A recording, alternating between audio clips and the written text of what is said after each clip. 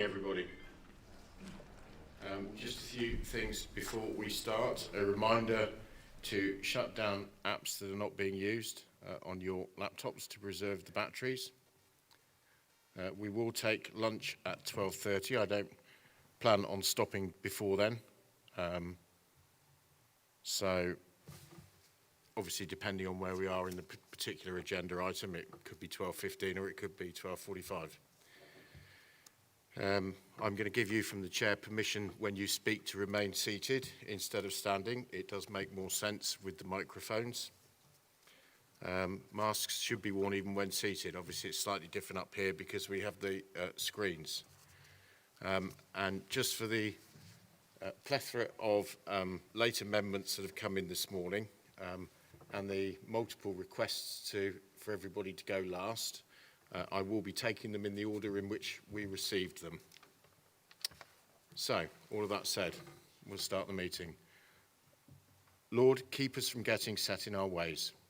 Make us open-minded and help us to overcome our inbuilt prejudices. May we cheerfully welcome new ideas and enter without fear into new experiences and new patterns of work. Life changes, and so must we. Through Jesus Christ our Lord. Amen. Right. Morning. Welcome to this meeting of the Council. I am obliged to inform you that this meeting is being live streamed and recorded.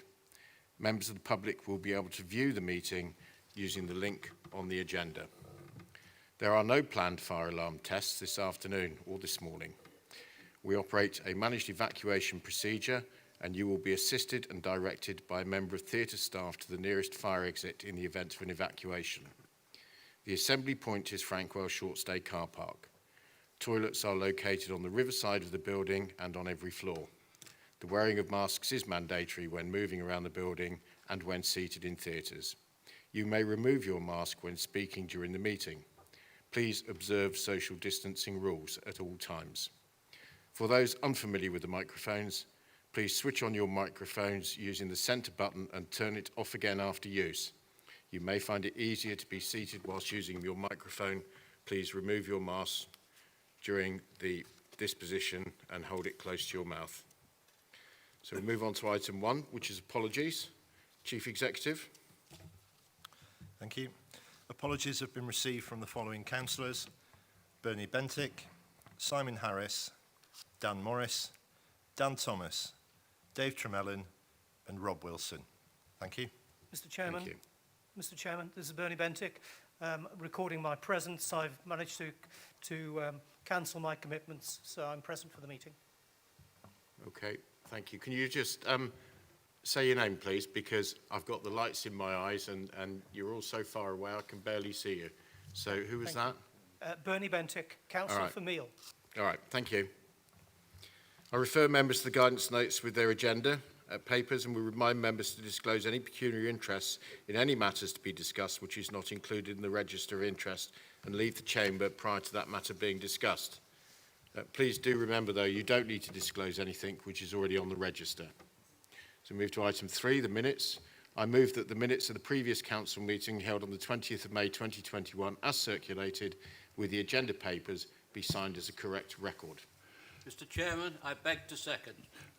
Mr. Chairman, Councillor Roger Evans, I have a question over the minutes.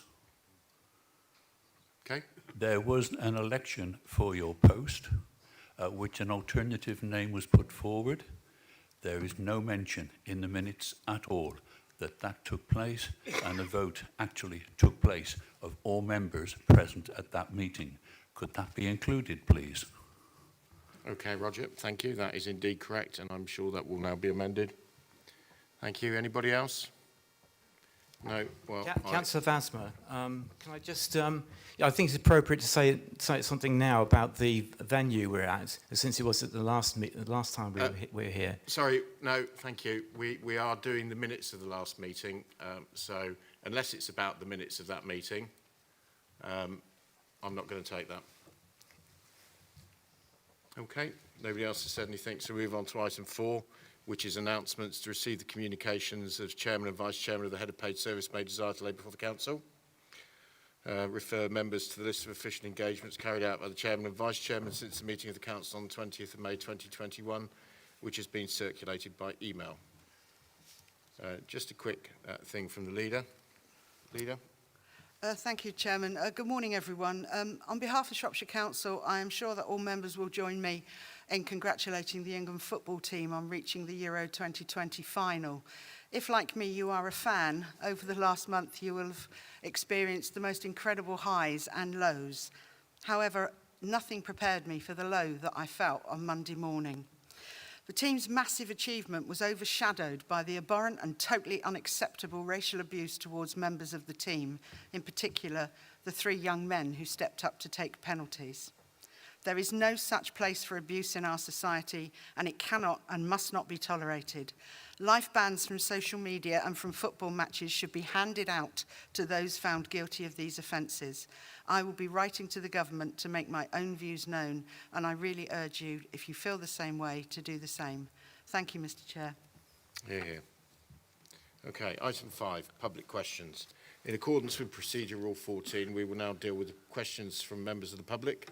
The Assistant Director of Legal and Democratic Services will read the public questions received. The relevant portfolio holder will respond to the questions. Mr. Chairman, Councillor Roger Evans, I did ask at the backbenchers meeting that members will be circulated with the public questions. I may be mistaken, but I do not appear to have received them at the moment. I would like those to be circulated to members before the meeting so that we can follow the question as it is asked. Okay, duly noted. Sorry that message didn't come to me from the backbenchers meeting. Okay. Tim. Thank you, Chairman. The first question is from Graham Betts, and he asks, Shropshire Council's reply to a public question made by Mr. Lemon at the Cabinet meeting in January 2019 stated that speed tables had been constructed on Red Deer Road in Shrewsbury. This construction would have been compliant with the Council's policy specification for estates roads in residential areas and the HMG manual for streets. This statement is demonstrably untrue. The speed tables were not constructed in any form, and Red Deer Road does not comply with the Council's policy specification. Will the Council retract that untrue statement, amend the public record, and state why they failed to comply with their policy specification on this development by manipulating the developer's original compliant design? Thank you. Councillor Ed Potter. Thank you very much. In response to the question, as previously stated in response to Mr. Lemon's original question on the 16th of January 2019 and his subsequent follow-up question regarding the same matter at the Cabinet meeting held on the 4th of March 2020, Shropshire Council considers that the development does comply with the Council's policy specification and design, is compliant with current standards. In response to concerns raised by residents, the developer Barratt Homes were requested by Shropshire Council to undertake a Stage 3 road safety audit of the development. This includes the junction of Red Deer Road, Crossbill Road. The safety audit did not raise any safety concerns with regards to vehicle speed or the construction of the plateaus. The variation of the details at the junction have also been subject to the review by the local government ombudsman and found to be acceptable. On this basis, Shropshire Council will not be retracting any previous statements made with regards to this matter.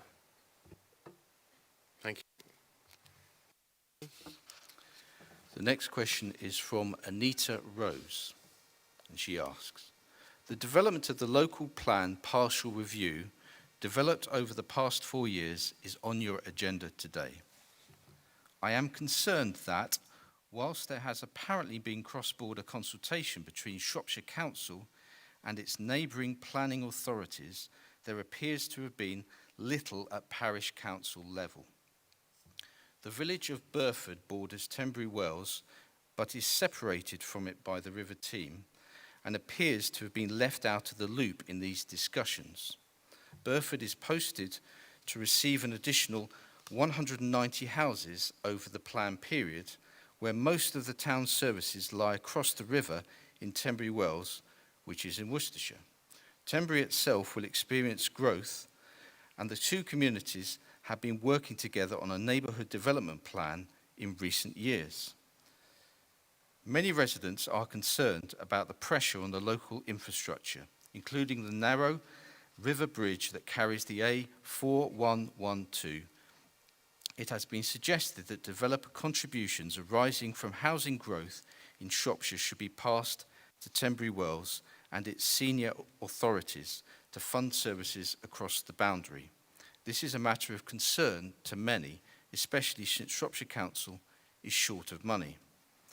Is the portfolio holder satisfied that those communities that border neighbouring authorities, mostly a considerable geographical distance from the decision-making centre of Shrewsbury, have been sufficiently engaged by the Council in the various stages of consultation?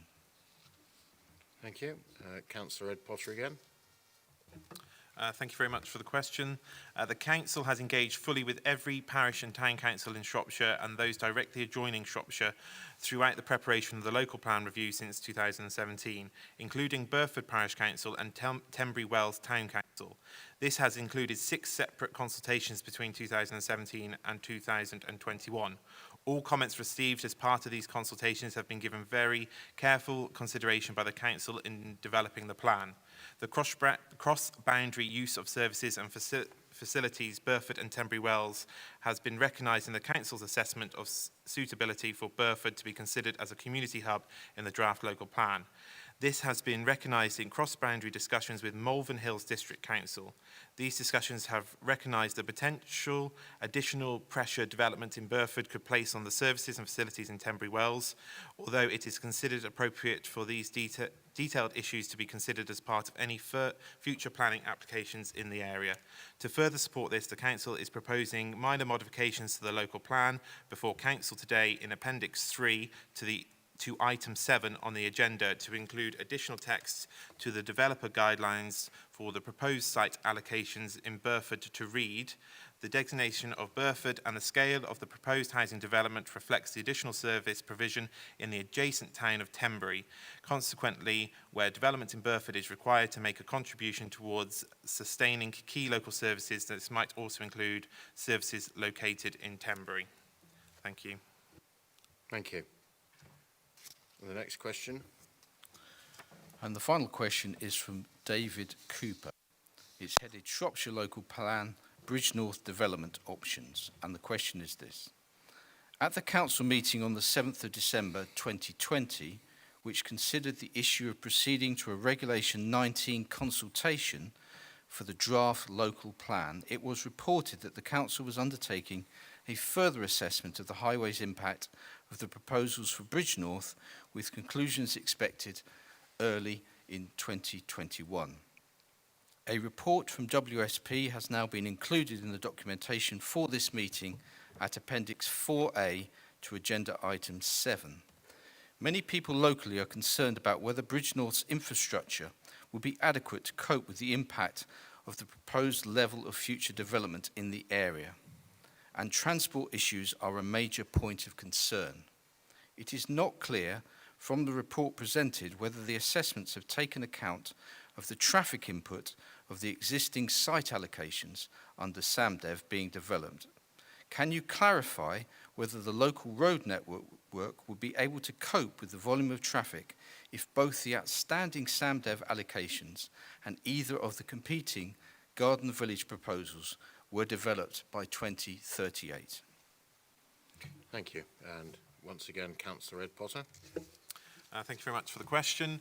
The initial strategic highway review of the 2 potential Garden Village sites promoted in Bridge North, produced by WSP on behalf of Shropshire Council, provides an independent review of the highway assessments submitted by the promoters of these 2 sites as part of their site-specific promotions. The baseline data of the review therefore reflects the highways assessment submitted by the site promoters and provides a critical and independent review of the assumptions on residential and employment trip generation, trip distribution and local highway capacity.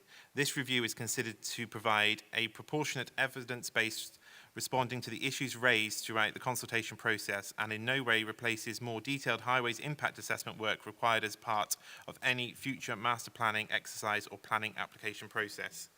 When assessing highways capacity, the Council must work within the parameters of the National Planning Policy Framework and to general agreed approaches to transport assessments which reflect the level of information known at the time.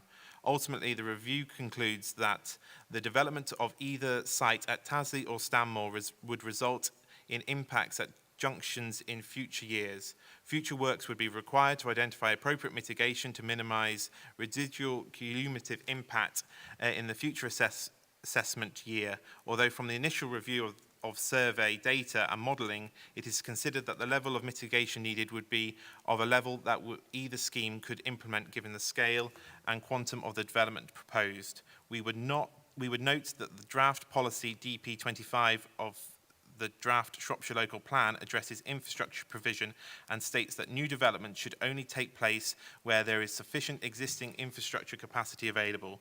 Where a new development would lead to a shortfall in the infrastructure provision, the developer would be required to fund necessary improvements through a suitable developer contribution unless the identified shortfall is being addressed by other means.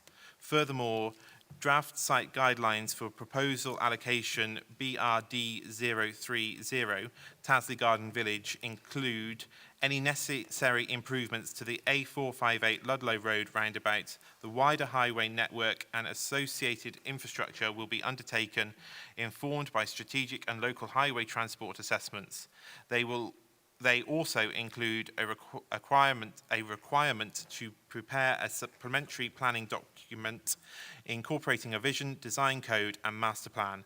The SDP process and any subsequent planning application process would allow for further detailed consideration of such issues as highway impact and mitigation. Thank you. Okay, we'll move on to item 6, the financial upturn 2020-21. I invite the portfolio holder, Gwynn Butler, who is the portfolio holder for resources, to present the report and move that report and the recommendations be received and agreed. Councillor Butler. Thank you, Mr. Chairman. Good morning, members. Nice to see you all. Before you is the outturn report for the last financial year. This was debated at Cabinet 2 weeks ago, and I'm pleased to present the report today to all members. Going back to February 2020, when we actually did the financial strategy, who would have thought that within a month of that we would have been in lockdown? This has basically meant a whole change of the way we work with ourselves and staff working remotely from home. We have managed as a council to maintain the delivery of all our services, and I'm extremely grateful, and I think we should all give thanks to the staff in enabling that to happen. There are neighbouring authorities, for example, who in the first lockdown closed down their planning departments. We have also managed to deliver over £170 million of new grants and payments to businesses and council services impacted by the pandemic. There is a £764,000 underspend in the general fund this year. That is a one-off, and I need to make you aware that there will be hard decisions in the coming years to be made. This is partly due to the lack of a medium to long-term budget requirement being given by central government, and also, as you probably heard in the radio this morning, whether we get or not get the fairer funding and the levelling up of finances. We will bring this to you at every opportunity moving forward. I was pleased after Cabinet that I had the opportunity to receive a lot of technical questions from members, which gave me the opportunity to respond to those in writing after referring to the various officers. This report moving forward will go to the Audit Committee, and if it is the wish of performance scrutiny, it will also go there where it can be scrutinised in further detail. I would ask members at any time, should they have any questions about the budget or finance, my door is open. I can give you briefings, I can answer your questions once I have referred to officers. To that end, Mr. Chairman, I formally move item 2, the recommendations A to K as tabled. Thank you. Thank you. And that's seconded by? Councillor Jeff Anderson, I formally second the report. And are you reserving your right? I'm reserving my right. Okay. Okay, it's open for debate. Councillor Vasma, I'd just like to... Councillor Vasma, thank you for saying your name first. That's very helpful. Great. Yes, I'd just like to say that I've had a number of questions about the... You can this remain paper. seated, by the way. Oh, I can remain. Probably okay. preferable. Thank you. I've put in a number of questions and I'm very grateful for the response from Councillor Butler. However, I do think that in terms of the procedure in which we discuss and debate this, it's a very important topic, is I think it would be better if it went to scrutiny, some sort of scrutiny first, so we had the opportunity to go through some of the detail before it came to Cabinet, before it goes to here to Council.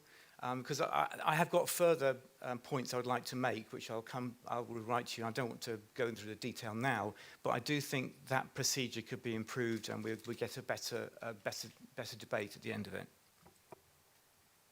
Thank you. Anybody else? Councillor Roger Evans, Mr Speaker. Thank you, Chairman. For the council, in order to them to make their decision today, could an explanation be given and minuted why recommendation K is there? I can find nothing within the papers which say what K is and why it is being written off and what the cost to the council is.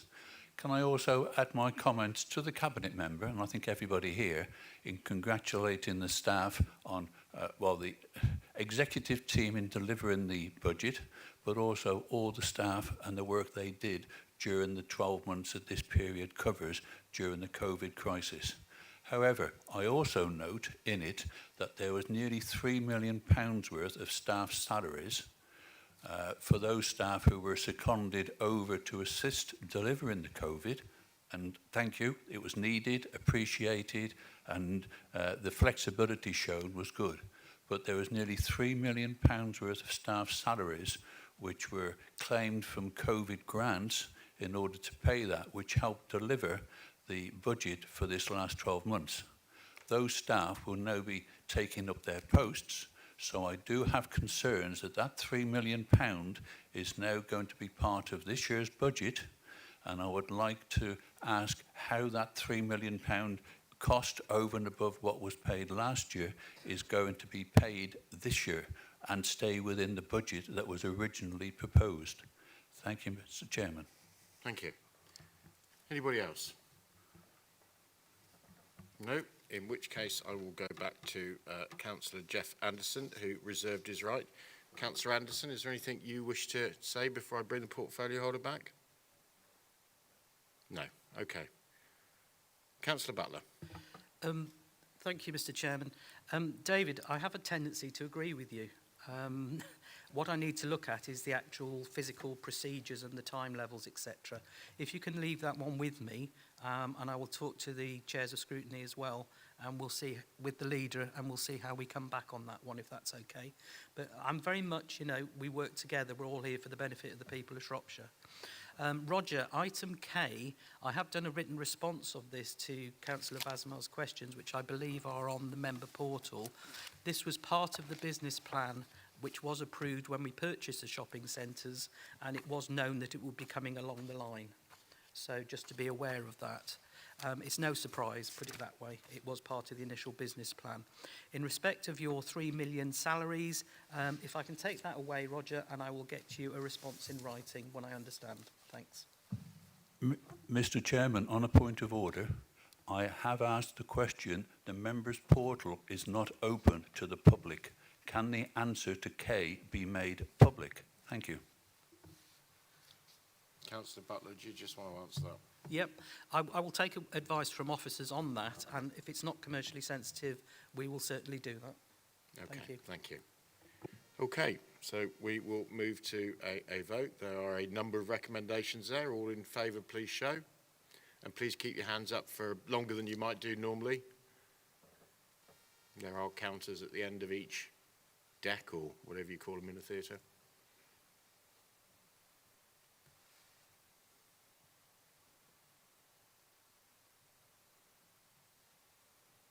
Many if those counters could let us know when they've counted. Otherwise, we could be sat here till lunchtime with our hands up. Sorry? It's a clear majority. Yeah, all right. So that has passed. Thank you. We will move on to item, you can put your hands down now if you haven't already, by the way. We will move on to the meaty one, I guess. Item 7, the Shropshire Local Plan Review. Mr. Chairman, sorry, before you proceed further, you rather shot past our declarations of interest, and I do have to declare a declaration of pecuniary interest in an item that is included in the local plan. Therefore, I will actually be leaving, I would say the chamber, but I will be leaving the stage, and I will not be taking any part in any discussion or voting. Thank you very much. Okay, thank you. Mr. Speaker, Anybody else? Chair, it's Councillor Kevin Turley. I will be declaring the same pecuniary interest in the local plan and All right. leaving the Thank you. theatre. Anybody else need to leave the chamber?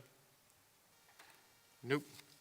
Okay, then I'm going to invite Councillor Ed Potter, the Portfolio Holder for Economic Growth, Regeneration and Planning, to present the report and move the recommendations be received and agreed. Ed. Thank you very much, Chairman. The local plan review has... sorry, one second. I just lost my... The local plan review has been a process which has been ongoing for a number of years. The purpose of this report is to seek council approval to submit the draft local plan to the Secretary of State and to enable the independent examination of the plan to take place by the Planning Inspectorate. For the avoidance of any doubt, it is not proposing the adoption of the local plan. This is a key milestone in the preparation of the local plan and follows extensive community involvement and evidence-based collection since 2017, including 6 separate stages of public consultation, most recently on the pre-submission publication version of the plan earlier this year. These stages have allowed extensive discussions with parish and town councils to take place, as well as with wider communities, local groups and statutory organisations. The key purpose of the review the local plan is to ensure that Shropshire maintains control of its decision-making on planning applications into the future, and that a positive framework is established to promote and manage the delivery of sustainable development up to 2038. The plan has been prepared in context of the government's national planning policy framework and contains strategic policies to guide the scale and pattern of development across the county to 2038. More detailed development management policies on a range of issues to guide decisions on specific proposals, and settlement-specific policies including localised housing and employment recruitment requirements and site allocations. There is an underlying risk to the decision-making on planning applications if Shropshire is not seen to have sufficient housing land supply for at least 5 years, or the adopted local plan is considered out of date for another reason, such as that it is not in line with current government policy. Under this scenario, there is risk that decision-making does not become plan-led. The timely review of the local plan will enable the council to maintain its housing land supply position in excess of 5 years in a plan, and for the county to maintain control of its own decision-making. The local plan review has also allowed the opportunity for the council to propose a range of new and progressive planning policies, responding to wider council priorities and local evidence. These include responding to the climate change emergency, providing additional mechanisms to support affordable housing provision, providing additional policy provision on ensuring high-quality design and new development, supporting enhancements to green infrastructure and opportunities to use new development to enhance health and well-being. It also responds to make specific reference to a number of wider council and local priorities, including the council's economic growth plan, the Shrewsbury Big Town plan, and a number of neighbourhood development plans, both adopted and currently being developed in the county. The submission of the local plan will allow the important process of the examination in public to take place. It is a crucial aspect of the plan preparation where an independent planning inspector is appointed by the government to examine the soundness and legal compliance of the plan. Importantly, the inspector will also have the opportunity to consider all the consultation responses made to the most recent plan pre-submission draft local plan, which the council consulted on between December 2020 and February 2021. The examination in public process is therefore an opportunity for those who made objections to the plan at the recent Regulation 19 stage to have their views considered by the inspector. At this stage, the Council only has the ability to present a range of minor modifications to the plan to ensure consistency and clarity. However, through the examination process, the appointed inspector does have the ability to introduce a series of more significant changes, known as main modifications, in discussion with the Council, if it is felt necessary to ensure the plan is sound. It is only after the examination process has been completed and the subject to successful outcome of this process that Council will be able to move to the adoption of the local plan on the current framework. It is considered it is likely to take place in mid-2022. The report before you includes the pre-submission draft version of the local plan, which is Appendix 1, a detailed summary of the consultation responses received at the pre-submission draft plan and Council's responses to the issues raised, which is Appendix 2, the proposed schedule of minor modifications to the pre-submission version of the plan to be submitted to the examiner for consideration, which is Appendix 3, and a detailed summary of the assessment carried out on the Bridgnorth Garden Village development options, which is Appendix 4. Therefore, I move the recommendations and very much hope that the members of Council will support the submission of this plan to the inspector moving forward following today's meeting. Thank you. Thank you. And that's seconded by? Thank you, Councillor Paul Wynne. I'd like to second that and reserve the right. Thank you. Reserve your right. Okay. So we do have a number of some quite late amendments. And as I said at the beginning, I will take these in the order in which they came in, as we always do. Councillor Vasmer, Chairman, under section 17C of the procedure rules, could I propose that we change the order of the amendments? No, I'm not going to do that. Sorry. Sorry. It would be sensible to have Councillor Boddington's amendment first. I'll just take some advice. Yeah. All right. No, I've already made a ruling on that. I think we've had 2 or 3 emails for everybody giving good reasons why they should be last. And we've had such a number of late amendments that, frankly, it would be all over the place. So I am going to take them in the order in which they came. And that starts with Councillor Julia Buckley. Councillor Buckley. Thank you. Julia Buckley, Bridgnorth West and Tassley. As one of 4 councillors for Bridgnorth, I must start by alerting you to the overwhelming opposition from all the residents in Bridgnorth to this local plan. They have, throughout the consultation process, raised concerns through the Town Council, our neighbouring parish councils and our town plan at every submission stage. And it's not NIMBYism. This is not against development. What we are in favour of is sustainable development. And the concerns are consistent about the scale of the development and our quite rightly founded fears that the infrastructure may not be put in place. To put it in context, the proposal is for Bridgnorth to grow by 29% over the next 15 years. And I know that the description I'm giving of Bridgnorth holds true for many other small villages in the rural areas who are being asked to grow disproportionately and not have the guarantees on infrastructure. For Shrewsbury councillors, let me help you understand how we feel. It's the equivalent of adding 21,000 additional residents to Shrewsbury. Of course, you're lucky. You've got excellent infrastructure here that we admire very much. Bridgnorth's infrastructure is already stretched. We heard today from a public question about their concerns about highways. There's also many concerns about our medical infrastructure is already stretched beyond capability. And I have to tell you about our lived experience of the most recent development of 500 houses. The developer duly paid up their SIL money. It still sits under lock and key in the SIL box many years after development is finished. There is no bus stop, there are no cycle lanes, and the infrastructure was not forthcoming. And that really brings me to my amendment. We have in the plan at DP25 a really good policy that I think we all support around the need to ensure infrastructure supports development so we can have the kind of sustainable housing that we all want to see. It's an excellent policy. The theory is there and the developers do cough up. but our lived experience is that no one is responsible for checking that the money is drawn down and that the infrastructure is installed across medical, education, Arctic travel and highways and public transport.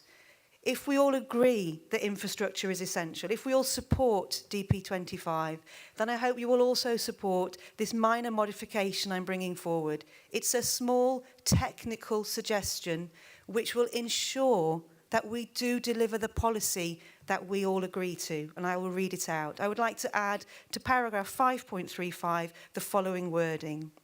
For settlements whose development exceed 5% growth over the 5 years of the plan review period, a gateway will be introduced to pause any further development approvals until the review of the Strategic Infrastructure and Implementation Plan confirms adequate provision is in place across education, medical, public transport, active travel and highways infrastructure, at which point the gateway is unlocked and further development proposals, sites and applications can be considered for that settlement. This is only asking us to ensure that our existing policy is carried out. If infrastructure is always in place, this amendment will make no difference whatsoever. This will only be an insurance policy for those unfortunate scenarios where infrastructure is not delivered. So to reassure residents across the rural communities, tell them that you mean what you say. You say the development is sustainable. We say that we've got a great infrastructure policy. Let's do what we say and mean what we say and put this gateway in that will protect those residents. And I ask you to support this proposal. Thank you. Thank you. Well done. And that is seconded by... I'll second that, Mr. Speaker, and reserve my right. Thank you, Alan. Okay, to debate.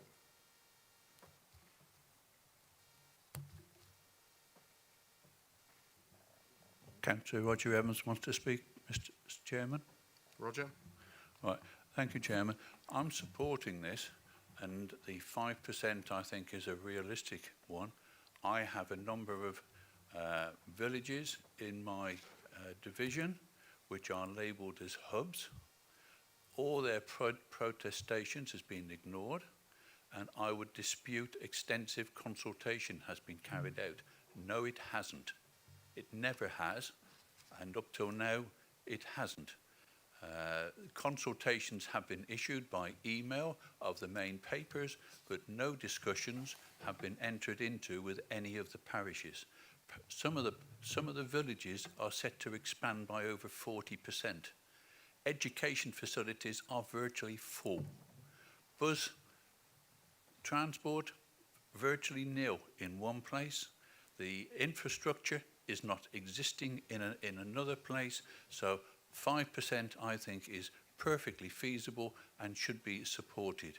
I will speak later about other amendments, but for this one, if it did go through, I think 5% is something that needs to be built in as a temporary stop to ensure that the facilities within that community, within that hub, are there to actually support what is going to happen. Thank you, Chairman. Thank you. I think Councillor Ed Potter No, can I? did indicate. Can I speak? Yeah, I'm just asking. All right, yeah, go on then. I caught a figure. It's a bit difficult to see laterally as well as forward, so yeah, no, go ahead. I can see you under the table bids. Okay, this is Councillor Heather Kidd, Cherry and Worthing. I must say... Sorry, you seem to have gone silent. Yeah, well, it was on and then it went off. I'm having a lot of problems with technology this morning, including my computer deciding it didn't find the Wi-Fi after 20 minutes. Okay, I will start again. One of my villages is set to expand by around 40%. And the land allocated to provide a footpath so that actually the children who will go onto the allocation at the bottom might be able to walk to school, because at the present time no one can walk safely to school, or the doctors, or the village hall, or the other way down to the shop. The land allocated there is quite frankly absurd. Part of that was thrown out by a planning inspector, and it is so large it would actually not take the 20 houses that the local plan has allocated for that site in Worthing. It actually would take around 60.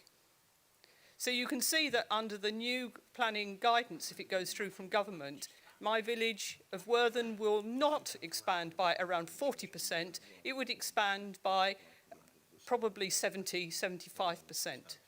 None of the facilities there can take that. And I will speak again later on the implications for this plan, the points system that was put forward for hubs and so on, because many of these things have just not been considered. Worthing has had a huge issue with speeding traffic, with a narrow pavement that is so narrow that actually mums cannot walk to school with a buggy and a toddler. And yet we had originally a plan for 30 houses at the bottom when no one could actually safely walk to school and no one can walk their dog down to the shop. This is really, really unacceptable, and the local plan simply did not take any of this into consideration, and therefore I support completely the 5% figure so that we may look at the rest of the infrastructure that's needed to make a settlement thriving and viable. Thank you, Councillor Kidd. Just to remind members, when you're speaking, you are able to take your mask off if you wish. It does help other councillors hear, although I could hear that, so I didn't stop you mid-flow. Okay, anybody else? No? Alan, you seconded? And Okay, reserved? no thanks. Okay. You'll just switch your mic off. Thank you. That's the only thing I can see up there is the little red light, but there we go. Councillor Potter. Thank you very much. Just in response to this amendment, I would strongly recommend this decision today is to send the draft local plan to the inspector. We're not adopting the plan, as I've already stated. I would strongly recommend that Bridgnorth residents and representatives make their views and concerns known to the independent inspector. I would just highlight again the risk of not having an up-to-date local plan and the timescales involved, that should we as a county not be able to demonstrate that we have a 5-year land supply due to a delay in adopting this local plan and sending it to the inspector, then those sites within Bridgnorth will probably, most likely, end up being developed anyway with very little control and say over what is developed and where, and both sites could end up being developed in the long term. In terms of this amendment, I've taken advice, and it is not considered by officers to be a minor amendment. Therefore, we would have to result in further consultation back out into the communities in order for us to submit the plan for inspection. Just touching on some of the other points around development and growth, we talk about how members have talked about the growth that they're seeing they might see within their communities. I think many of us I came into it in 2017 when previously we hadn't had 5-year land supply, been able to demonstrate that, and many of our communities had grown by up to 50 and 100% because we weren't able to demonstrate that, and that is the ultimate risk involved in us not having an up-to-date local plan. Therefore, I strongly feel that as it stands, this amendment, with it not being a minor amendment, would put at risk and jeopardy the 5-year land supply due to a delay in us submitting the draft local plan to the inspector. Okay. Do you have the right to reply? Yes, go on. I do just wish to query how this can be anything other than a minor modification. It's a technical point to uphold our own policy that would only ever come into effect if we breach our own policy. I'm not suggesting any change to our policy. If you think this is a change to our policy, you are accepting there are scenarios where infrastructure is not delivered. This will uphold our policy. It is therefore a minor modification, and I move the amendment. Okay. Ordinarily, while I was taking advice, you started there. Once the portfolio holders come back, you don't have the right of reply there. However, we are where we are. Okay. We've heard the amendment and the reasons for. We've heard the reasons why not. So all of those supporting the amendment, please show. And once again, hold up your hands for long enough for them to be counted.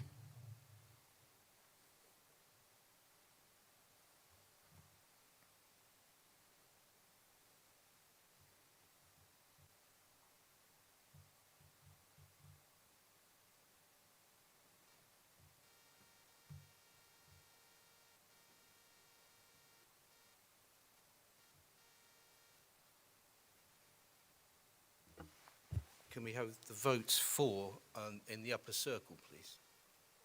4. And then in the circle? 9, yeah? And the stools? 14. Okay. Okay. Against? Now those voting against, please indicate.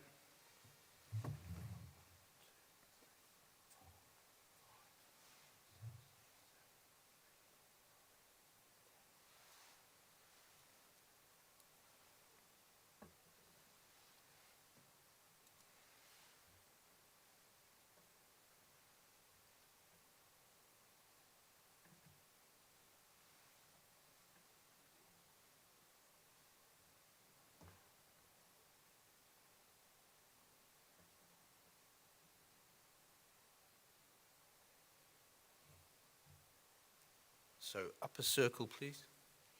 Thank you. Circle. And stools.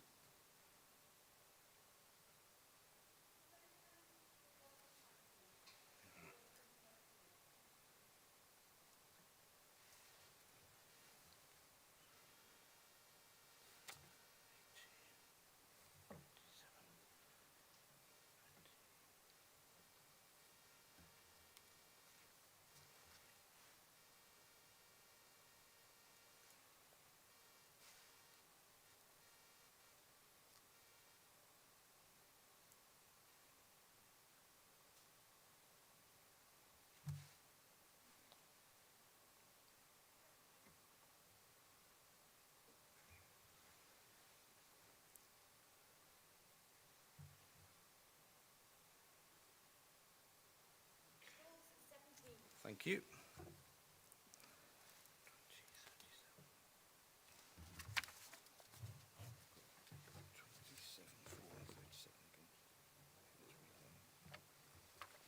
So that's 27 for and 37 against.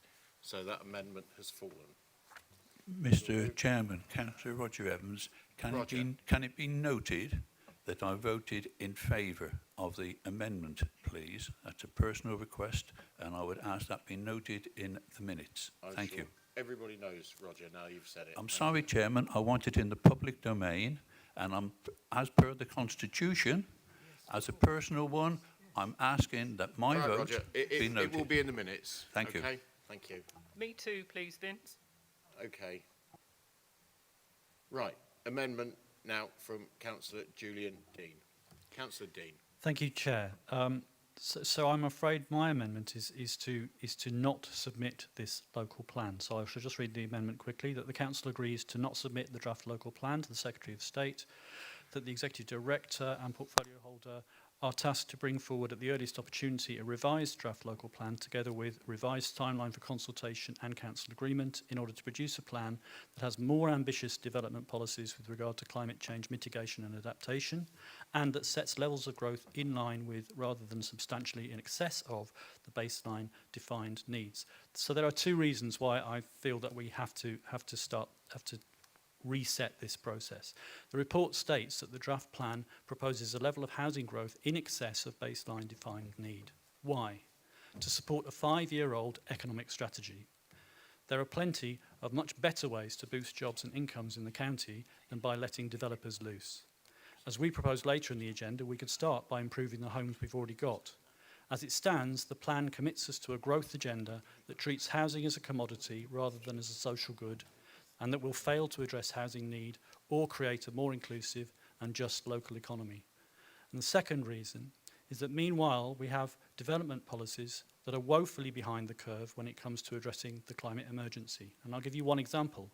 The plan includes the introduction of the so-called Merton rule for 10% on-site renewable energy generation, which sounds great, except the Merton rule was first introduced by Merton Council in 2003 at a time when fabric first approaches had simply not been adopted, and so energy use was so much higher. In this situation, a 10% of current energy needs is frankly a pathetic figure. On this basis, I think that we have to not submit the local plan and produce a better one.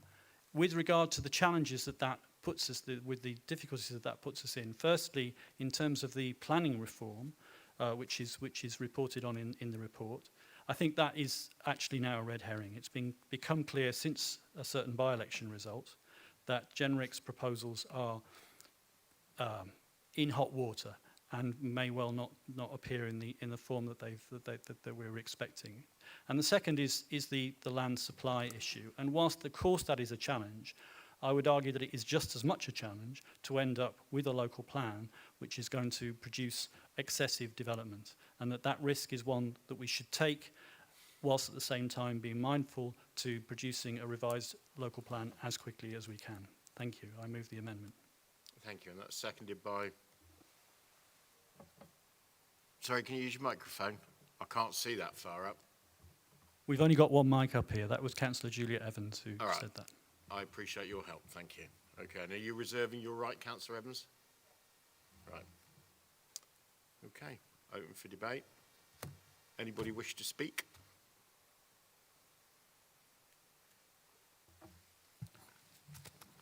Councillor Potter? Or Julia, do you have anything that you want to add? There's not much to add to nothing, so... Okay. Sorry, Vince. It's Councillor Simon Jones. I wanted to make a comment, but it wasn't actually on this particular subject. It was just to ask whether Tim would mind moving his nameplate slightly, because it shifted during the meeting, and it's now dazzling. The light's reflecting off it. I'm assuming it's his nameplate. Yeah, maybe that's you did it on Great. Purpose, Thank you. Never know.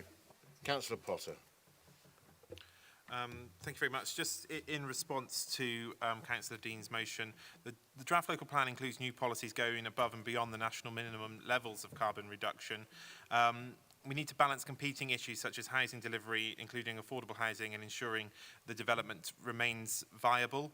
I hear what he's saying around the 5-year land supply, but I want to just hammer home the fact that if we cannot demonstrate that 5-year land supply, houses will be built in Shropshire, not to the standards that you require, not to the standards which are in the locations that our communities want.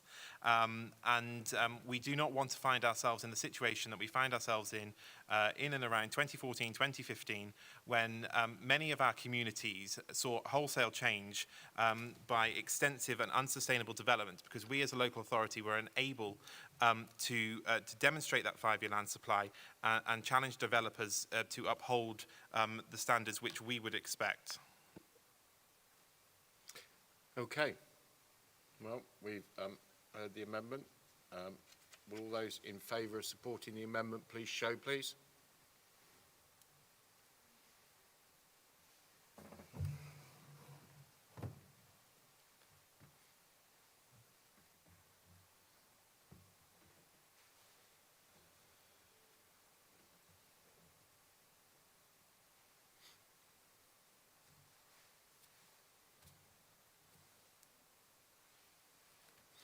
Okay, upper circle, please. Circle. And the stools.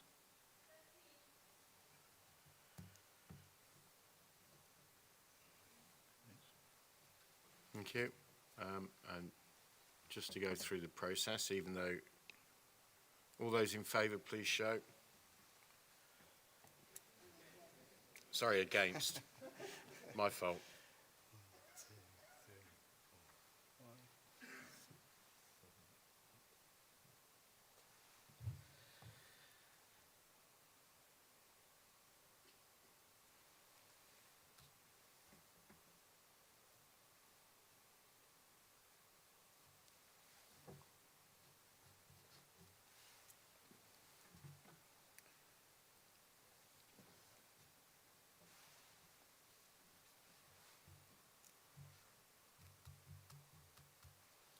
Okay, upper circle, please.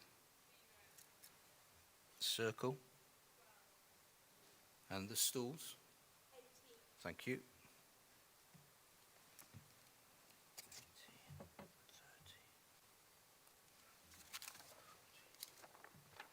Okay, scores on the doors. 22 for and 40 against, so that motion has fallen. Mr. Chairman, Councillor Roger Evans, on a point of order, I noticed that some of the Cabinet did not raise their hands. Have you automatically assumed that they're all voting against the amendment? Roger, I think everybody on Cabinet did indeed raise their hands. I only counted hands that were raised. Okay. Good. We will move on to the next amendment, which is from Councillor Andy Boddington and seconded by the entire Lib Dem group. I hope you can manage to find one person to reserve their right and not everybody. Councillor Boddington. Thank you, Chair. We've heard quite a bit about five-year land supply and the threat. And of course, we do remember sort of 2012 onwards, when we were short of a land supply and the problems that we had then. But we have more than 6 years land supply at the moment, using the 2009 core strategy as a basis. Since then, the government has updated its standard methodology in the last 3 years, and we now have 8.11 years land supply. That gives us breathing space. We are setting out a plan that will set the future of this county for a long time to come. Although it may feel, from the Cabinet's perspective, that there has been adequate consultation, that's not what we hear locally. It's not what we feel locally. And so often, the proposals which local people have opposed have just gone through and nodded through anyway. I mean, the consultation didn't really make any difference. There are huge controversies over this plan. No doubt we'll hear some more about them later on. You know, Tasley Garden Village, intrusion into the green belt, which I think every political party, including the Conservatives, has pledged not to do. And there are so many things, it would take me a long time to discuss. This plan has not been properly discussed before councillors until today, and of course this is a limited environment for discussion. It should, as in many councils, have gone through scrutiny with their expertise, their specific focus, their ability to look at different aspects of the plan.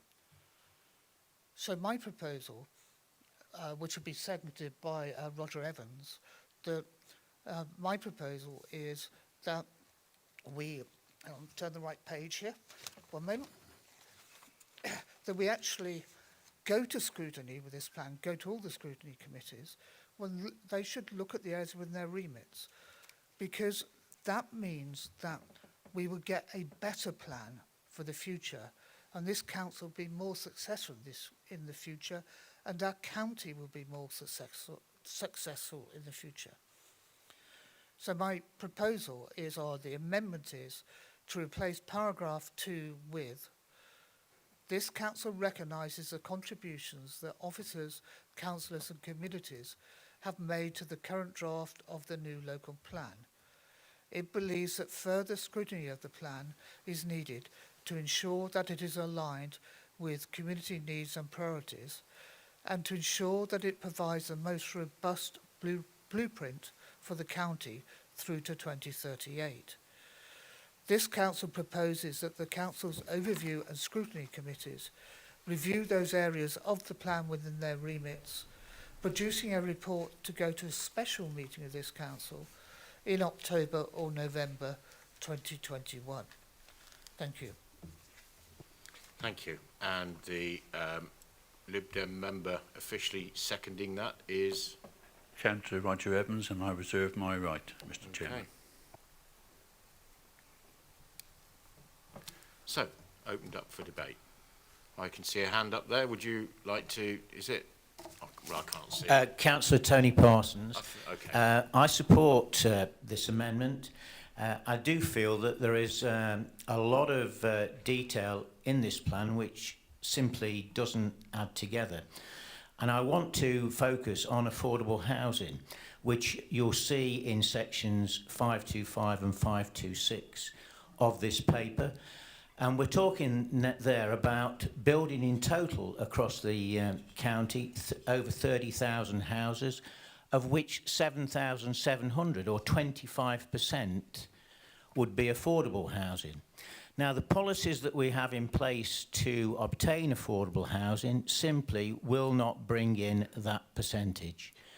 We have DP3, which is the main policy for provision, which says that when we're looking at affordable housing in the north, we seek 10%, and in the south and centre, we seek 20%.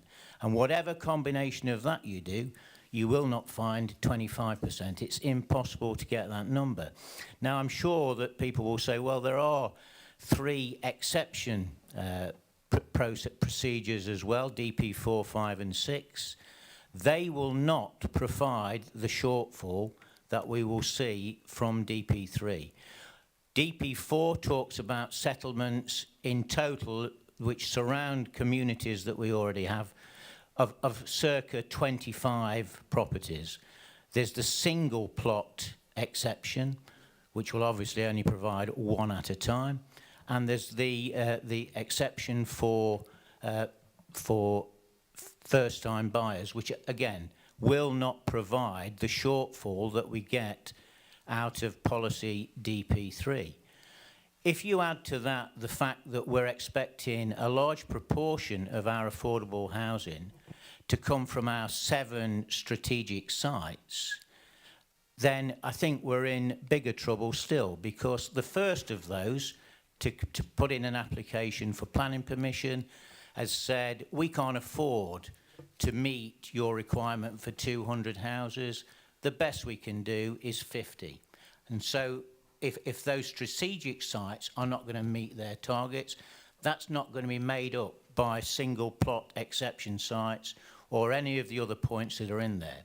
So we will not meet 7,700 under the policies we have now. My estimation is it will be something like 4,200. So we need to look at this again, because we're making commitments to our residents that we're going to build a certain amount of affordable housing, and these policies will not deliver that. Thank you. Thank you. I think it was Councillor Hartin that indicated. Nigel?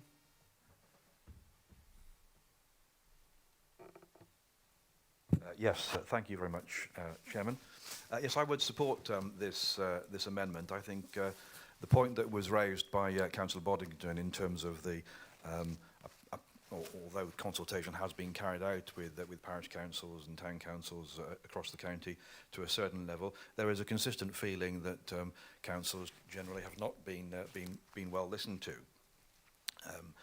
In particular, that representations they make about individual sites in various locations has been ignored. And the case in point on this, and I just refer to on page 502 of the report, the term Schedule 1S22, in relation to just one particular application within my area for an additional 20 homes on a site called BKL008A in Bucknell.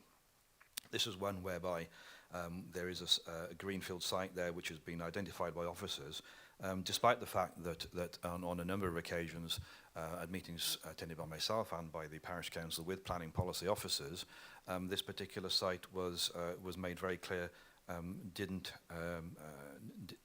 was not supported by the local community. And indeed, that particular site has been put forward for planning on 2 separate occasions in 2013 and 2014 and 2017, and refused in both cases.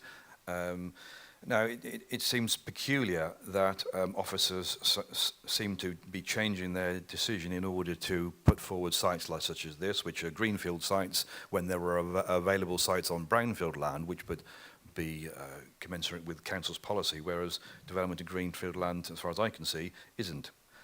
So I would very much support that this goes back, so that instances like this, where the feelings of local communities can be properly looked at, and where we can decide whether or not the proposals make any obvious sense. And as has been pointed out before by Councillor Bonington, we've not actually had an opportunity to fully delve into the detail here.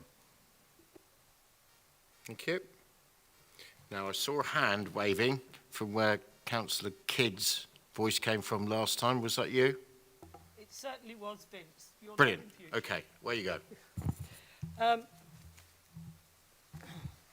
Sorry, taking masks off with glasses on is very difficult.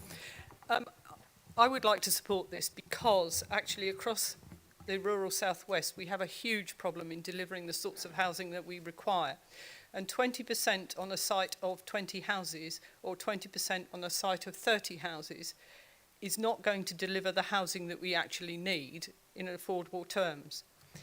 We are a low-wage area, and a huge chunk of the southwest is now stalled in delivering anything because of pearl mussels. And some of that is my area too, but that's a minor amount. In Worthing itself, the parish desperately and has campaigned for local needs affordable housing, affordable to buy, but also to rent in a number of different ways, just to make sure that my villages such as Cherbury and Worthing both have families coming in to be able to support the shop and the school, most importantly the schools. Because what we are now seeing in the light of COVID, and is one of the reasons why I think a deferment is really important, COVID has changed the housing market significantly.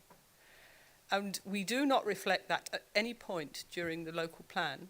And why should we have done? Because when most of the work on this was done was pre-COVID. The point here is that actually on one site of existing 4 and 5 bedroom houses in Brockton, which is very close to Worthing, 7 houses have come up for sale. 7 houses that in the past would have sat there and not sold very quickly and would have gone for around just over 200,000. They come onto the market now at well over 300,000 and they sell within 2 weeks. Of the last 7, only 1 has a family moved in. If we continue to do that in our rural areas and fail to put the safeguards in around this, we will find that actually our schools begin to fail, and the likes of the children from Westbury, which Councillor Potter knows very well, and those children from Hope that have been moved down to a school because there wasn't enough housing to provide the families for their schools, will then find themselves in another failing school. It's really important that we start delivering to housing need and not for anything else, because developers will always go for the bigger houses because there's a bigger profit margin.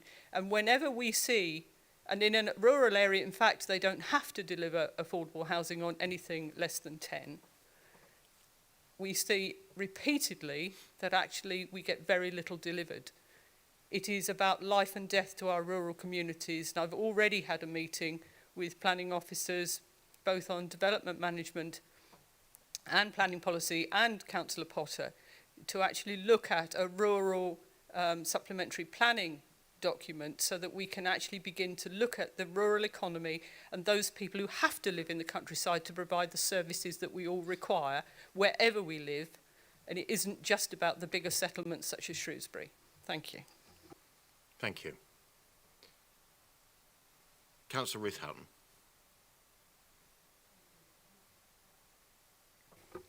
Thank you. I'd just like to reiterate the points made by Councillor Kidd and to support this amendment.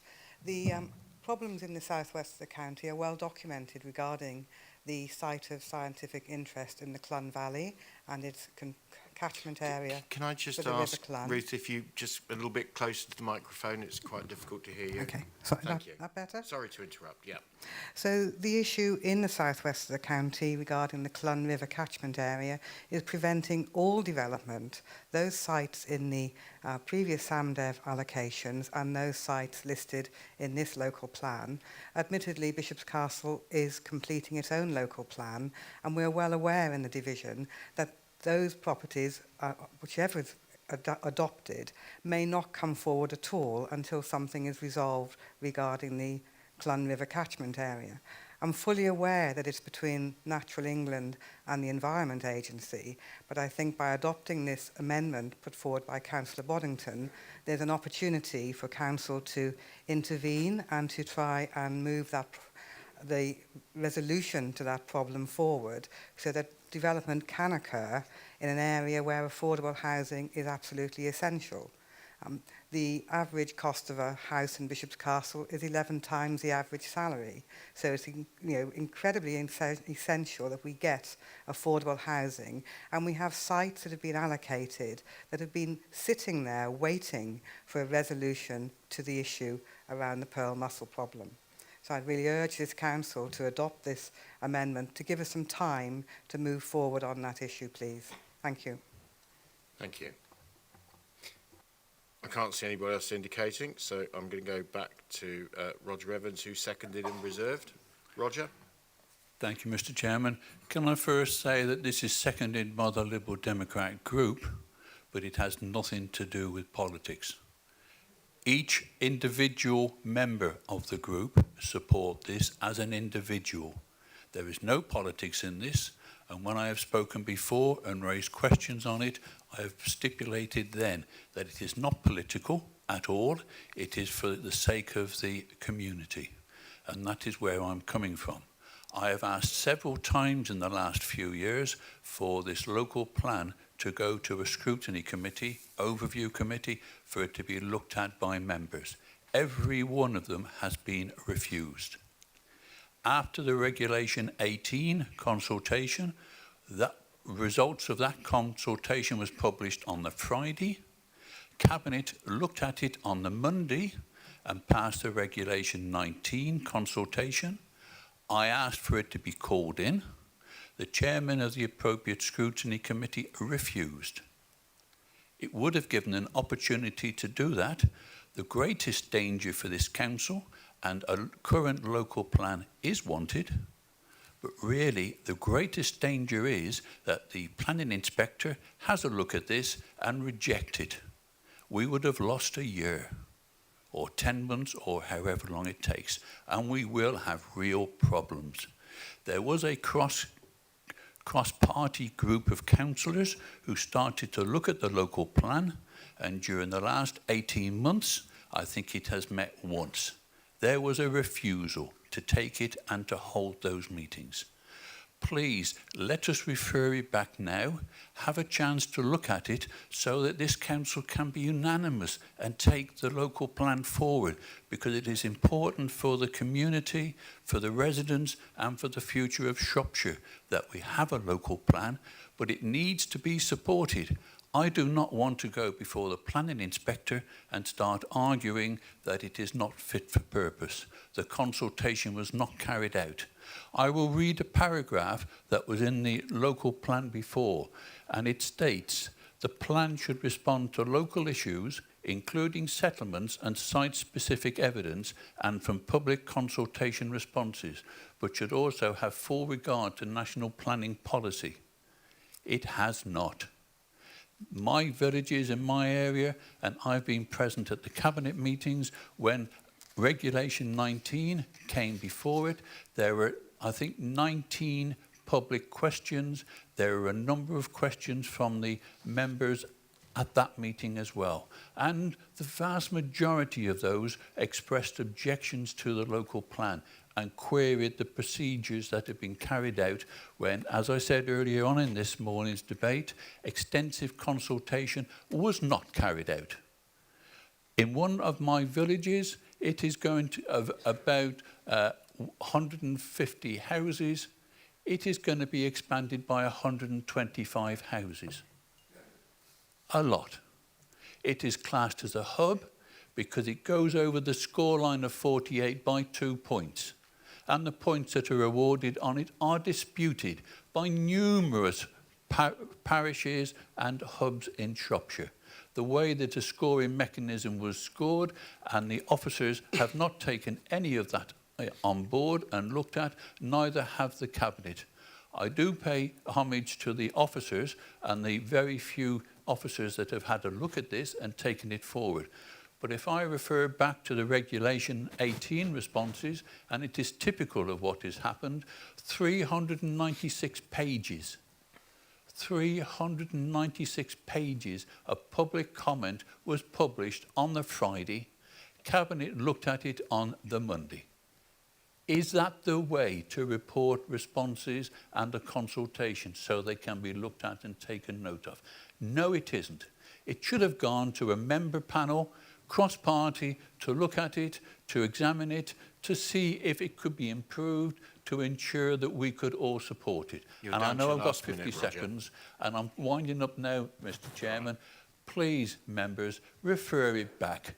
Let's all act together for the sake of the residents and our communities who honoured us with their vote in May. And it was very much on the doorstep that they wished the local plan to be, and their views to be taken note of. Thank you, Mr. Chairman. Thank you, Councillor Evans. Councillor Potter. Thank you very much. I will try. There's a lot of points there, and obviously this is an amendment which I hadn't seen until it was presented today. Just in terms of the 5-year land supply, I'm reliably informed by officers we currently have 6.01 years based in our requirement. 8, which has been referred to by Councillor Boddington, only on need and is likely to be subject to challenge, which is why we use 6. In context, we have recently had a challenge on a planning refusal which indicated that we had around 4.5 years land supply, which obviously we will robustly argue against. If we do not proceed at pace, these challenges are highly likely to increase, and developers will continue to push forward to secure development which is not within our plan or which is not going to be welcomed by our communities. Touching base on Councillor Parsons' points around affordable housing, this is proposed at 350 affordable houses per year. We always do well on exception sites which are 100% affordable, and the plan specifically introduces cross-subsidy policy DP7. The expectation of 7,700 is realistic. Just to put that into context, over the early part of the plan period since 2016, the Council has achieved on average 330 affordable housing completions a year. So therefore, I would argue that 350 is realistic, especially with the introduction of the new cross-subsidy policy. Southwest of the county, just answering some of Councillor Heather Kidd's comments. She mentioned Westbury. I can assure her we have plenty of affordable housing to rent in Broxton's Wood in Westbury if she'd like to, and her residents would be welcome here if she knows of anyone looking for affordable accommodation. Of course, we want to support the local school. But we must plan. Our plan must be based on viability. Our evidence indicates that 20% in the south and 10% in the north is viable. If we go higher, we will need to reconsider other policy aspirations to provide a balanced and viable plan. And as I indicated before, affordable housing is further supported by exception policies.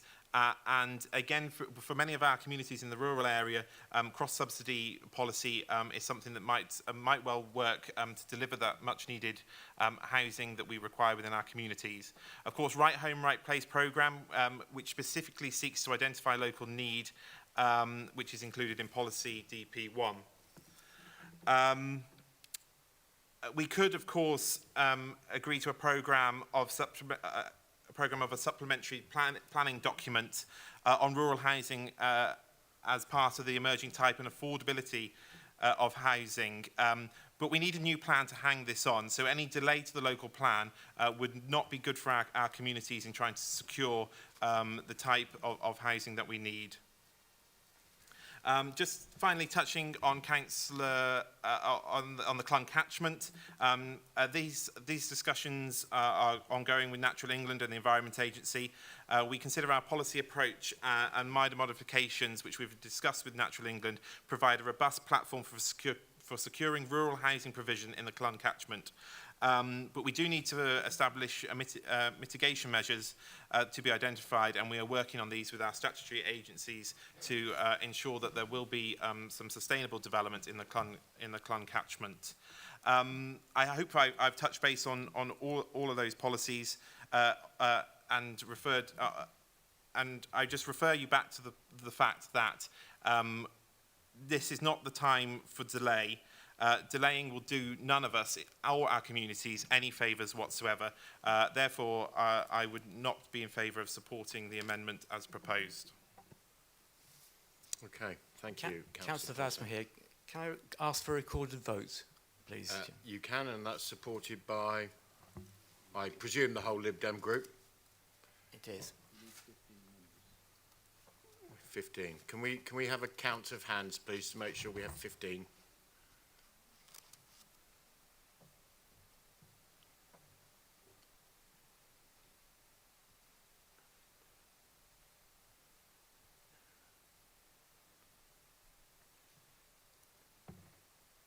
I think we do,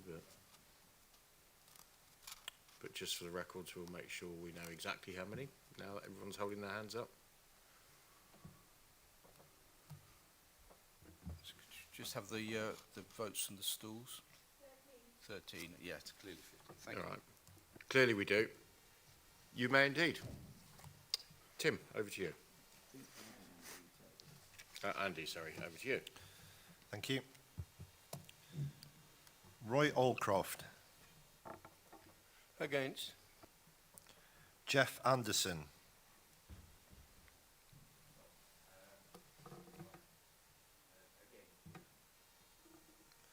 Caroline Bagnall. Nicholas Bardsley. Joyce Barrow. Against. Bernie Bentinck.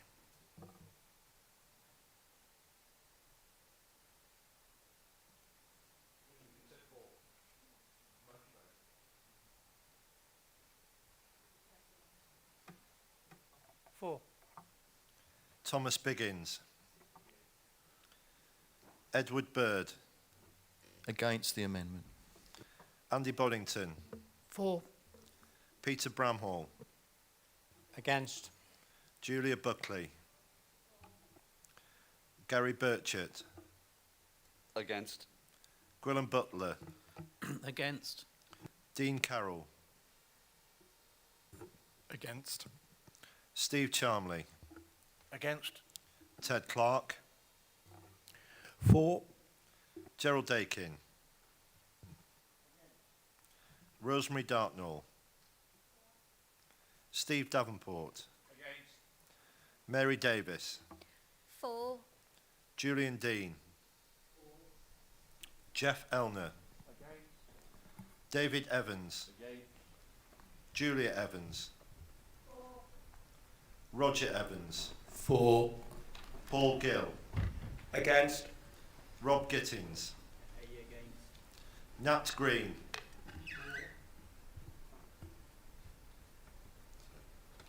Sorry, can you say that again? Please, members, use your microphones if you can. It is hard to hear up here.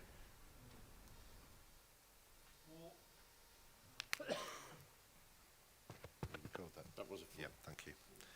Kate Halliday. Nigel Hartin. For. Nick Hignett. Against. Ruth Houghton. Richard Huffer. For. Tracy Huffer. Vince Hunt. Against. Kirsty Hurst Knight. Mike Isherwood. For. Mark Jones. Against. Simon Jones. Against. Duncan Kerr. For. Heather Kidd. For. Christian Lee. Against. Hilary Luff. Against. Nigel Lumby. Against. Elliot Lynch. Against. Robert Macy. Against. Richard Marshall. Against. David Minery. Against. Pam Mosley. For. Alan Mosley. Cecilia Motley. Peggy Mullock. Ian Nellins. Against. Kevin Pardy. Viv Parry. Tony Parsons. Leslie Picton. Ed Potter. John Price. Chris Schofield. Robert Tyndall. For. Edward Towers. Kevin Turley. David Vasmer. For. Alex Wagner. For. Claire Wild. Against. Brian Williams.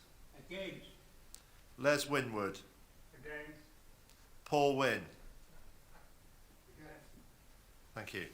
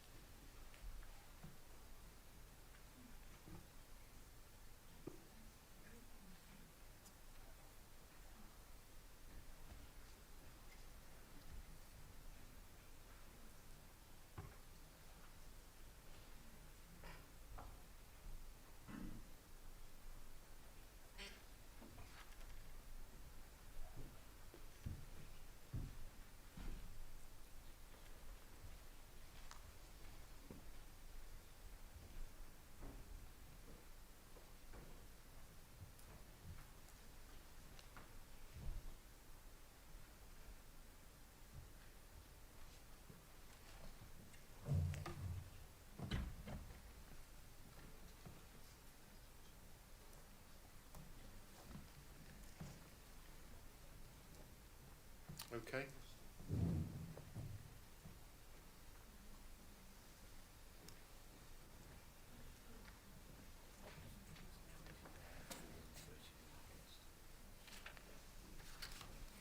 Yep. Okay, that is 29 for and 39 against. So that motion has fallen also. Right. Okay. We will move back to the original agenda item. Just a reminder to members that if you have somewhat rather forcefully made your point already, you probably don't need to make it again. However, that's from me. So we are back to the original agenda item. We've dealt with the motions. Would those who wish to speak now please indicate? Okay, I've got, keep your hands up until I've said your name. Councillor Barrow.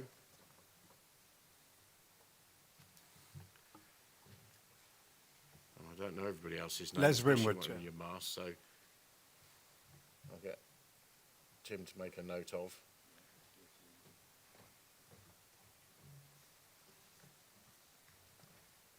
I could see the front two rows, and after that it starts getting a bit shaded, I'm afraid, so with the lights. Councillor Barrow. Thank you, Chairman. I note the minor modification, MIM, included in the final Sorry, document. Joyce, can you lift your mask? I really can't hear that at all. Yes, I always forget I've got it on because it's see-through. Thank you. Can you hear me now? Yes. Yeah, okay.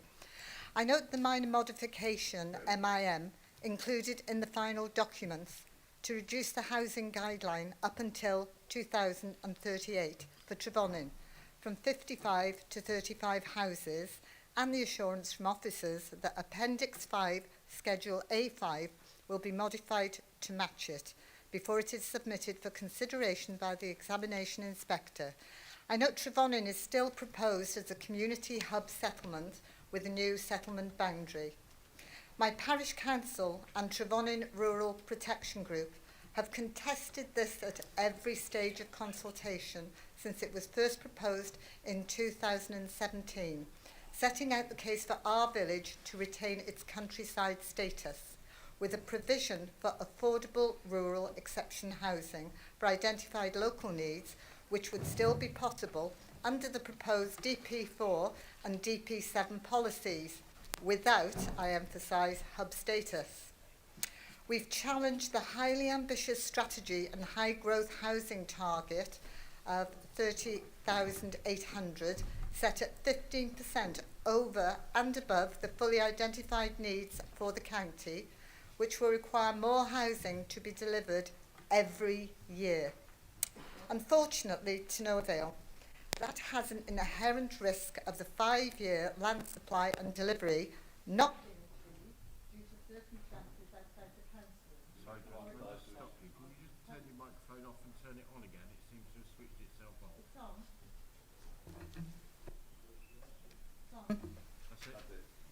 Can you hear it?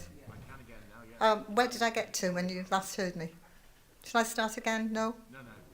I don't know where I was now. Okay, I'll go to, we've challenged the highly ambitious strategy and high growth housing target, 30,800, set at 15% over and above the fully identified needs for the county, which will require more housing to be delivered every year. Unfortunately, to no avail. That has an inherent risk of the 5-year land supply and delivery not being achieved due to circumstances outside the council's or even government's control during the period to 2038, for example, economic fluctuations or another pandemic. I believe that could result in the new local plan being considered out of date, with a potential impact on many towns and villages across the whole county, with a free-for-all for developers to build what they want rather than for local needs, as happened in 2014-2015.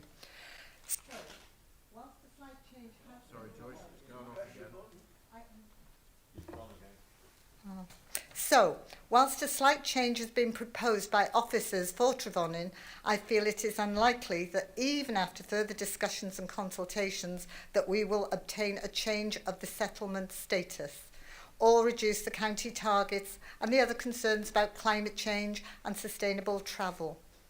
Independent examination is the only hope for major changes that I believe are necessary and required for a sound plan.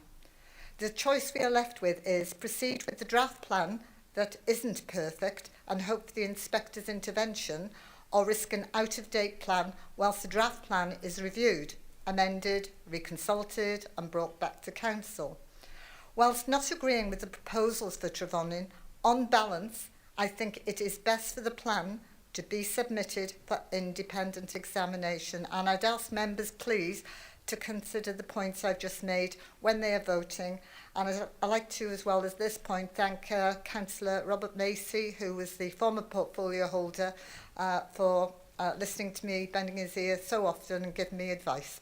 Thank you very much. Thank you very much. Now, it would seem it has proved very difficult for my colleagues either side of me. So yeah. Naughty thing. Right, sorry about that. It would seem that it has been equally difficult for my gentleman either side of me to pick people's names. So I'm going to do, what I'm going to do is ask for people, when somebody's finished speaking, to say their name. Don't all rush together. I think you can take it relatively calmly, and then you will have your time to speak. So, I think I saw a hand down here. Thank you, Chairman. It's Councillor Edward Bird from Shifnal South and Cosford. So I believe the position of the Shifnal Town Council, for which I am a member, and the campaign group Shifnal Matters, and the opinion of residents, who I spoke to very many during the most recent election, should be clear following the thousands of responses, literally thousands that Shropshire Council have received during consultation from the town. Sadly, during that time, amendments to the plan through the iterations of the consultations have not met with the satisfaction of residents. Indeed, only recently, a matter of a few weeks ago, I questioned officers over the plan and was unable to obtain any reassurances. The safeguarded land, which stretches from Lodge Hill, is not required for Shifnal to meet its housing target, as was told to me by the officer in charge, as current and recent developments already account for the large majority of that. It also further reduces our border to Telford and Wrekin, which is one of the purposes of maintaining a green belt. Similarly, on employment land, officers were unable to provide any information on the type of employment or the sector of industry that it might be used for, or to give any indication as to the interest obtained in it so far. And of course the fear there is that as has previously actually happened in Shifnal, that land earmarked for employment becomes more housing. Nor could they provide any information on the highways plans to mitigate any subsequent increase in traffic. I understand and sympathise with the position of the leadership and of Councillor Potter, who has inherited the plan at this stage of the process following recent elections, and they themselves have been sympathetic towards Shifnal and have visited Shifnal. However, with the plan in its current form, my mandate from the electorate is clear, as other members have stated, and unfortunately I must oppose these proposals. Thank you. Okay. I can see a hand there. Go ahead. Councillor Mary Davis, Abbey Ward. The local plan is described as a controversial planning document for large-scale development across the county. The plan sets out where 30,800 homes and 300 hectares of business land will be developed across Shropshire over the period up to 2038. I have witnessed for myself the fallout from a large-scale development in Abbey Ward, where a massive housing development was given the go-ahead despite local objections from residents. I'm referring to the Weir Hill development in Preston Street. This is a large development of 600 houses, and the local residents felt so strongly against this development they formed the Weir Hill Action Group, which has over 300 members. Since work commenced on site, the group members have highlighted various breaches of the planning permissions to Shropshire Council. This ranged from construction traffic using Preston Street, despite a new road being installed in London Road, mud on the roads leading up to the new estate, increase in traffic, the deterioration of Preston Street, and blocked drains. The number of contraventions of planning conditions continues to grow, with a total of individually logged reports now in excess of 1,000. I am aware the Action Group have been in discussions with both the Shropshire Council and the developers on how these issues will be dealt with, and are now at the stage where the formal complaint is made to the local government ombudsman, as their concerns have not been addressed.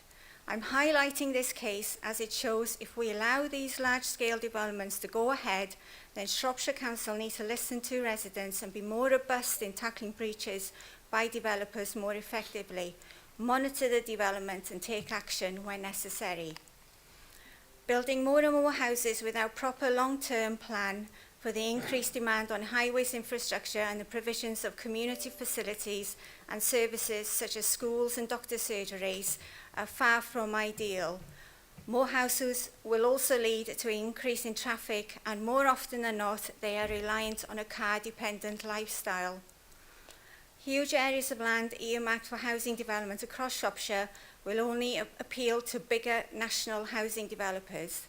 These developers' priority will be profits margins and satisfying their shareholders rather than focusing on the needs of the local community.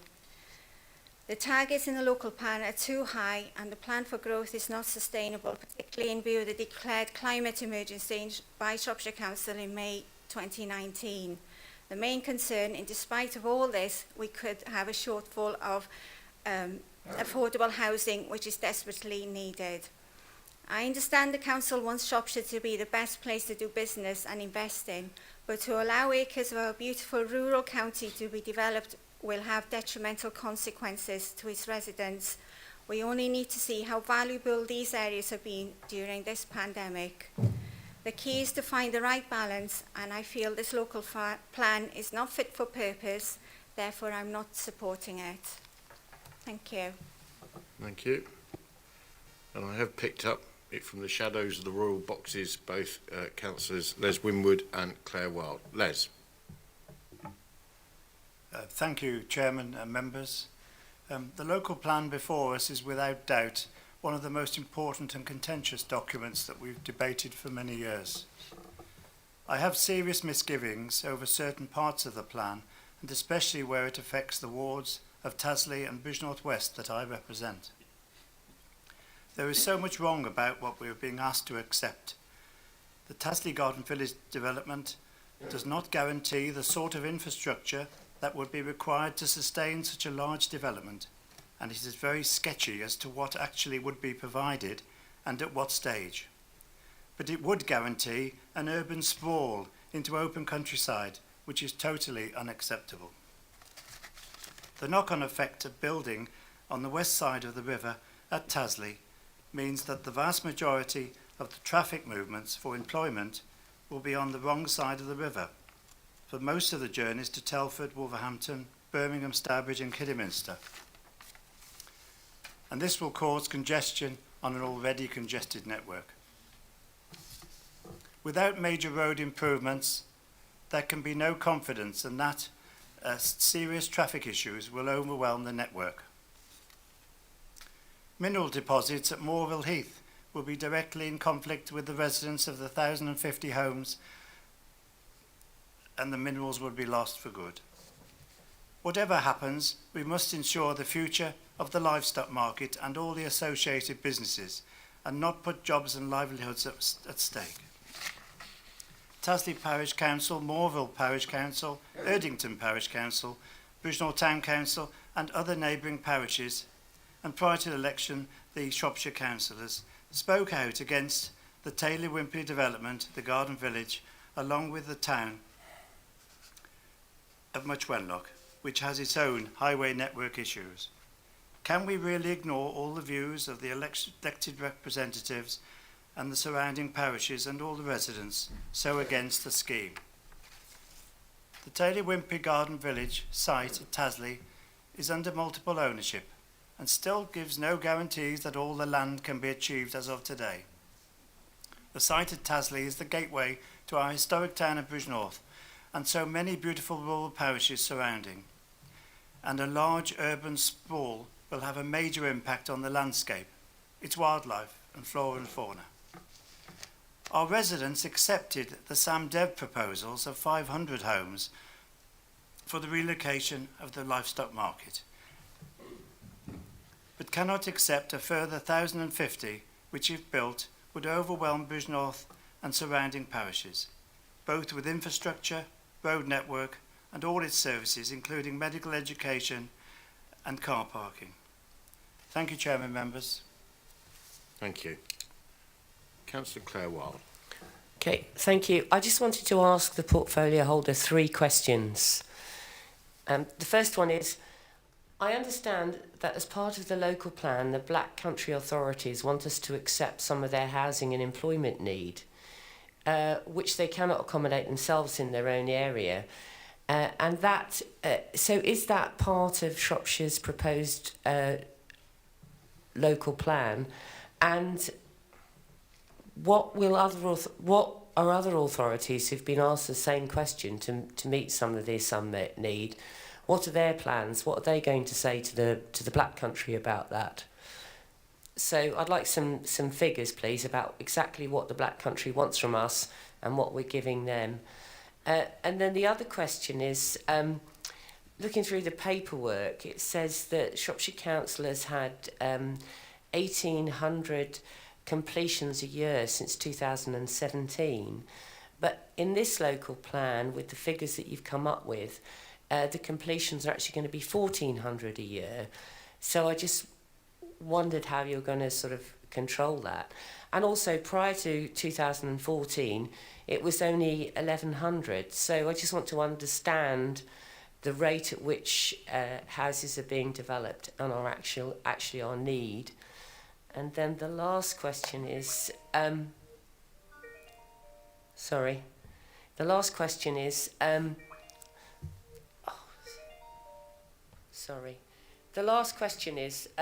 about the 5-year land supply. If you could just explain exactly the consequences of not having a 5-year land supply. Thank you. Thank you. Councillor Robert Tyndall. Thank you. Can you hear me? Yes. Jolly good.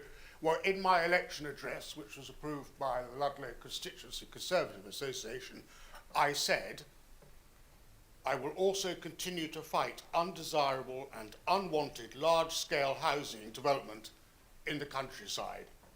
I will, however, continue to support low-key developments that are well designed and suitably located. I rest my case. Thank you. Councillor Roger Evans. Thank you, Mr. Chairman. I'm opposing this, unfortunately. Unhappily, I will have to vote against it. I can't support something like this. The local housing need, calculated in accordance with the established current methodology for 2016-20, was 25,894. This calculation essentially comprised 20,748 derived from demographic projections, dominated estimated inward migration to Shropshire from other local authorities, and uplifted by 24.8% as homes adopt a balanced growth strategy. Effectively, the Cabinet decided to aim for nearly 50% growth in households over and above what would be required for projected demographic growth. No evidence has been produced that this is realistically achievable at the county level, and the process by which allocations have been made to individual place plan areas is opaque. An explanation is needed sometime. There is as yet no infrastructure plan. It is still to be prepared. No proof is offered that the infrastructure, particularly transport, required to support the targeted level of development will be there or can be provided through developer contributions. As has been displayed today and at recent Cabinet meetings, there is great concern about road capacity in certain villages and towns. It is understood a study of the road network is beginning with a targeted completion date sometime later this year. The concerns have so far been dealt with by unevidenced assertions that necessary improvements will be made. These concerns include, for example, those expressed by many contributions, including Shropshire councillors, both past and present, from Bridgnorth, Much Wenlock, Whitchurch, Bucknell, Ford, Longdon, and many, many others. For Shropshire as a whole, we do not have an up-to-date local transport plan, LTP. Questions have been raised as to whether LPT3 was ever actually formally adopted. As per the report to the Place Overview Committee on the 9th of December, the process to develop LTP4 is effectively beginning again, and it is unlikely to be adopted until winter 2021.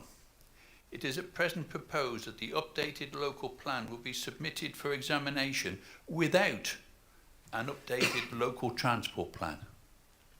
Where are we with this? I don't know. The planning inspector, if he finds fault with this, we will be lost another year, plus further consultation. There is also SP2 and SP 2.2 and 2.3, as highlighted in section 6 of the original plan. Many communities query as unjustified the scoring mechanism used to identify whether a village is nominated as a hub. The methodology used has never been scrutinised and is a basic premise of the revised plan. Should this be found to be an error, and I understand some parishes and some large towns, some large villages may well want to take this to judicial review because the evidence is not there. Why should, for example, a parish or a village who has a library for 20 minutes every fortnight be awarded 3 points, and then a village near where I live, Ponsbury, who has a library for 4 days a week, be awarded 3 points? There is a vast difference between them. Why should a shop, a small village shop with a post office, be awarded points for both a post office and a shop, retail, when other villages receive exactly the same points because they've got a separate post office and a separate retail premises?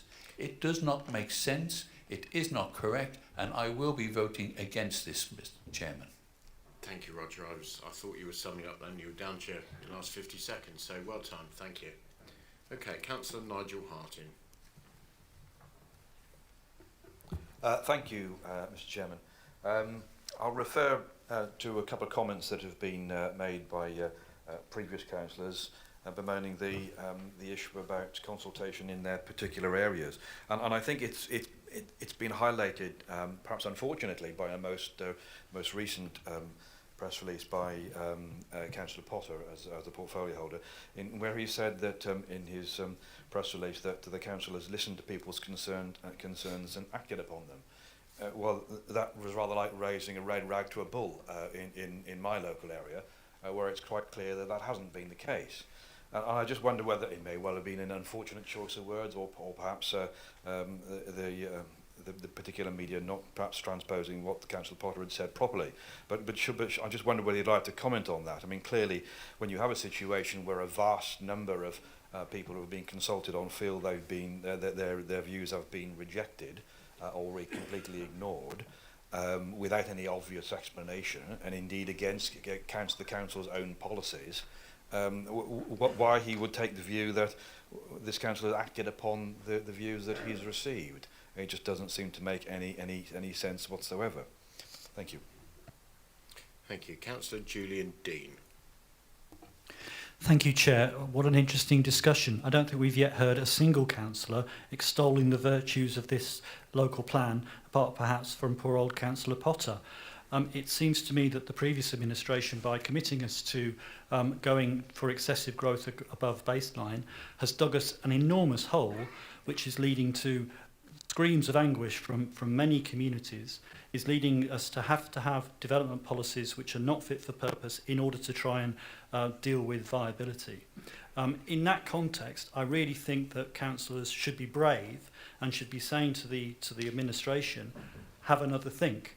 Okay, we've made it more difficult for ourselves by rejecting all the amendments so far, but if we reject taking this plan forward at this stage, then I think that's a pretty clear message, and it gives the Cabinet 2 months to come back to us in September with some new thoughts. A pretty clear message that the county and every councillor we've heard from is really unhappy with this plan as it stands. So I will be voting against. I urge all councillors to be brave enough to do the same thing if they want to reflect their communities. Thank you. Okay, is that a Councillor Huffer, is it? I can't see behind the shirt, the lights and the mask. There we go. Thank you, Mr. Speaker. I've no wish to duplicate a lot that has been said. I do feel sorry for Shifnal. I do feel sorry for Ironbridge with the development that is going to be coming forward for them. My circumstances are somewhat different. The problems with the development and the pressures that will put on is a problem created by Shropshire and will have to be resolved by Shropshire with regards infrastructure. It's been referred to in public questions to this council with regards Burford. Burford and Tenbury are one community with a county boundary, a river and a bridge dividing it. It's a sizable community. Little or no services, a garage really that services groceries, not much else, but it has got a hospital run by a Worcestershire Health Authority, a fire station run by a Worcestershire Authority. Concerns are high. You only have to read the local papers to understand the full capacity of those concerns.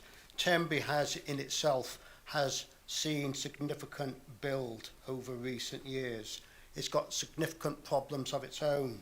Flooding, I think it's been well highlighted over the years.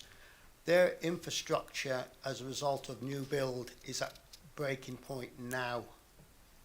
Doctors, you can't get a doctor's appointment, a dental appointment. You have to fight to get your child into school. With the additional build that's being levelled at Burford, there is not enough consideration been made on the impact within another authority. such are the concerns that their one district councillor, a Conservative district councillor, referred to it as a cash cow. There are the other district councillor a fortnight ago when we had a joint meeting at a parliamentary level as well, resigned on the spot. These are the issues that are facing my community of Burford. An additional 90 houses on top of already stretched facilities. I've had conversations with Tenbury Town Council. I've taken policy officers to meet their district, their county council. They were not given any detail with regards to this plan. I've asked the question, I put a question in the Cabinet back in March with regards to conversations with the two authorities. No meaningful dialogue is what's come back. Their concerns have not been listened to. I would be a little bit more reassured if it would be possible for community infrastructure levy to go over the river to underpin those key services that my division enjoy. There's nothing set in policy to prevent that, but we will have to wait and see. But I am not reassured with that. Any consultation that has happened has not worked. I think we have missed an opportunity to refer this back and to allow a newly formed parish council. One of the results of lack of consultation and concerns is my Burford Parish Council resigned en bloc just prior to unitary elections. It's taken me till now to form a new parish council. They've had no sight of this. They have no chance to make any representation Under a minute to now, this Richard. plan.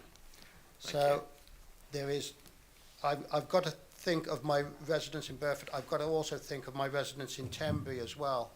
I can't support this plan. Thank you, Mr. Speaker. Thank you. Longest speech I've heard you make in 12 years, I think. Councillor Davenport. I think that's working. Actually, I have just the opposite problem. My parish council's fed into the plan, and we had fields and places rejected, which we were happy to build on. So just the opposite. I just want to make that comment. Thank you. And I think I caught Councillor Kidd waving at me from the corner over there. Thank you, Vince. You would expect me to, wouldn't you? I would like to support the comments that Roger has made about the point system for the hubs, which were quite frankly perverse. Having bounced that point system off a planning consultant, they think it's actionable too. One village I have has some industrial units, none of which employ more than 5 people, but did prior to 2008. And they're discounted as industrial units because they don't have enough employees on site. Whereas another village who has 1 bus going through it got 3 points for the bus service. The village with the industrial units didn't get any points for the industrial units, but has 2 bus routes and still got 3 points. There are so many perversities during the whole of that point system that actually, for many areas, if this is taken to judicial review, I think that point system is not robust enough to withstand all of that. What I would also add is that my 2 hubs, one of them actually now resents being a hub because it didn't feel consulted on, and the point system didn't seem to reflect what they had. And a further village with nothing in it at all was added to them. Whereas the one that remained a hub wanted to be a hub, and we had to fight to remain to be a hub, to find more hub points. So there are really weird perversities in the whole system. But more than anything else, it's the scale as I've said in the past, of development, a village of 148 houses having an extra 55 is significant. And unless we have the right things in place for the infrastructure to actually go alongside that, those villages and those village communities will be destroyed by an influx of people who don't understand about living in the countryside, and they will not be adding actually to the services that we have there. So I come back to, we need to be housing people who need housing. Right Home, Right Place has worked across my parishes. We have the data, and people do not want to move to Westbury for very understandable reasons. Actually, the whole of my division is 47 square miles, and to tell people to go and live in a village that they have no association with is not acceptable. We need to be building to housing need. And the cross-subsidy sites will deliver that, but the open market sites will not. And unfortunately, where we have hubs, the open market sites will not deliver what we want. They just deliver for the developer and for our housing target numbers, not what we need. Thank you. Well, I've had no other indications, so the seconder... Councillor Dartnell, can I speak, please? Sorry? Councillor Dartnell, can I speak, please? All right, I will let you speak, and then I'm going to bring in the seconder who reserved their right. Thank you. As a newly elected member, one of the Triple Division representing Baston Hill, Colham and Sutton, we have the, I'm not sure whether, it's not an exemplar, it's the opposite of an exemplar of both the Weir Hill development that Councillor Davis referenced earlier and the developments, the multiple developments along the Otley Road, infilling to the bypass. These have both transgressed their planning conditions, their KEMPs on many occasions, and as Councillor Davis has said, 1,100 and something individual breaches of the planning conditions on Weir Hill alone, each of those individually recorded and reported back. And there are several things that I see as a kind of disconnect between what I read in this iteration of the local plan, where I see some nod towards climate change needs that we must take into account, the type of housing, the type of building materials we use and that kind of thing, respect for our green environment, respect for health and well-being and the ability of people to walk and ride their bicycles and so on and so forth. But in our strategic centre in Shrewsbury, we've delivered these two developments. I know we have delivered many more around the town, and I'm not suggesting that they're all as bad, but these are the two that I have experienced.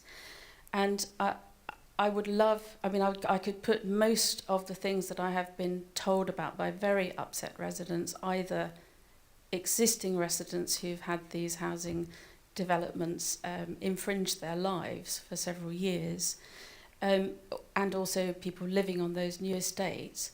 I could say that really most of those complaints come under the heading of the planning, the planning enforcement, really. And I'd love to know from Councillor Potter what improvement we can expect to see between the sad reality of what's happened in those two large developments and the, for example, how we will include access to footpaths and such like as detailed in the local plan by actually enforcing planning and the obligations that developers actually do sign up to, but then seem to just ignore in some cases.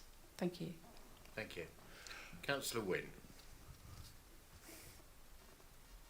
Councillor Chairman, I think Councillor Parry has had her hand up for some time. She's maybe in darkness and you may not be able to see her.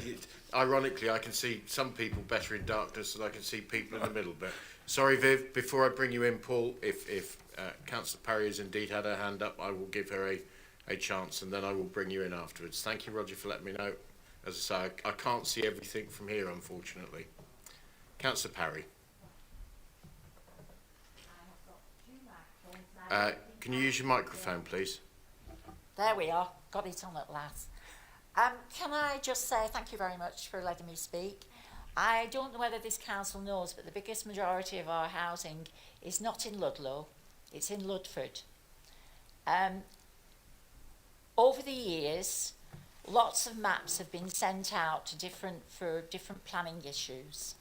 I would like this council to ask the planning department if they could possibly look at the maps of Ludford, which are completely wrong. They don't show where Ludford is, and they also don't have the proper, how should I say, signs where the housing is going to be and which part of Ludford it's going to be in. And we've had this problem. I have been on, the parish council have asked me to say, please, could you, and I think they sent a letter to the council, please, can you possibly get the maps right, as it's not fair on the parish, who have the biggest majority of housing, to be treated this way. Your microphone switched itself off. Mine's doing the same. Imogen Little has sent you a letter this plea. Please could you be courteous and say how sorry you are that this has happened. It's over a long period of time. It's not just a few months. So if you could look into it and make sure it's right in the future. Thank you. Thank you. Councillor Wynne. Thank you, Chair. Yeah, just a few points. A long debate, some very valid points, and you sympathise with some of the parishes. But to the new members, and to remind the old members, when we didn't have a 5-year supply, the chaos we had. We talk about houses here, too many there, too many here. If we haven't got a 5-year supply, you'll have houses everywhere. Applications will be coming everywhere, on every village, on the edge of every village in every town. Hundreds of them, believe me, I was there. So you really have to think about this. If we don't have a supply shortly, and it'll be dreadful. It's absolutely chaos. So, I mean, I've been a councillor for 20 years. I mean, I'm planning for 20 years, and those 2 years were absolutely dreadful. Not just because I was on the planning committee, but the parish councils and the towns, you went round and they were tearing their hair out. And we want to protect our county from that sort of happenings. So I hope everybody can support this proposal. I know some won't, but please, if we don't have a 5-year supplies, it'll be absolutely chaos. Thank you. Thank you. Councillor Potter. Thank you very much. I'll try and work through some of the comments raised by members. I note many members have raised specific issues and concerns about their local areas and communities. Councillor Barrow, I can confirm that the modification will happen as discussed to marry up both documents before submission. And I agree with you, as a dedicated local member, I'm sure you will make representations to the independent examination. In terms of Councillor Bird and Shifnal, we've had a number of conversations around Shifnal, and I note that Shifnal was adversely impacted by the lack of 5-year land supply previously, and has seen a large amount of development. However, in this plan submission, we recognise it as a key centre adjacent to the M54, which is a key strategic corridor. The plan for Shifnal recognises that there is a need for an appropriate investment in infrastructure and services. And the planned employment growth specifically aims to provide wider employment opportunities for local people. Just touching on Councillor Davis's points around Weir Hill, which is an existing allocation in the current SAMDEV plan, and which is not part of the local plan review at present. Interestingly, just to note, we have had very few local objections to in the local plan consultation coming from the Shrewsbury area. I note Councillor Winwood's concerns around the proposals for Bridge North. Infrastructure providers have been fully consulted. The place plan, strategic infrastructure plan, updated regularly, and we will, of course, continue to pick up on these issues. in terms of Tatsley, we have considered the impact of the Greenbelt on Bridgnorth, and Appendix 4 shows how this has been taken into consideration.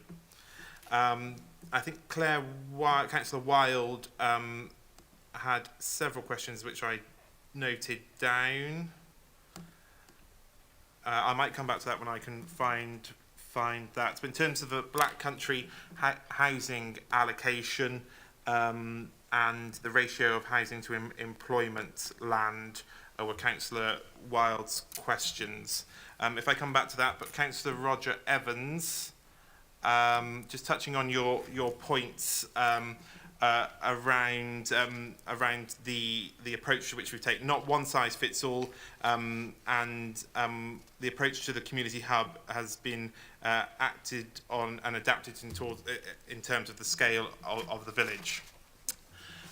Councillor Nigel Hartin, in terms of consultation, as mentioned by Councillor Davenport, I know particularly from talking from my own experiences in prior to taking on the portfolio holder when I was a local with my local members hat on, we were particularly proactive in encouraging consultation with our parishes, with our communities. We had public meetings which officers attended.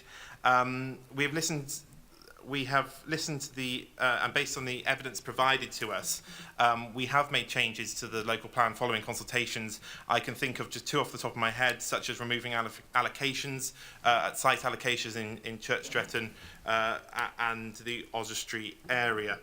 Councillor Julian Dean has mentioned about how we could bring back the local plan in September, say. Unfortunately, it doesn't quite work like this. Any modifications to the plan now would be considered significant modifications, would result in a lead time of at least 9 to 12 months delay, which is a best case scenario, as we'd have to go out and reconsult again at least at Reg 19 consultation.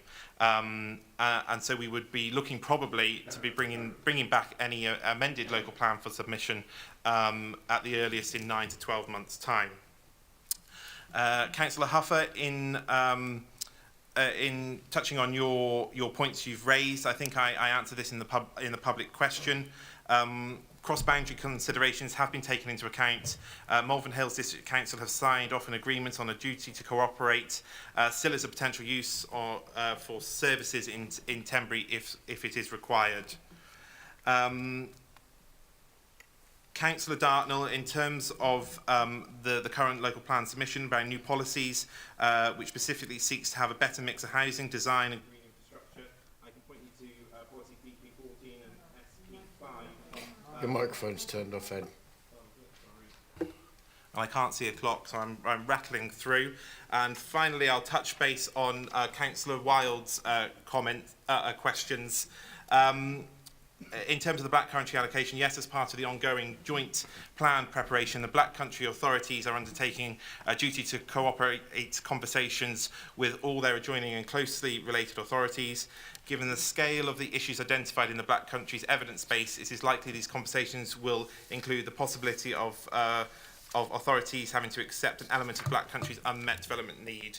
Lichfield and South Staffordshire councils have already accepted some unmet need, and within our local plan, we have an allocation of 1,500 dwellings and 30 hectares of employment land. And briefly, to answer your question, just around house completions in Shropshire, particularly strong in the years 2016, 17, 2018, 19. This was in large part to a number of factors, including the adoption of the SAMDEV plan, which brought forward allocated plan-led housing allocations.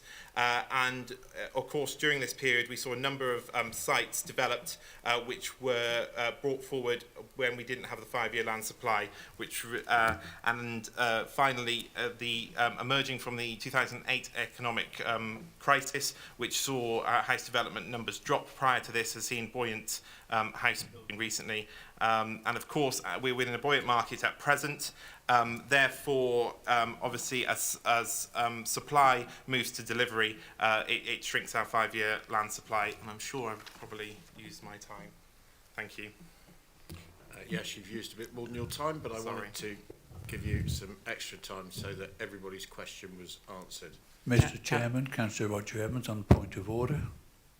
Another one, Roger. Yep, Good. personal explanation. I would urge Councillor Potter to look at the responses that have been made to the villages in my area, Longdon and Ford especially, and their responses on the hierarchy have been completely ignored. Thank you. Roger.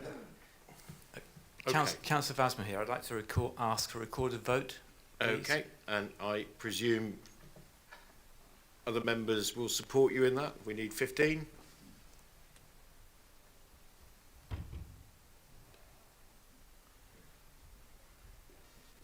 Yeah, it's more than 15. I think there's 13 again in the bottom row. So, yes, you may have a recorded vote.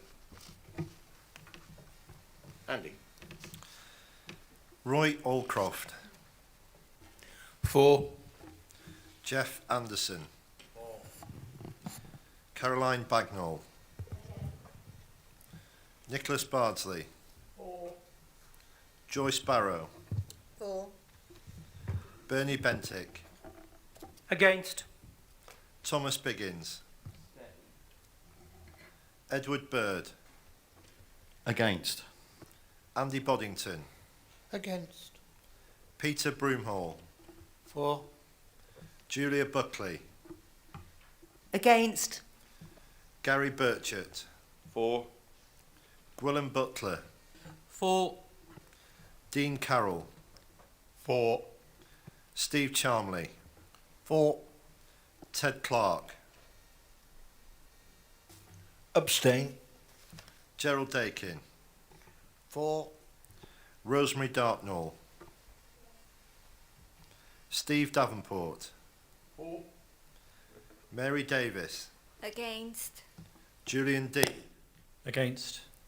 Jeff Elner. David Evans. Julia Evans. Against. Roger Evans. Against. Paul Gill. For. Rob Gittins. For. Nat Green. Against. Kate Halliday. Against. Nigel Hartin. Against. Nick Hignett. For. Ruth Houghton. Against. Richard Huffer. Against. Tracy Huffer. Vince Hunt. For. Kirsty Hurst Knight. Mike Isherwood. Against. Mark Jones. For. Simon Jones. For. Duncan Kerr. Against.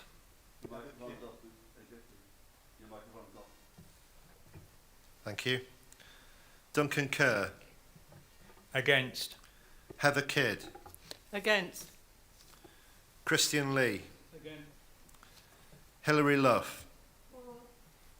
Nigel Lumby. Elliot Lynch. Abstain. Robert Macy. For. Richard Marshall.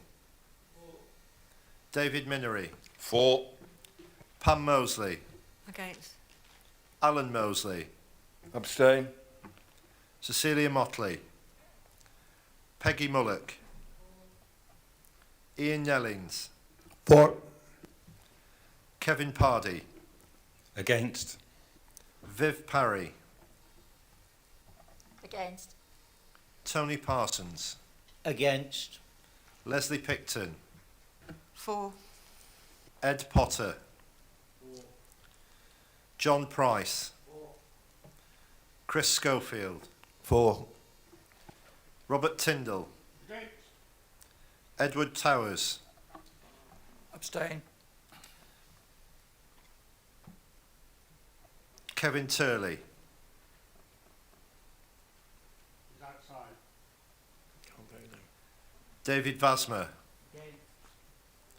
Alex Wagner. Against. Claire Wilde. For. Brian Williams. For. Les Winwood. Against. Paul Wynne. For. Thank you. Thank you, councillors.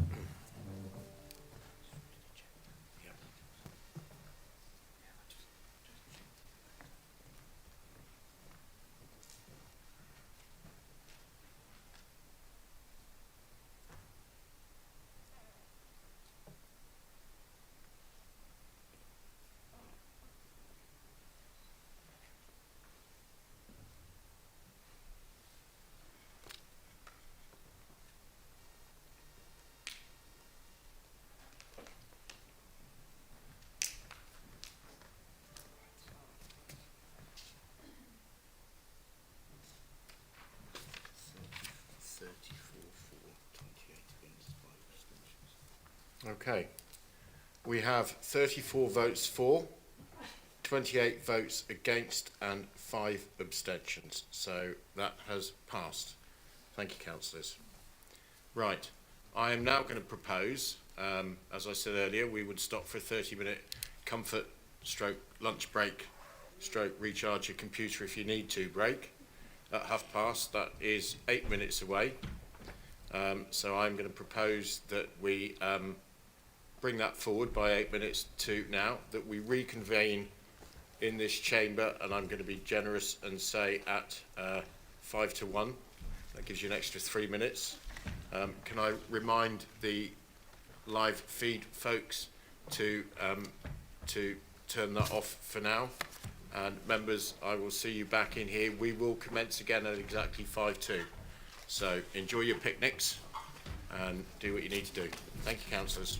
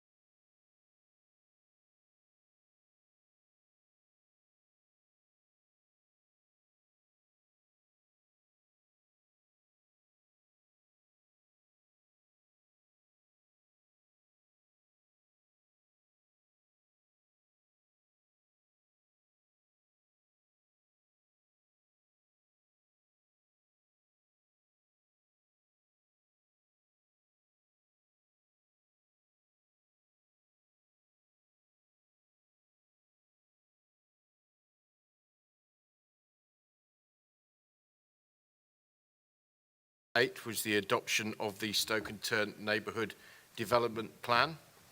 I invite the Councillor Ed Potter, Portfolio Holder for Economic Growth, Regeneration and Planning, to present the report and move the recommendations be received and agreed.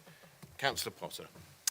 Thank you very much. The purpose of this report is to inform Council of the result of the referendum on the Stoke-on-Turn Neighbourhood Plan and for Council to bring the plan into force by adopting it as part of the Statutory Development Plan under the provision of the Planning and Compulsory Purchase Act 2004. Neighbourhood Development Plans, when adopted, become part of the development plan for the area which they have been prepared. In this case, it is the parish of Stoke-on-Turn. In general, neighbourhood development plans are seen as a positive addition to the development plan and can provide more localised policy on a range of issues. The Stoke-on-Turn Neighbourhood Development Plan has followed a defined and statutory route through to this stage. It has included extensive public consultation, an independent examination and local referendum carried out in May 2021. The referendum into the plan was delayed by 13 months due to the COVID-19 emergency, but did eventually take place on the 6th of May. This asks the question, do you want Shropshire Council to use the neighbourhood plan for Stoke-on-Turn to help it decide planning applications in the neighbourhood area?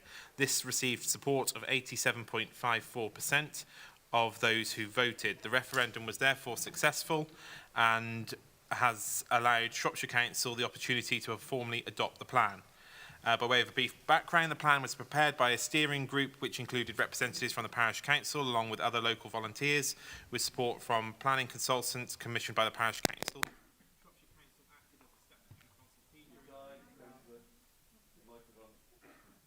Preparation phase.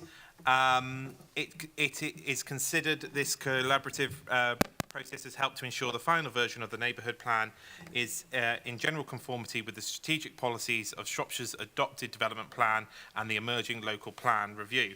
The independent examination into the submission versions of the neighbourhood plan was carried out and approved between May and June 2019.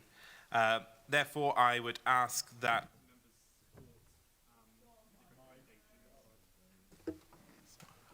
I think I finished. Thank you. Thank you. We had rather hoped that we would get these mics sorted, and they did move a few bits, so bear with us. We will let people know straight away if they've gone off. Okay. Seconded, please. Yeah, Chair, Councillor Paul Gill. I'm happy to second that. And are you going to reserve your right? I will reserve my right, Chair. Okay, thank you. Okay, folks, does anybody wish to speak to this? Nope. Councillor Gill, did you wish to say something? If not, I will go back to the portfolio holder to sum up. Chair, happy for you to sum up. Very good. Portfolio holder, anything you wish to say? Okay. So we will move this to the vote then. All those in favour, please show. I think that looks unanimous to me, but I will just ask if anybody wants to vote against. Any abstentions? No, that was unanimous. Thank you, councillors. Item 9, investment in highways. I invite Councillor Steve Charmley, Deputy Leader and Portfolio Holder for Physical Infrastructure, Highways and Built Housing.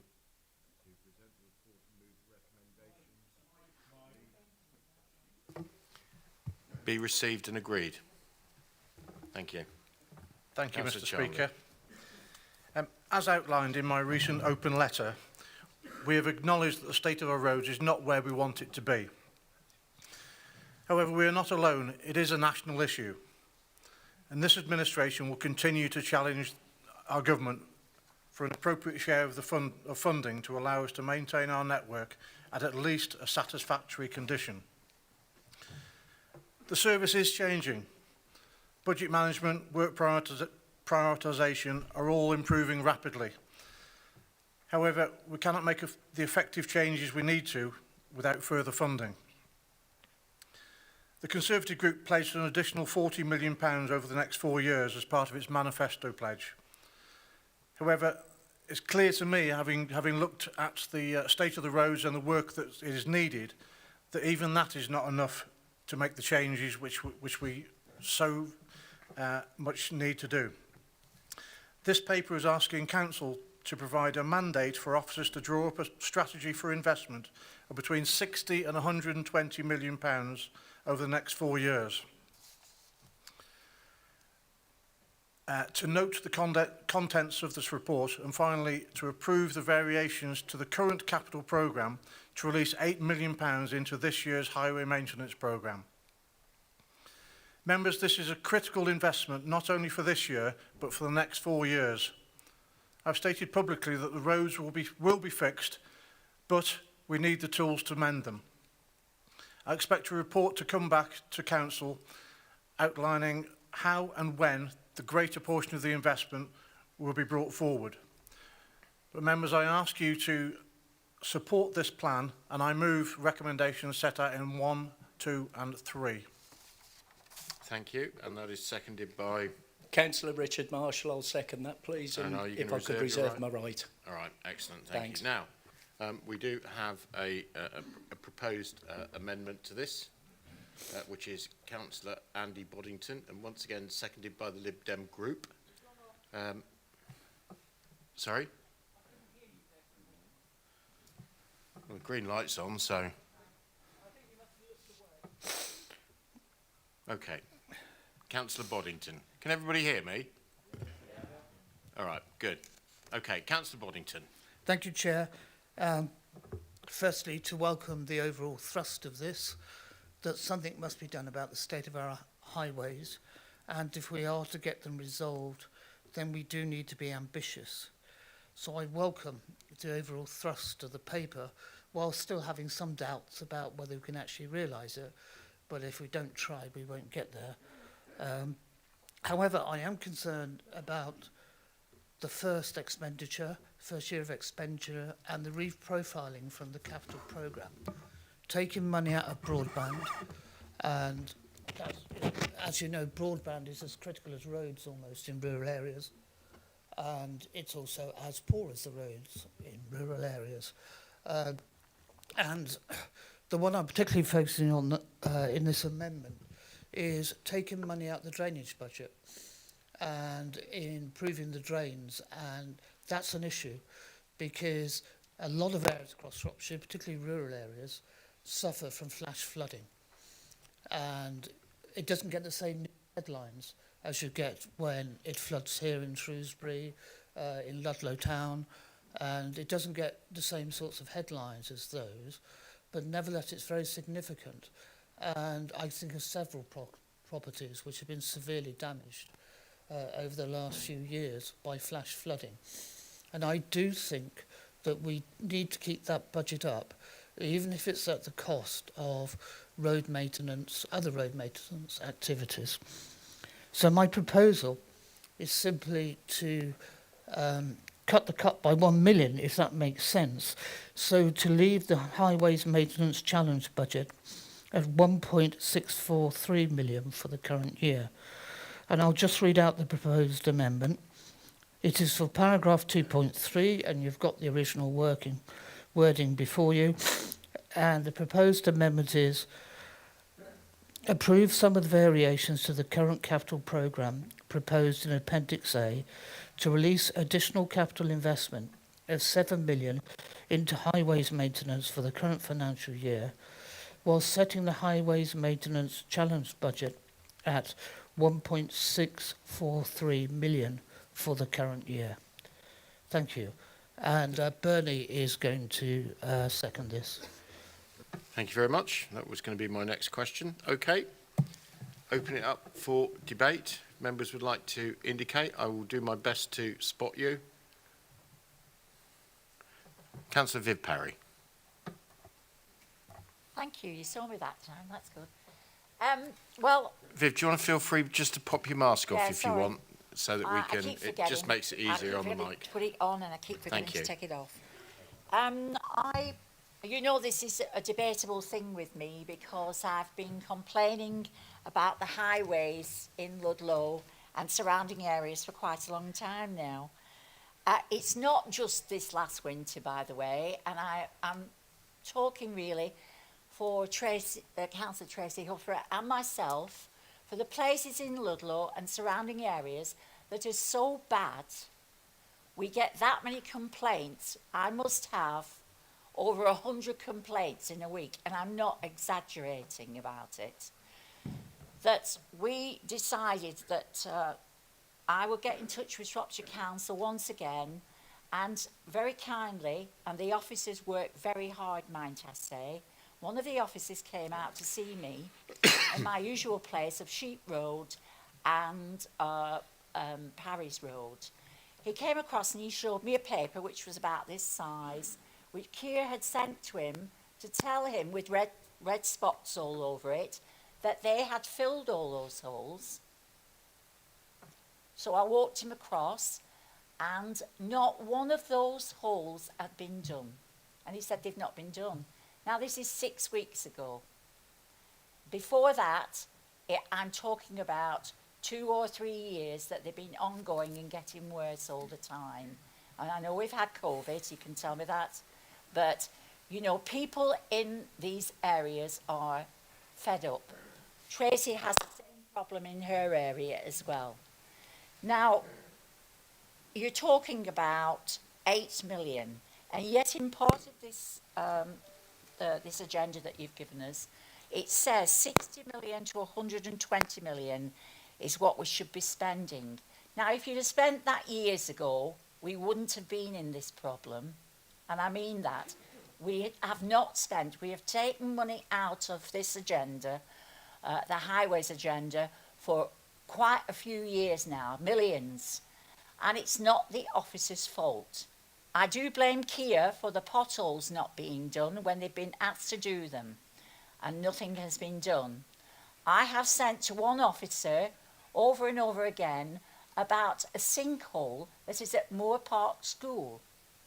Moore Park School is one of the well up-and-coming schools in our area. It's a private school, but it's in the entrance to their driveway, and it's a massive, great big hole. It must be 3 or 4 feet across.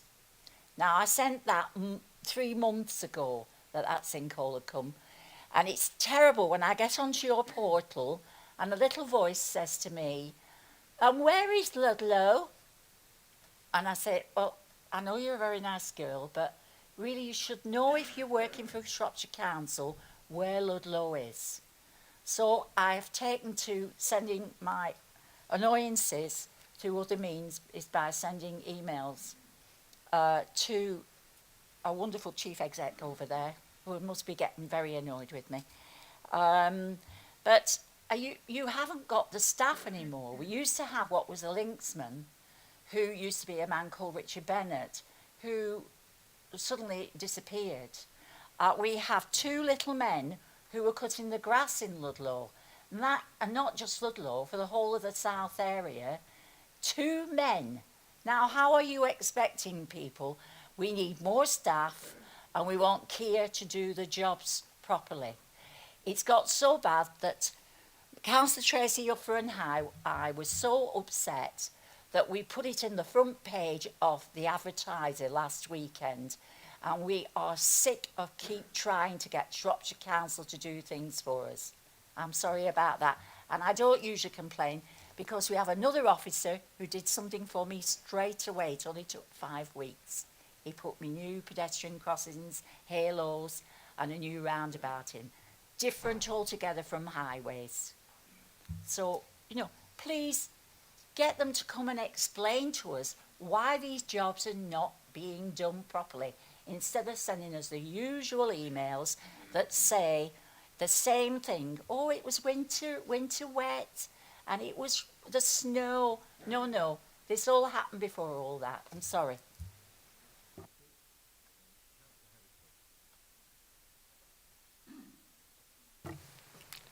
Councillor Heather Kidd.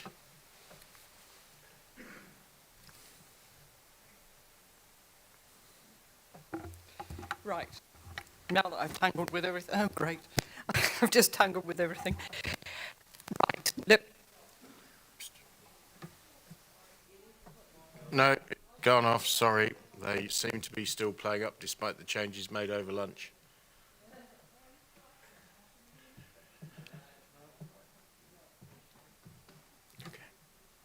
Let me go to Claire Wild while you have a little fiddle with that, and then I'll come back to you, Heather. I think Dean's coming over. Claire Wild. This amendment, as far as I can make out, is about drainage. But drainage is an integral part of highways.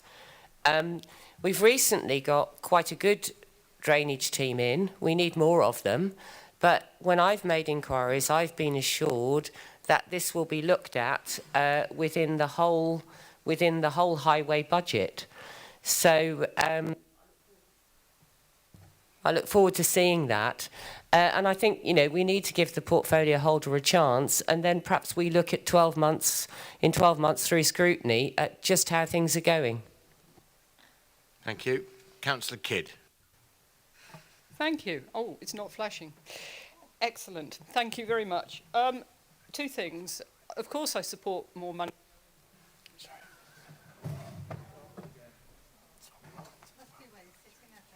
Well, it was all right before. I've spoken several times before. We do have to do something about this building and the way it works, because it's not fit for purpose. All right, I do support money going into the roads, but actually the drainage issue is fundamental. It may be part of roads maintenance, but it's not explicit. And quite frankly, when I have villages totally cut off during flooding, which is because the gullies have not been cleared properly, because ditches have not been cleared properly, and that then strips the road surface off, I'd like to make sure that it is explicit and that we are doing the fundamental works to take that water away from roads. And it's no good to my communities to tell them, oh, you can go and get sandbags when they can't actually leave the village. Then actually we do need to be doing something a bit more fundamental, which is why I support this amendment. I don't know, Speaker, whether you would like me to add my other comments about the road system now, or would you like me to come back later? I would come back later when we're actually debating that. At the moment, if we could concentrate Right, so I support this, but we do have to be really explicit about the drainage issues, because without dealing with those drainage issues, any works we do to the roads will actually be destroyed. Thank you. I think I've had Chris. Thank you, Chair.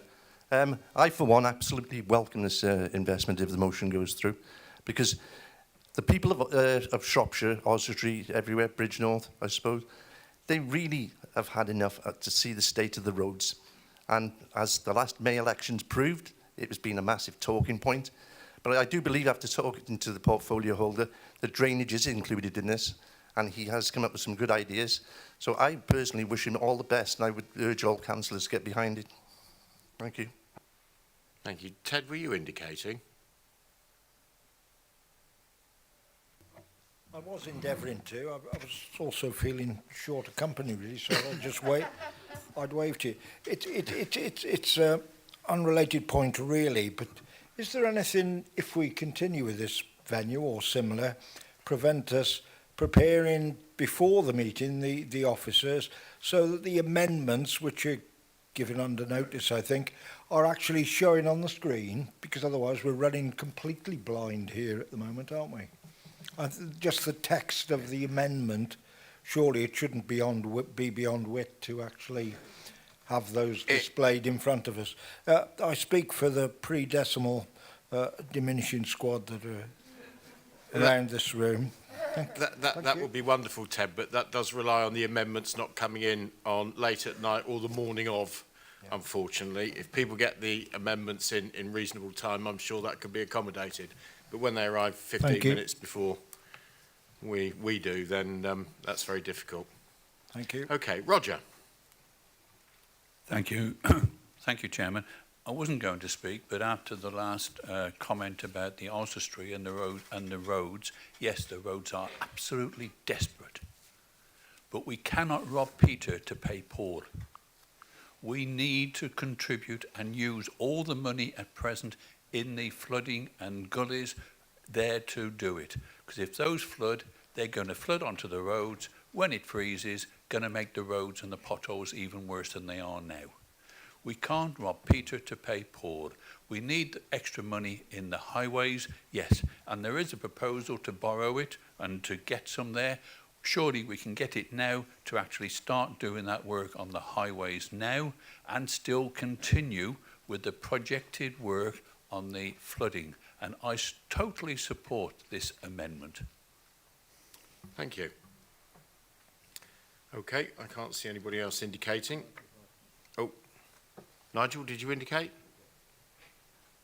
I've been told that you did. Yes, thank you. Yes, I support the amendment. I think it's important that we deal with the totality of the situation on the roads. We've had presentations given to us locally in the Clun, Bishop Castle and Clunbury area by senior highways officers. Andy Weld, for example, made the point that integral in all of the problems that have been we've all seen in our rural roads networks has been the impact of water and the impact of the runoff from drainage systems which are not maintained properly, etc. Directly impact on the way that the roads deteriorate. And so I think it's important that we don't throw out the baby with the bathwater, as it were, and too heavily reduce any routine maintenance of our drainage system, because that is absolutely integral to us maintaining an adequate road network when we do get them repaired. Thank you. Okay. Councillor Marshall, you reserved your right. Is there anything you wish to say? Oh, sorry, no, you're right. We're still on the amendment. All right, Bernie Bentinck. Bernie. Thank you, Mr. Chairman. I'm going to be very brief. History has shown that inadequate amounts of money have been put into the drainage facilities in Shropshire. This is clearly demonstrated by the localised flooding, which is a regular occurrence. And so I believe that there should be a hypothecated amount of money which is put towards drainage to focus the council's attention on the importance of this particular facility in maintaining our communities and maintaining local roads. Thank you very much. Thank you. Councillor Charmley. Thank you, Mr. Speaker. I've been trying to come in, and it would have negated the need for all the comments about drainage, probably. The reference to drainage in the paper refers specifically to 3 schemes which are funded by the Department for Transport, which cannot be delivered this financial year for various reasons. The general drainage budget, which we have every year, is completely unaffected, and that work will continue as per normal.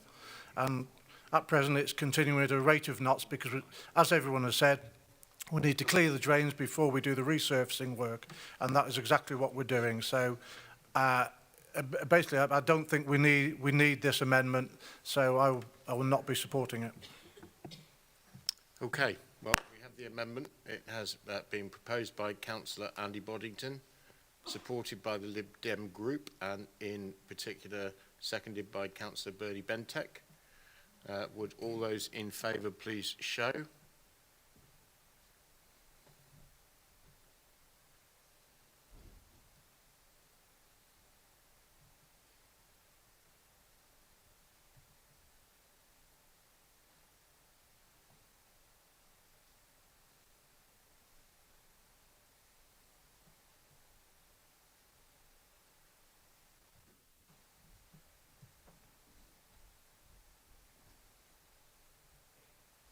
Okay, I think they're ready.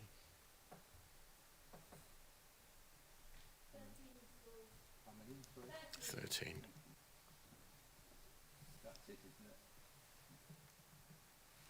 All those against, show. Okay, that's clearly fallen.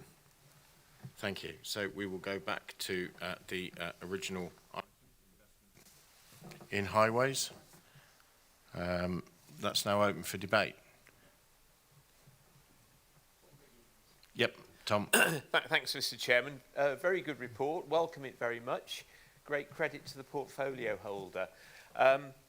I'd just like to see how this will work through in real life, and I'd just like to think for a moment about Olkington Road in Whitchurch. Peggy and I have had a lot of complaints about this road, and it does desperately need resurfacing. The Chief of Highways wrote to me some time ago and said this particular road has been assessed and is a priority site. There are, though, 27 kilometres of road which are ranked higher.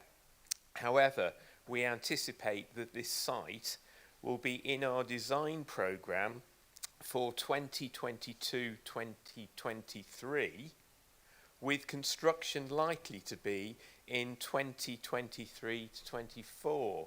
Now that's some time off, and I'm very hopeful that this paper and this recommendation will actually mean that this resurfacing project can be brought forward to the sort of, you know, not too distant future. Thank you, Mr. Chairman.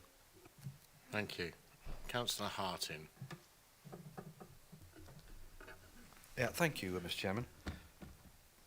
Yeah, I think it's to be welcomed, this report. Any additional funding that's going to be going into our roads network is very welcome. And I would actually pay tribute to the work that officers have taken forward, certainly in the southwest of the county, over the last month and a half or so, in terms of the improved way that the highway network seems to be being repaired in a proper manner, rather than a fairly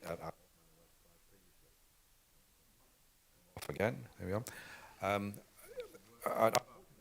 Can you hear me? Yep. Unfortunately, despite the fact that a significant section of some of the more difficult, the potholed roads in my area have been dealt with, there still remains the problem that because we're so behind, if you like, with the very rural networks, that there are still very rural networks within my area, and I'm sure there must be within other members' areas, which still haven't been got to, and it doesn't look like we're going to get to them in any reasonable timescale at the moment. So I would ask for perhaps some further consultation with local parishes in respect of the specific very rural networks, which some people rely on in order to get in and out, to get to work, etc., to get to their own properties and so on, to be dealt with as soon as we possibly can, to avoid the situation which I have in my area, where some areas, Bigton Bank, for example, north of Clun, which is almost completely unusable. Indeed, the residents don't use it anymore because it's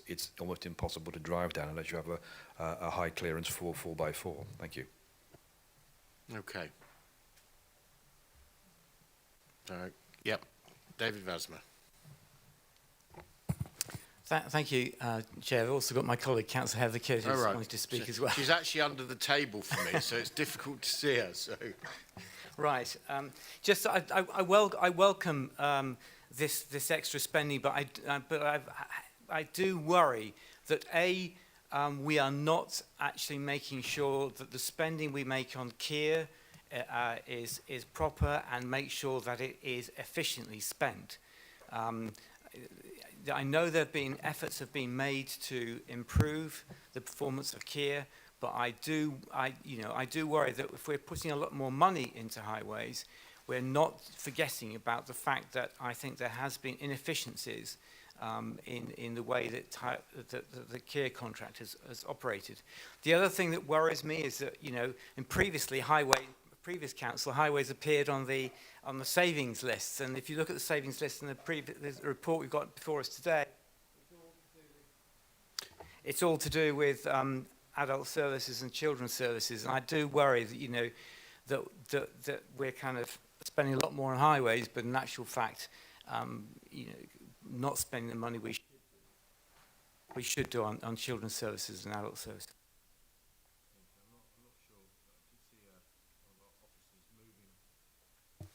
I did see one of our officers moving the cable. I'm not sure that's made it better. If anything, it's made it worse. We were just dropping out before, and now we're fuzzy and just about hearable. Councillor Kidd and then Councillor Dean. Right. I also welcome this. I'm very concerned about the disinvestment from broadband, because rural broadband is a significant issue. And it is in your table here that actually the spend on broadband is going down, whereas the spend on, so it's in your papers. So I am really concerned that that is the case, and that we should be still targeting the not spots and those areas where we have really poor mobile phone signal and broadband, because actually that's a fundamental problem in many of the areas, certainly in the southwest. But to get to my main point, I still think there's, as David Vasmer has said, much work to be done with Kia. A lot of the work on the ground is much better. The patching is much better. Then the top dressing is much better. The pain that I receive from road closures that happen at a drop of a hat, with 13-mile diversions, with no diversion easily seen, with no ability to find out where it is the road is actually closed, is a fundamental problem. And it then causes our poor office staff a fundamental problem. I don't want to take up their time trying to find out where it is the road is closed, why it has suddenly happened, when we've had a road closure for 3 days and it doesn't happen, and then 3 days later it does happen, and nobody was expecting it. That is not acceptable, especially if we're talking about Snowwich and Stiperstones, where the diversion takes you an extra 15 minutes and is literally 13 miles just to get to the other end, to be told, no, you can't get there from this end, you've got to drive back round and come in the other end. I've had carers turned away at gates who, of course, their time for visits are strictly limited. If their 15-minute or 20-minute visit is taken up with a diversion, that's a fundamental problem. We have to be able to plan for those things. And it isn't that I haven't raised this with a huge number of officers and elected members. I have. And it hasn't improved. It still goes on. So this is about the way we use our money with Kia and with road traffic management, and making it much more customer friendly, because we are doing something actually really good for our roads and the people who live there, but we're annoying the hell out of them before we get there. So let's try and improve that, and make sure that even the local networks, if it's the local member and the local Facebook groups that I can put it on, actually know about these things and where the road closures are going to be. It will really help. This is often on a daily basis for me at the moment. Thank you. Councillor Carroll. Thank you, Chair. I welcome this report and this investment, absolutely, but I did want to respond to something that Councillor Vasmer said, and I don't want that to be left hanging in the air unanswered, that in some way this will...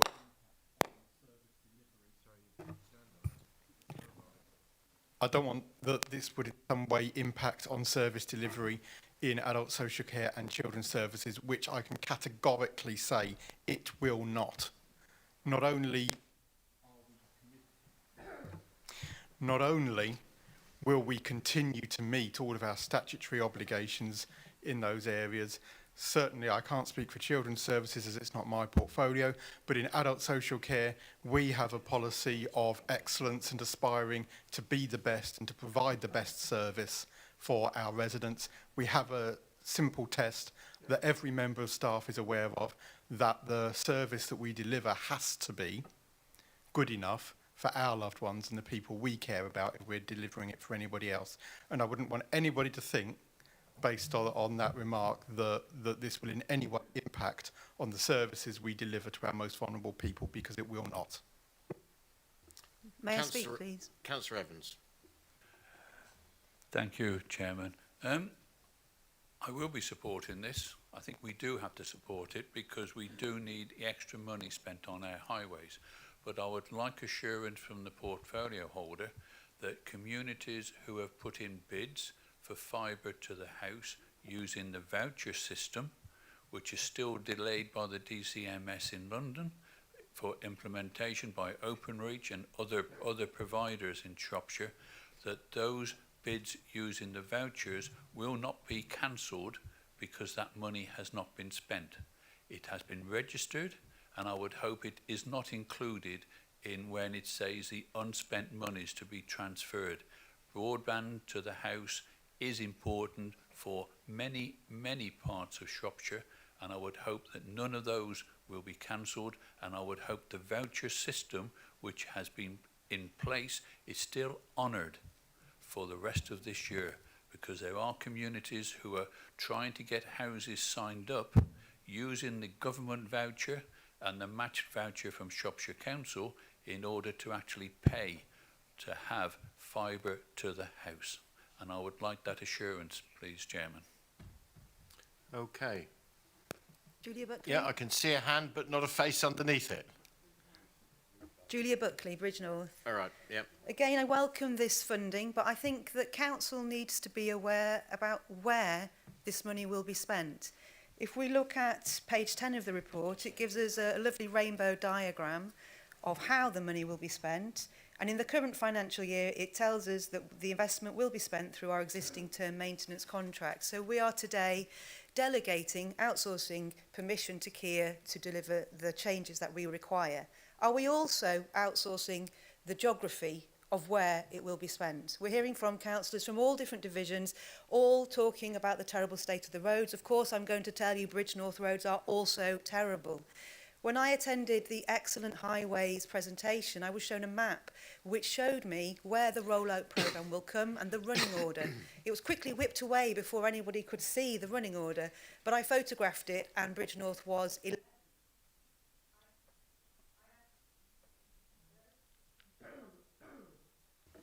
I asked why Bridge North should be 11th, why we always last, and I was told candidly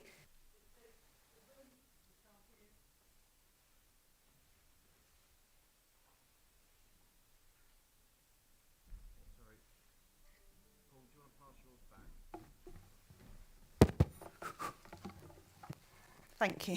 I was told it's our distance from Kia's depot, which is based in the north.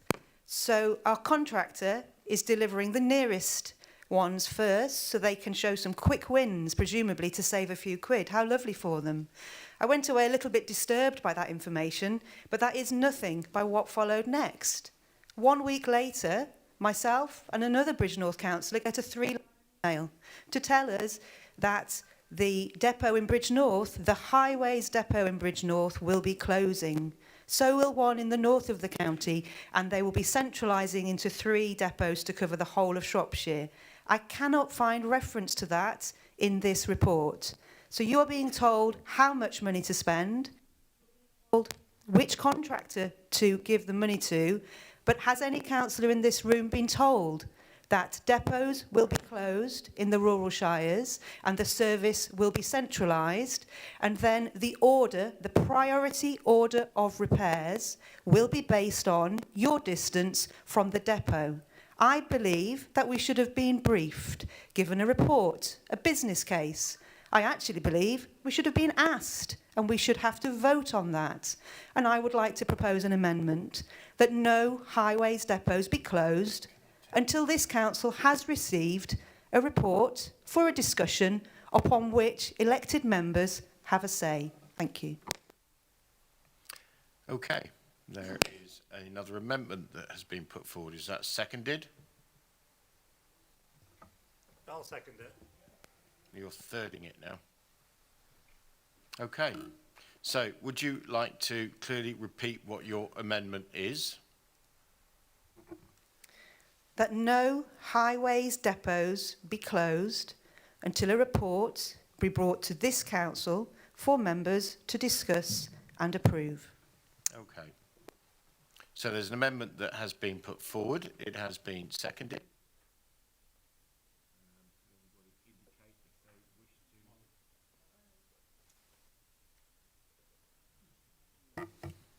Sorry, it's very irritating. I think they're working behind the scenes to try to fix it. Thank you for your forbearance. The last meeting we couldn't hear anybody, and now we can hear most people most of the time. Okay, so indications for people to speak to the amendment. I see none. The person who seconded, would they like to say anything?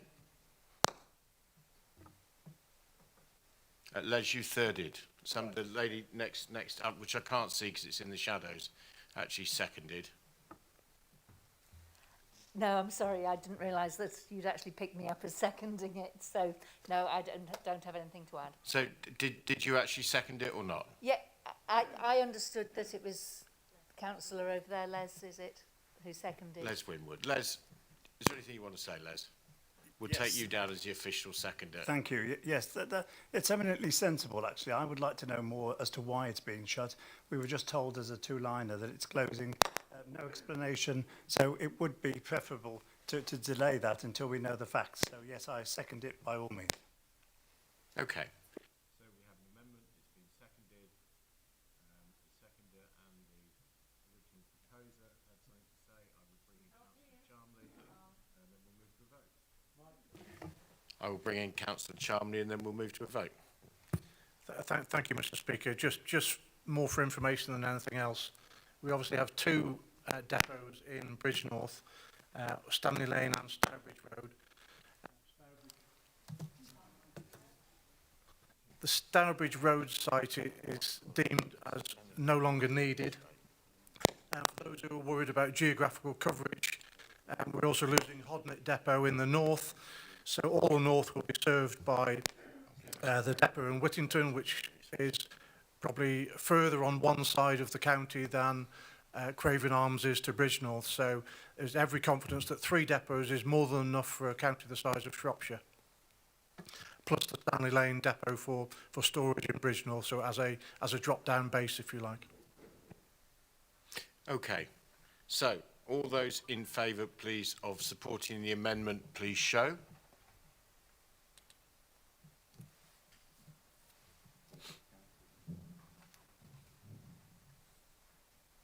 The counters are counting. Please keep your hands up for a few minutes. Thank you.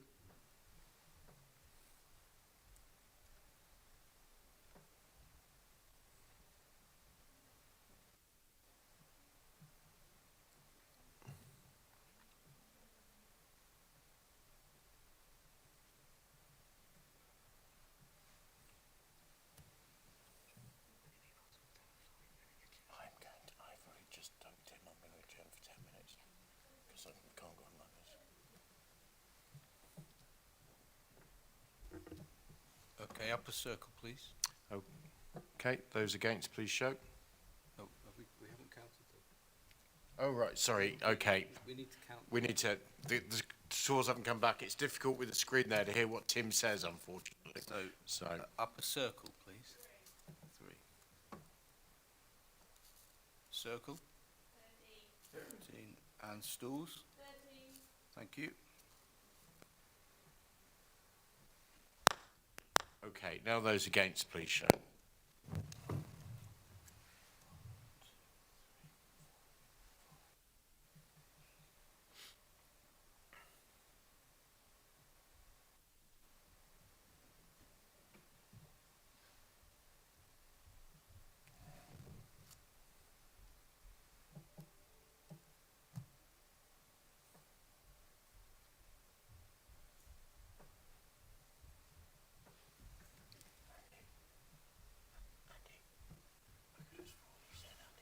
So upper circle 0, is that right?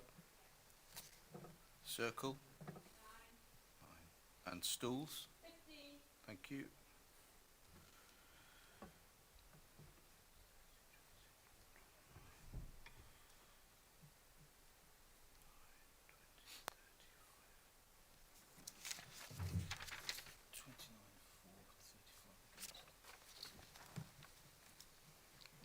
Okay.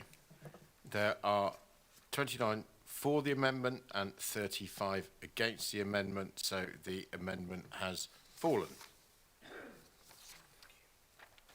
Okay. I think we gave that a pretty good booting around before, so I am going to come now to the seconder who withheld their right some time ago. Councillor Marshall. Sorry, before you hop in, yeah, Councillor Houghton, you did indicate before the amendment, so I'll let you come in. Thank you, Chair. I had indicated earlier. I'd like to just refer to paragraph 7.8 and the engagement and communities section on the report. Your mic's gone off. Firstly, this investment is very welcome, although long overdue, and I do welcome this report. But I am concerned about the reporting mechanisms. The current reporting mechanism via the portal is most frustrating with the automated messages, and I'd like some assurance from the portfolio holder that reverting to or converting to Fix My Street improves communication with messages that are actually meaningful and not the standard message that says your report has been noted or we are actioning your report. It doesn't tell us as councillors what is happening at all, and how can any of us report back to our constituents when we don't know that the work is going to be done, when it is, what work will be taken, what work will be carried out. So an assurance that Fix My Street improves on the current portal would be very welcome from the portfolio holder, please. Okay, thank you. Okay, finally I'm going to come, definitely, despite 2 false starts on my part, to Councillor Richard Marshall, who withheld his right. Councillor Marshall. Okay, third time lucky. Your mic's gone off, I think. Bloody hell. Okay, just keep it brief, really.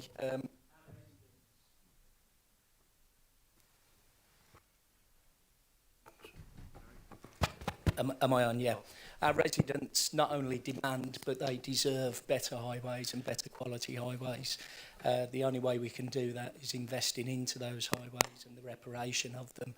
So therefore, I'd urge every member here in the theatre to support the proposal for the investment in the highways. Thank you. Councillor Chalmley. Thank you, Mr. Speaker. We shall try to persevere. Yeah, lots of good questions, and I welcome the general acceptance of this proposal. Just if I can run through the comments which have been made. Tom Alkington Road, yes, we're going to look at it, but I don't want to get into pothole bingo and set one person against another. Look at this in a strategic way. Nigel, I'm glad you acknowledged the improvement in roads in the southwest. That's great to hear. You mentioned about engaging with town and parish councils and local members. That is very much of the strategy which I'm bringing forward. Going back to the open letter, I said I want to engage more with town and parishes, and that's exactly what we're going to be doing. And getting the priorities of those town and parishes and the local members of what roads are the most important in your communities. And that can be set in three Norman wisdom. There we go, got green light again. They can be set into that prioritisation process. Heather, just to reassure you, the broadband figure, that is slippage into next year, which frees it up for this year, which means it can be reallocated. It's not a reduction in the figures at all. That is just a part of the slippage and the in-year environments which we need to do. You mentioned road closures. Obviously, that's an important part of what we're dealing with. There are emergency situations and there are statutory things which we have to do, but I take on board which we do have to engage with you in a more proactive way to make sure that people are aware of what roads and diversions are in place. Roger, you mentioned broadband, already addressed that, hopefully. Julia, I'm sorry, I couldn't hear a word which you said, but it was all about depots, and I can assure you that the work which flows out of this extra funding continues to be prioritised by the council and implemented by Kia. And finally, Ruth, Fix My Street. Yes, Fix My Street is coming along nicely.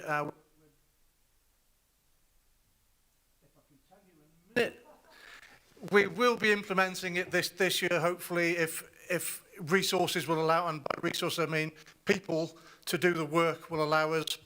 We're hoping to implement it by the end of the summer, and that will take over from the members portal route for reporting potholes and whatever, because Fix My Street is so much better tool for doing the work.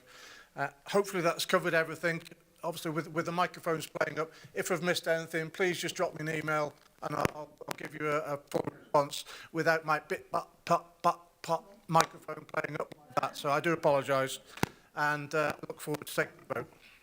Would Councillor Charmley like me to repeat the problem with closing depots?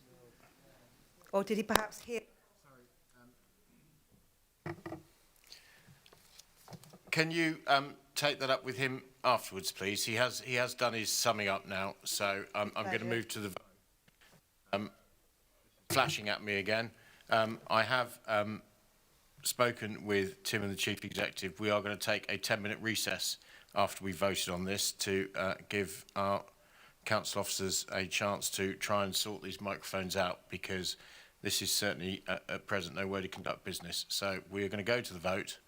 And then we're going to take a 10-minute recess and hope they can work some magic to get us back to what is acceptable.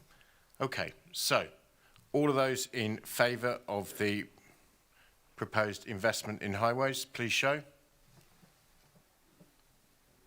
Well, that's very, very clearly carried. So you see, it's not just everybody else. It's me.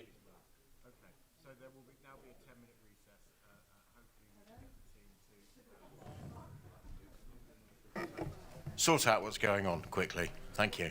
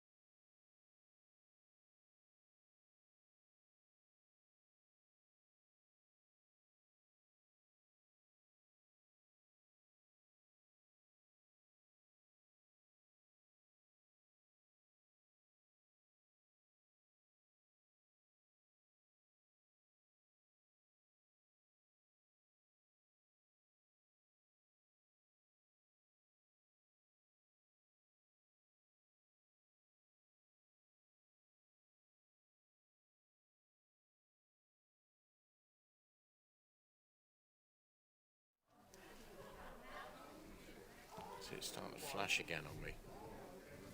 It keeps flashing.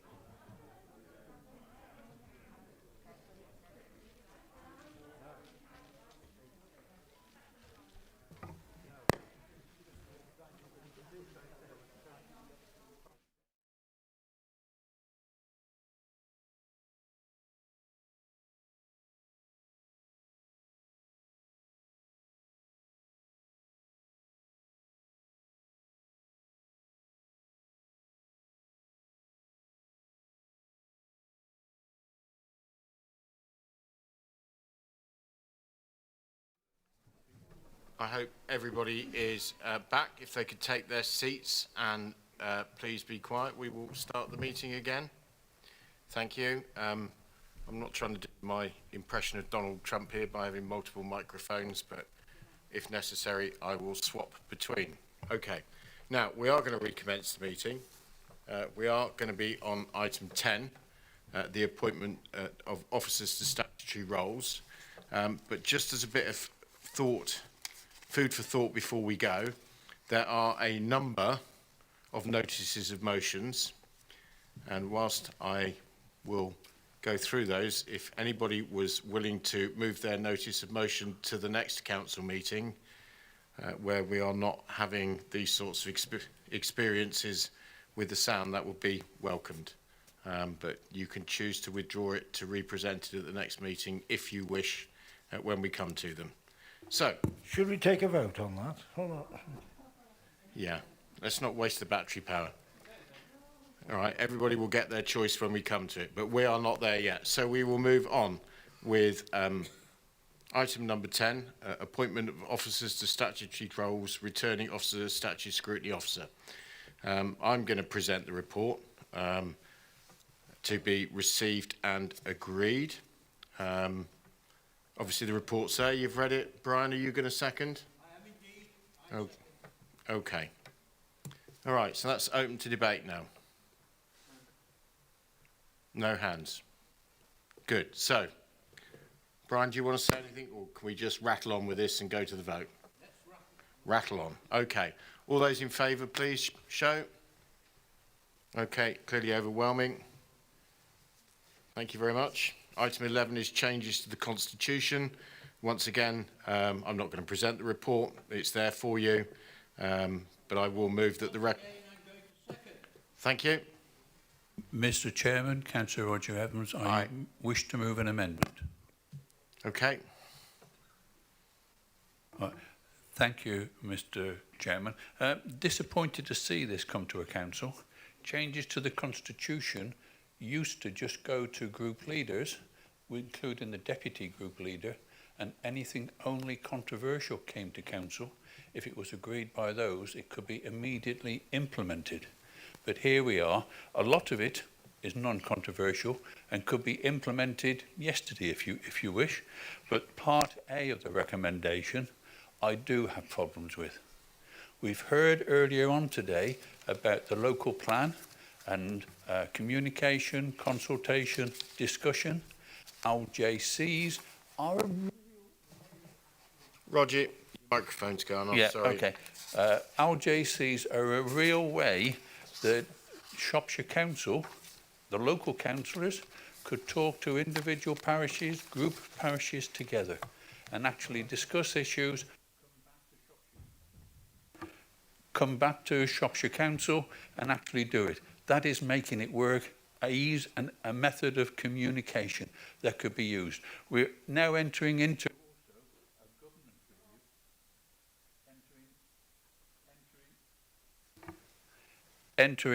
a community governance review, discussing with parish councils, parish boundaries, community governance, and LJCs to me would be an ideal avenue to actually conduct those discussions, and it would circumvent many arguments and I think many hours that officers will have to spend answering questions and discussing it with individual councils. If they could sit around a table in each locality that the LJC's covered to do it together, to communicate, to actually discuss and actually participate, That's what our JCs should be doing. That's what we should be doing with all the parish and town councils to take this council forward, and to just delete it like this, I think is wrong. So I'm moving an amendment just to delete Part A. Take it to group leaders, discuss it there, whichever. But let's see if we can do it, and then pass the rest. I'll leave it at that. It isn't political, it's about communication with our local councils and with those representatives, and improve the image that Shropshire Council has. Thank you. Thank you, Roger. Is it seconded? It is seconded, thank you. Heather Kidd, under the table. Yes, still under the table. Do you want to reserve your right, Heather, or? I will certainly reserve my right. Okay. So I'm looking for people who wish to discuss the amendment. Councillor Leslie Picton. Thank you, Mr. Chairman. Councillor Evans, I completely and utterly agree with you that the LJCs, sorry, new members, local joint committees were formed in 2009 when we came together as a unitary council, and they had to be part of the constitution because they were a funding there was a funding mechanism, so they had to be a formal part of the constitution. In the past, the LJCs have provided a really good source of communication for both members and for parish and town councils that we absolutely will be continuing and enhancing.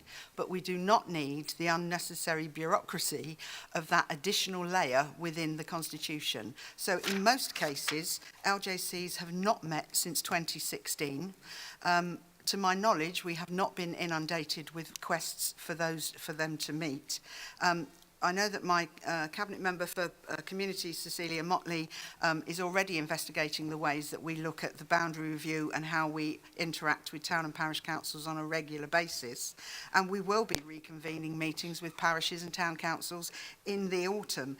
But again, we don't need the bureaucracy and of it being in as part of the constitution, which is totally unnecessary.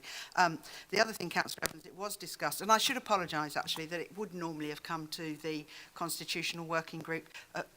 I think there has been a significant number of changes, and it was overlooked in this case. But it was discussed at yesterday's group leaders meeting, and I hope I'm not speaking out of turn when I think broadly there was an agreement amongst the group leaders. So I'll just leave that there. Thank you, Chair. Okay. Anybody else indicating? Yep. I can't see who that is from here, unfortunately. So, Councillor Towers, WEM. Right. I hadn't thought to speak on this, but I was part of the WEM and Shawbury LJC and talking to Councillor Jones about this only just before the meeting today, hadn't realised it on the discussion for agenda today, to slip me. But to say that my experience of the LJC has been phenomenal. It brought together 10 parishes around about WEM, and we got to know it.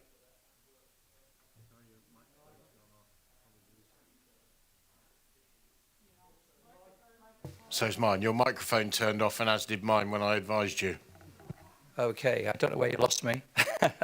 So I'm just saying it was a very valuable exchange of ideas and supporting local parishes, being the large town. The other thing was that we had some funding, of course, and this may be the issue being withdrawn partly, not just constitutional matters, because when the funding was withdrawn from Shropshire, the local people to come along to the meeting diminished, but it was good to see all those people at that time, and if a way could be found for that in the future, that would be great. And the other thing it did, it held, for us as local councils at that point, town and parish ones, it held the authority to account, and people came to speak to us about issues that are of local concern. And so I think this is a great loss, to be honest, and I just hear what Leslie Picton has just said. I would be very disappointed if what you're trying to promise and say is going to happen going forward doesn't actually take place. Because, to be honest, this is something that came about as we became a unitary authority, and it was a way of sending democracy down to the local level, down to the individual parish, rather than it being centralised. And we have enough problems with centralisation of power in this country, going to London anyway, into the West Midlands. We want it back in the area, and we want it down as far as possible to the town and parish councils. So I'm disappointed to find this here, but if you're assuring me that it's going to continue to exist in some form and be supported by Central Shropshire Council itself. You're off again. Yeah, that's something of a benefit to us still. Thank you. Thank you. Okay. Is that Andy Boddington in the corner? Yeah. Yes. Councillor Boddington. Thank you, Chair. I've always found the LJCs very valuable. Although numbers dropped off, particularly in the Ludlow area, LJC, after we ran out of money, numbers then picked up because we refocused the meetings on topics. Getting up to 70 people in a village hall for some things, when you've got a developer and you've got an issue, bringing officers... You're off. Bringing officers in from Shire Hall to explain and talk. And that's often taken the tension out of things. And it's... You're off again. Face-to-face communication. Now, we can do a lot of this these days on Zoom.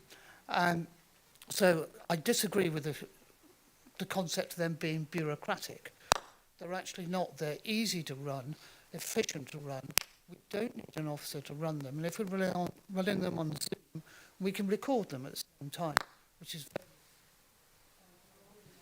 Off again. And I'd really like to see their attention. Thank you. Councillor Harty. Thank you, Chairman. Hopefully this microphone is working. I think it is. Good. Yes, in terms of LJCs in our area, it's been disappointing, I suppose, when the funding was withdrawn, and like Councillor Boddington has pointed out, numbers did drop off for a while. But despite what Leslie said, I would add that we have held local joint committees in our area as recently as earlier this year, as Andy pointed out. My worry is really that if you take the reference to LJCs out of the Constitution, you remove in some way the rationale for continuing to hold them as and when required. And so my worry is, like was mentioned by my other councillor colleague, that that we need to have some means of being able to access local communities in this way, outside of the SALT process, for example, the Southern Area Local Committees. And which can be held at relatively short notice and put together by a local member, for example, of that particular area, as we're hoping to do again, hopefully with highways officers, to put forward the plans for from Councillor Chalmley to improve highways.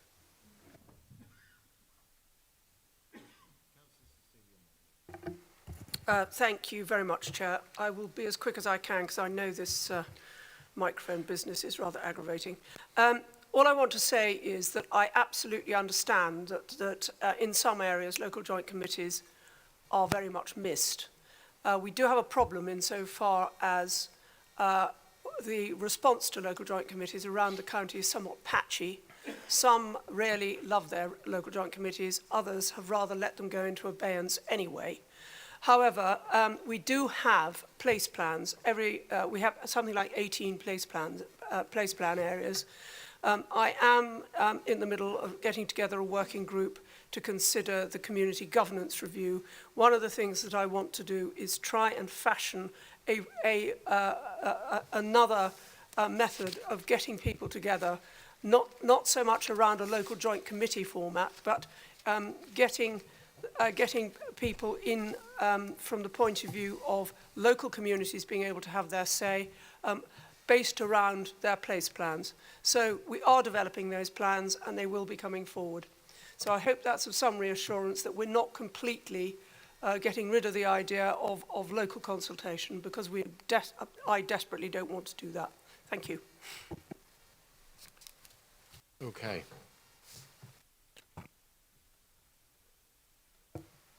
Sorry, it's flashing at me and turning itself off again. Okay, is there anybody else that wants to speak to the proposed amendment with regard to local joint committees? I have reserved my right. Yeah, I know you had, Heather, but I'm just trying to make sure before I bring you in, everybody has a chance to say something. As if you would forget me, Vince. I couldn't, not when you're under the table. Is it? I'm being told by the chief exec there's somebody on the right-hand side, but I can't see who it is. Thanks, Mr. Chairman. It's Bernie Bentic from Meal. Thank you. It's not that you're under the table, you're under it and behind it. If you know what I mean. I'll try to come out of the shadows, Mr. Chairman. I think as a newly elected member, I'm keen to try to ensure that democracy is maintained. And I feel that removing the LJCs from the Constitution is just part of the slow decline in democracy that is happening locally and nationally. We've heard this morning about the problems of lack of consultation with regard to some of the issues that have been discussed this morning. And yet here we are this afternoon trying to remove an important mechanism for maintaining democracy. And so I will be very strongly supporting this amendment.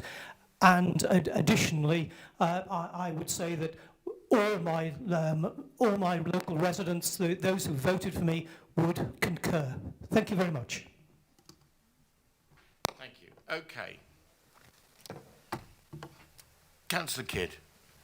Thank you, Vince. While I'm on the air, I still think, having listened to most of the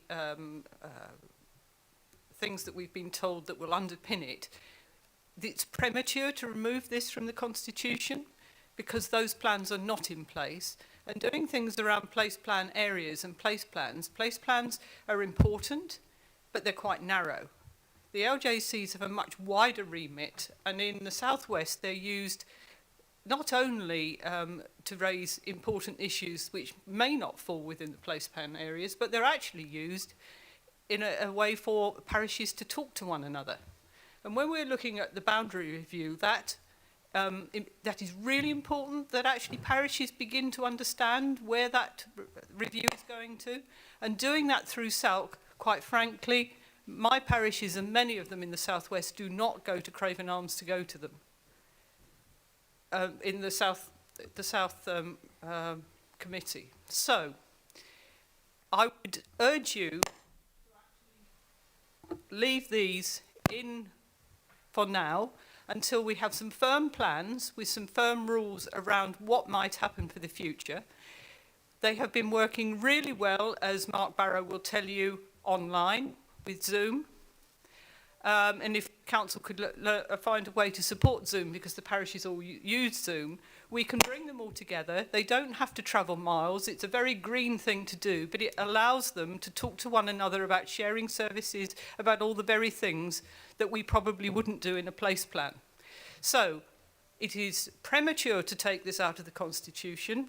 Can we work together to find a way forward and then bring that back? So I urge you to support this amendment on this occasion, and we can look at it again. Okay, Roger, I think you originally proposed that. You put it forward. Is there anything you want to say now before I bring the portfolio holder in? Please keep it brief if there is. Thank you, Chairman. As an amendment, I'm not allowed to. Thank you for the offer. I think it's all been said about the importance, not against their removal, but let's do it in a constructive way so that we can work together. That's what I'm trying to do, to enable our communities to have an easy communication with both their Shropshire councillor and officers and Shropshire Council. Or it can be modified, can be altered, and surely that can be taken to the group leaders for them to do it in a non-controversial way. Because everybody values this extra communication that could take place. Okay. Brian, Councillor Williams, you reserved your right. Oh no, we're talking about the amendment, aren't we?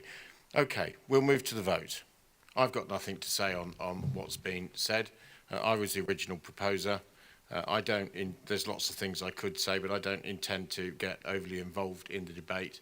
I am the proposer because it's the way of doing it according to the rules. So, all those in favour of the amendment, please show.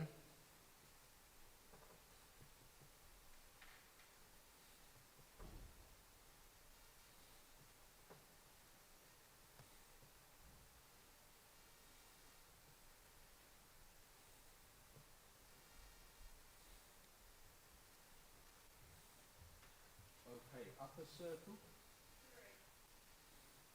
Circle. And stools. Thank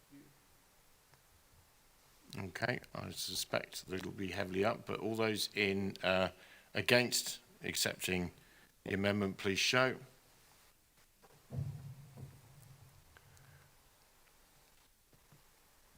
I think that's fairly that's fallen. So we will go back to the original changes to the Constitution. Obviously, there has been a good debate about the amendment, which has covered most things.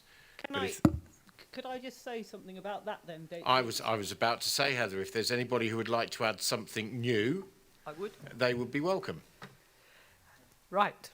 What I would like is actual minuted assurances that we have something come forward relatively quickly, and that if local members have a group of parishes come together in the same sorts of area as the LJCs, that we can ask officers to attend and that they will do so if at all possible. What we don't want is to have them fall into disarray, or those parishes who want to speak to an officer failing to be able to do so. So it's those assurances around that process for the future, since they've now gone from the Constitution, that I'm really interested in.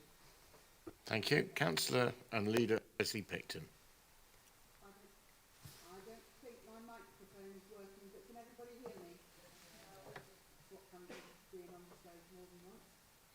Heather, I will absolutely give you my assurance that we will hold these meetings. I think what I understand that you have in mind what everyone's saying, but nothing that's taking the LJCs out of the Constitution stops you holding these meetings, or inviting officers to attend, or portfolio holders to attend. So I'm quite happy to give you an assurance that Cecilia and I, well, specifically Cecilia and I, are looking at strengthening our relationships with parish and town council, not further alienating them. So I'm quite happy to give you that assurance. That was a yes, Heather. Sorry. Okay. I can't see anybody else indicating. Councillor Williams, you did reserve your right. Yes, I'd just like to say that I, and I think most others, would be happy with the assurances given by the leader and the portfolio holder, and I trust that this will go through with a very large majority. Good. As I said before, I'm not going to debate this and say a load of stuff. I welcome what the leader has just said. It falls into line with the request that was made by Councillor Kidd and others. So, all those in favour, please show. Okay, that's clearly overwhelming. Okay, thank you very much. Right, we will move on to notices of motion. Now, as the offer that I gave earlier, for the sake of getting home today and whether we're going to get through the whole thing before the entire sound system collapses, I will go through the motions one at a time, and if you are prepared, as I said earlier, to withdraw it and send it back for the next meeting, that would be jolly useful and much appreciated. So, the first one has been received from Councillor Julian Dean and is supported by the Green Group. Thank you. I will propose this. It seems to have widespread support, judging from the amendment, so I suspect it will be a quick process. So, okay, I'll go ahead. So, firstly, we know the UK has some of the leakiest, draftiest homes in Europe. This leaves many in fuel poverty and even more paying too much for heating. It also has impacts on health and well-being, stress levels, so improving our housing stock is a no-regrets policy for any council. Secondly, we know that carbon emissions from homes represent a substantial chunk of our carbon footprint, between a quarter and a third of the locally produced emissions, and most of this comes from gas-fired heating. The government is creeping towards the end of fossil fuel heating in new buildings, but around 90% of the homes we will live in 2050, let alone 2030, are already built. So we have to tackle this. Thirdly, it is widely recognised that the work to retrofit our homes can provide meaningful jobs for years to come. The motion quotes figures from the LGA, who estimate 1,700 jobs specifically in Shropshire in low carbon heating and energy efficiency. So how do we get this going? Whilst there are a good number of energy specialists and even retrofit assessors in the county, according to Shropshire Climate Action Partnership, the trades to do the work are in short supply because the work is not yet dependable and the skills training is not yet widespread. Social housing has to take the lead. The example I have been following is East Sussex, where Lewis District Council is bringing together partner housing associations and councils and taking a good look at what they can do. When you piece together the maintenance and investment budgets and borrowing power of all these organisations, you start to see the potential for investing in skills and local firms to get retrofit going at scale. This is what this motion seeks to do. We also recognise that some of this work has started. We welcome the retrofit conference planned for the autumn, and we welcome the development of partnerships already underway.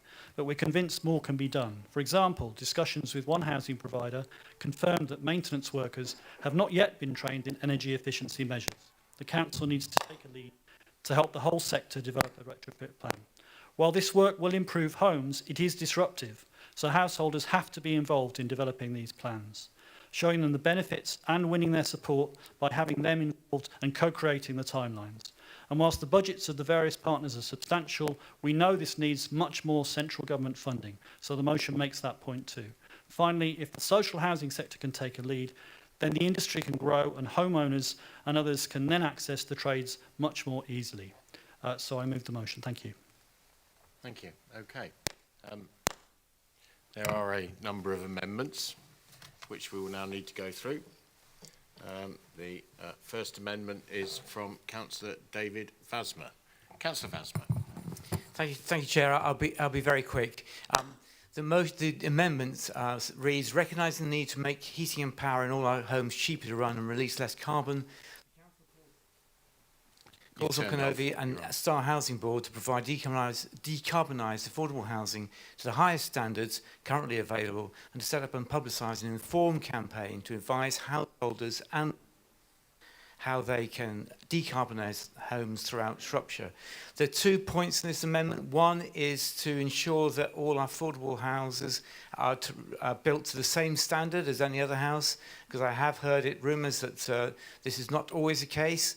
And secondly is I think we have a power as a council to publicise the ways in which people can save and decarbonise their homes, and I think we have a duty to actually take that advice and develop campaigns, and that's what I'm hoping we can achieve with this amendment. Thank you. Good, and do you have a seconder? I'll second and reserve my right. Thank you. Thank you, Councillor Boddington. Okay. Chair has moved with the main motion. I do accept that amendment if that helps. So that. Well, no, all right. So we don't. I presume then that means we don't need to take a vote on that particular amendment because it's now become part of the substantive, and we'll take the next amendment. Sorry. All right.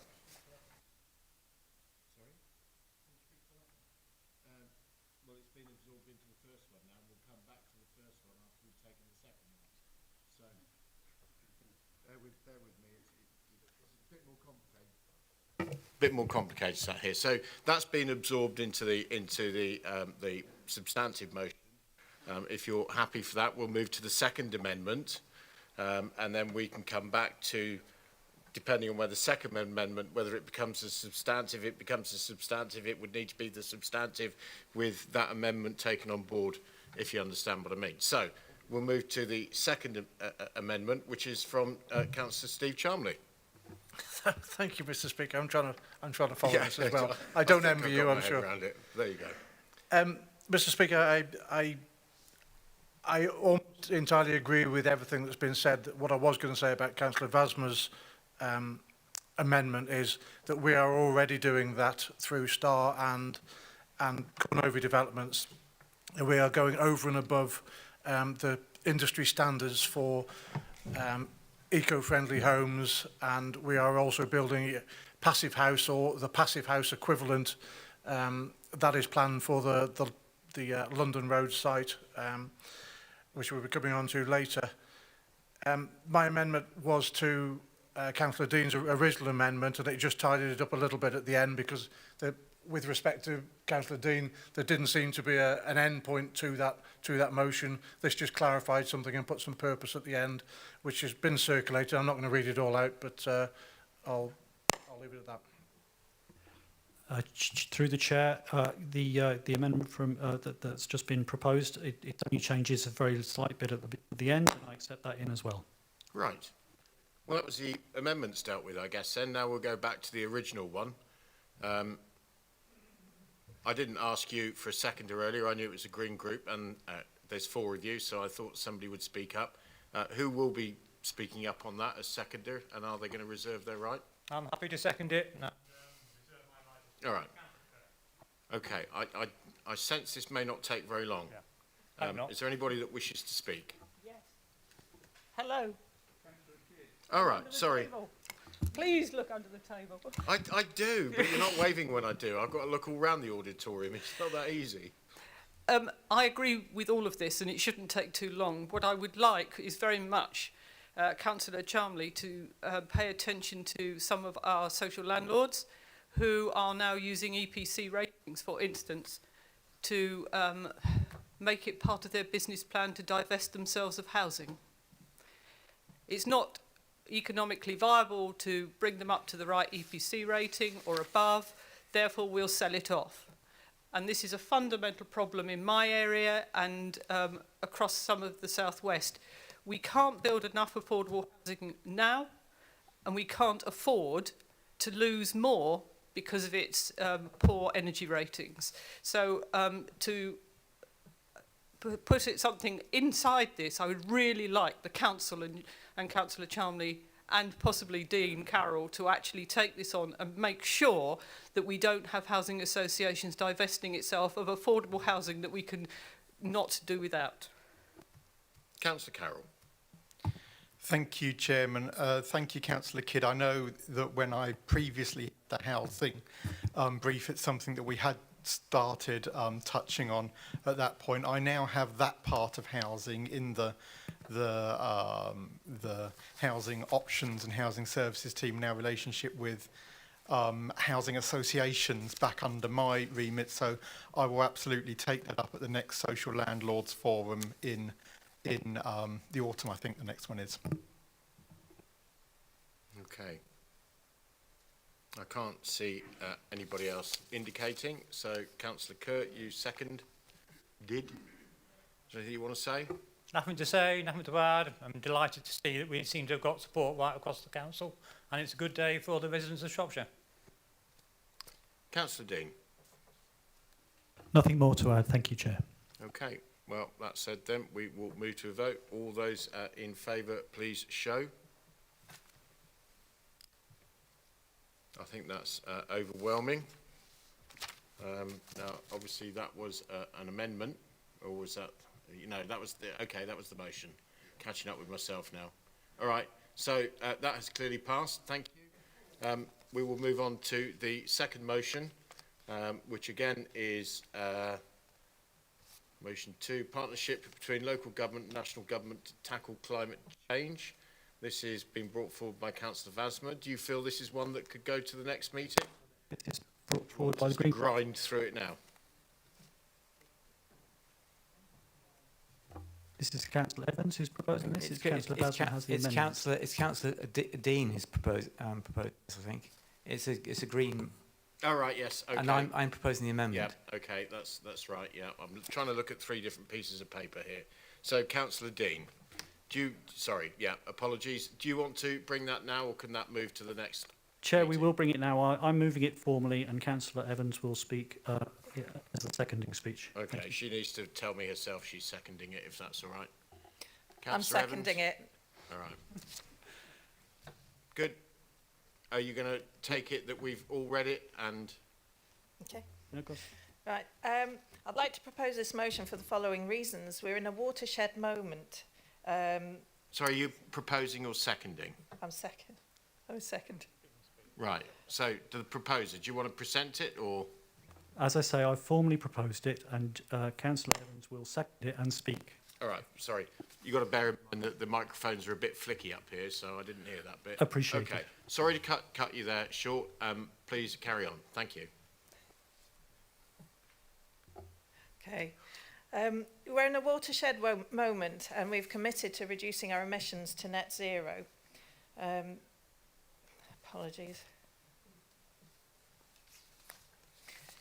To reverse the damage done by human activity to our planet. And yet, internationally, our emissions are rising, even though world leaders come together to discuss this and plan reductions.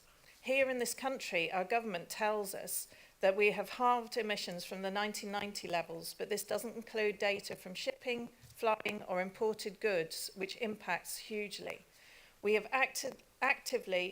actively export our carbon footprint to other countries like China, who make steel and aluminium, petrochemicals, fertilizer, IT equipment, all made with the use of fossil fuels. We then buy the goods back, so we have a responsibility for that carbon footprint. Locally, we are behind target to get to net zero. Transport emissions, building emissions, which include our homes, emissions from agriculture, and all are failing to reach any required target. Yet these sectors are place-based. Changes have been made area by area, street by street, house by house, field by field, and so local government is key to ensuring that this can happen in such a way that involves and includes our residents and businesses, which will overcome resistance and make the transition fair, and shape the changes in ways that will win support. The funding and regulatory framework contend with... Still there? Funding and regulatory framework we contend with is fragmented and disjointed. Demonstrator funds and pilot project funds from everything from heat pumps to electric buses pop up and require bids at breakneck speed, and like many councils, struggle to find the capacity to meet this. Planning reform and the proposed environment bill look likely to contradict each other. The energy market is not fit for purpose, and to really stimulate local renewable generation and use in the ways that will be needed as everything is electrified. Local leaders and experts know all this, and at the same time they also know there are huge possibilities for growing local green industries, creating meaningful, well-paid work, and for engaging the public in effective change, if only the framework was in place from national government to enable this. On paper, even national government acknowledge the need to have effective partnership with councils to drive forward decarbonisation and to support adaptation measures that are inevitably needed to deal with the climate changes that are already happening and having effect. The UK government pledged back at COP24 in 2018 to having, as the motion says, domestic institutional arrangements, public participation and engagement with local communities. But so far there is no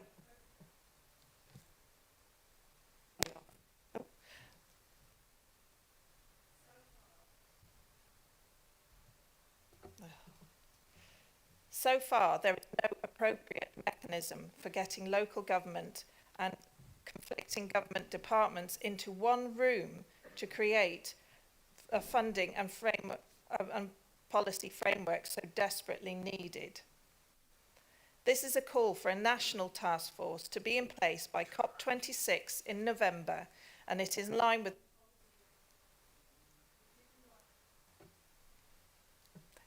line with the policy of local government, the Local Government Association, and is supported by the Association of Directors of Place.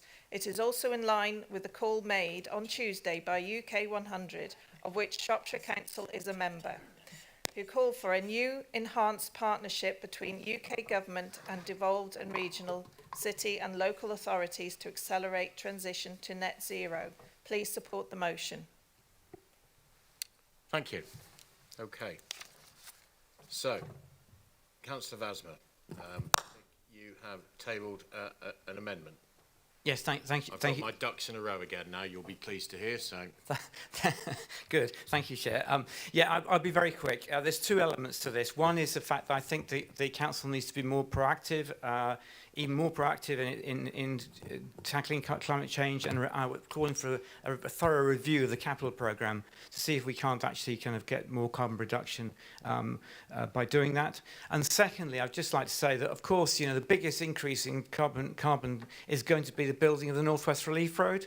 I've noticed that the leader of the council has been quite equivocal about the North West Relief Road in the press. And it would be, I think, a fantastic contribution to climate change if we were able to cancel the North West Relief Road in the near future. So I'd hope that council will be able to support this, and I'd look forward to further statements from the leader of the council about this matter. Okay, and is your amendment seconded? Can I second the amendment and reserve my right, please, Councillor Wagner? Councillor Wagner? Yep. Thank you.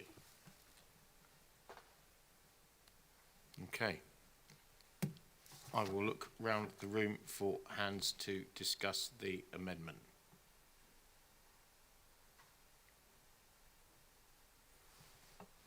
I see none. You reserved your right.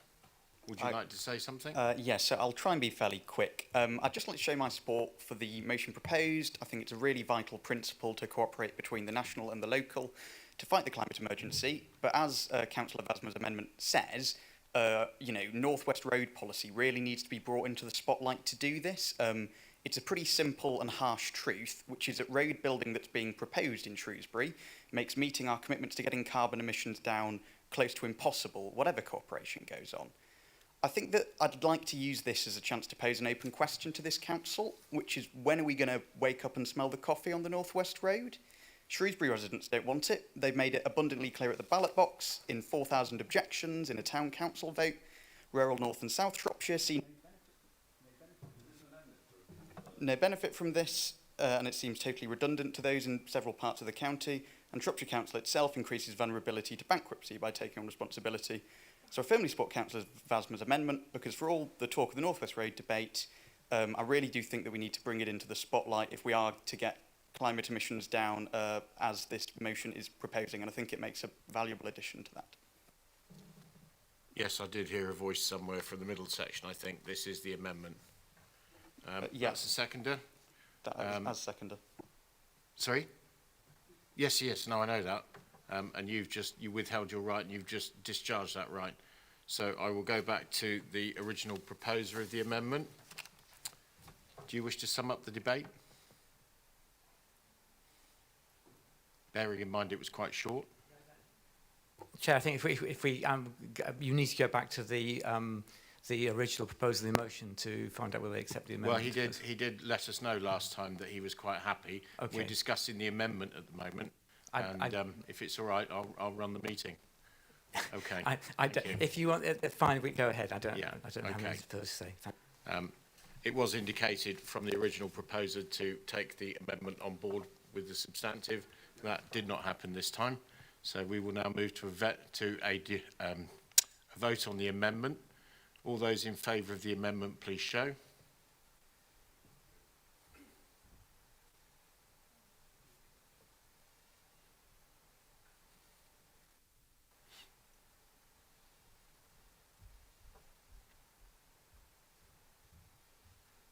Okay, upper circle. Circle. And stool. 13. Thank you. All those against the amendment? Oh, that's clearly more. All right. The amendment has fallen, so we will go back to the original. I will open that up for debate, bearing in mind the seconder has already spoken because they didn't reserve their right. Does anybody want to speak to the original motion?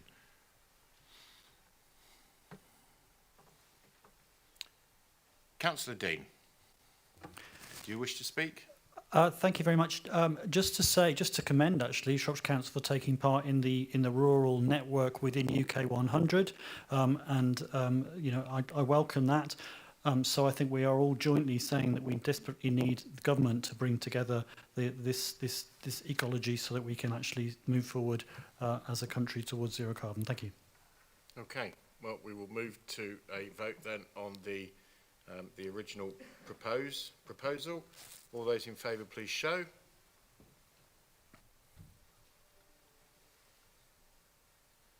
I think that's overwhelmingly in favour of. So that has gone through. Thank you. That's the end of the amendments, which brings a huge sigh of relief from me, but we will now move on to the next one. Through that one. Sorry. Yeah, I think it's Julian Dean again with waste. It's actually me, Chairman, Councillor Kerr. Yeah, okay, that's... Okay, good. Waste minimisation, Councillor Duncan Kerr. Yep, thank you. I can't postpone this, unfortunately. The Cabinet are considering changes to recycling containers on their agenda for their next meeting. And as we all know from the waste hierarchy, we need to put waste minimisation and reuse ahead of recycling. Not that I'm opposed to those changes, but we need to think first of all about how we reuse and how we minimise waste before we think about how we recycle it.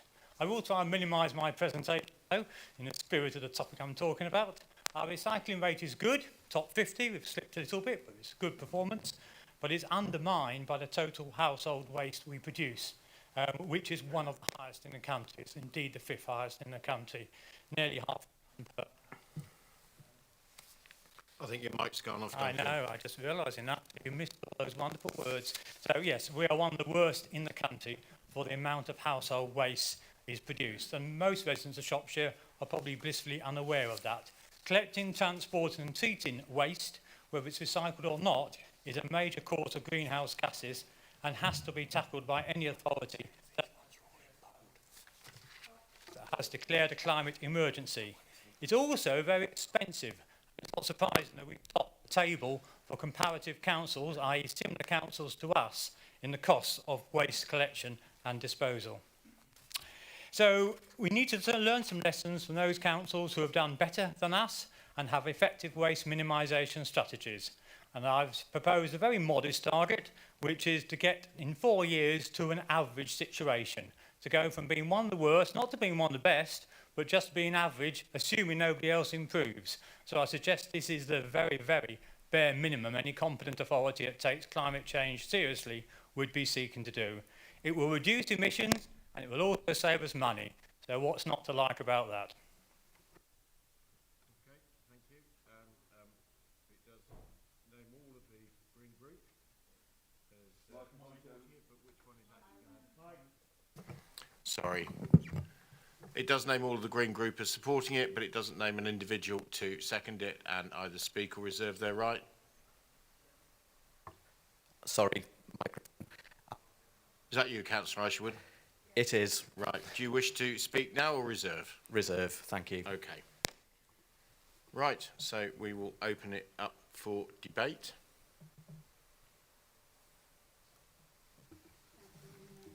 All right. Chairman, thank you very much. Just in reply, some good points, but Shropshire Council has combined household waste rising comparatively high due to its provision of free garden waste collections. This increases the total tonnage of wastage considerably.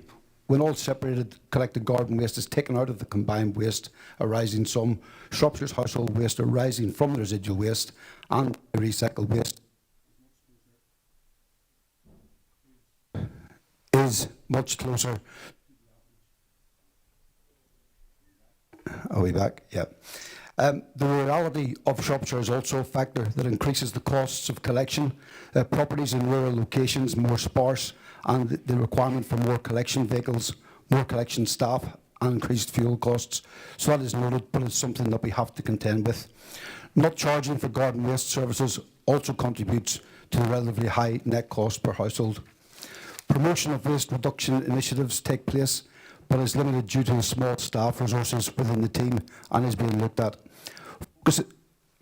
Focus is given to effort to promote home composting as garden waste from large proportions of Shropshire's overall waste are rising, and where arises are comparatively higher.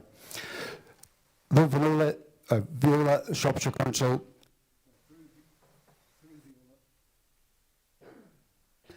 through Viola Shropshire Council's contractor, they support this, and we had planned to get a further location for.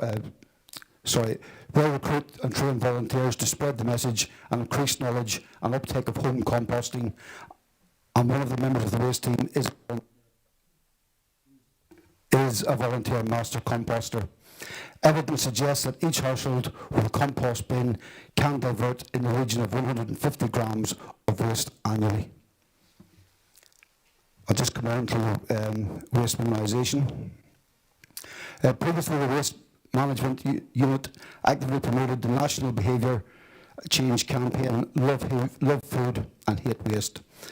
Although direct community engagement through the campaign has ceased, much of the intervention measures such as branded reusable shopping bags, food storage, cooking tips, portion measures, recipe cards and the like are still out in the community.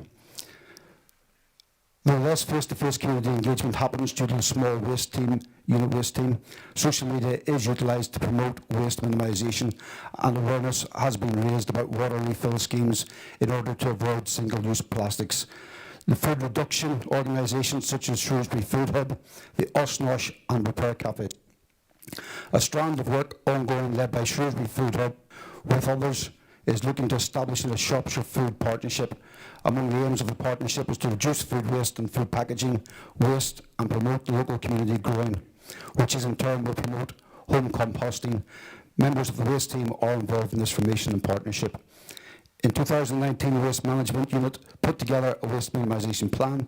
This is not a public-facing document, however, it sought to recognise where and with what actions the Waste Management Unit could have most influence in the arena, given the small staff resources available.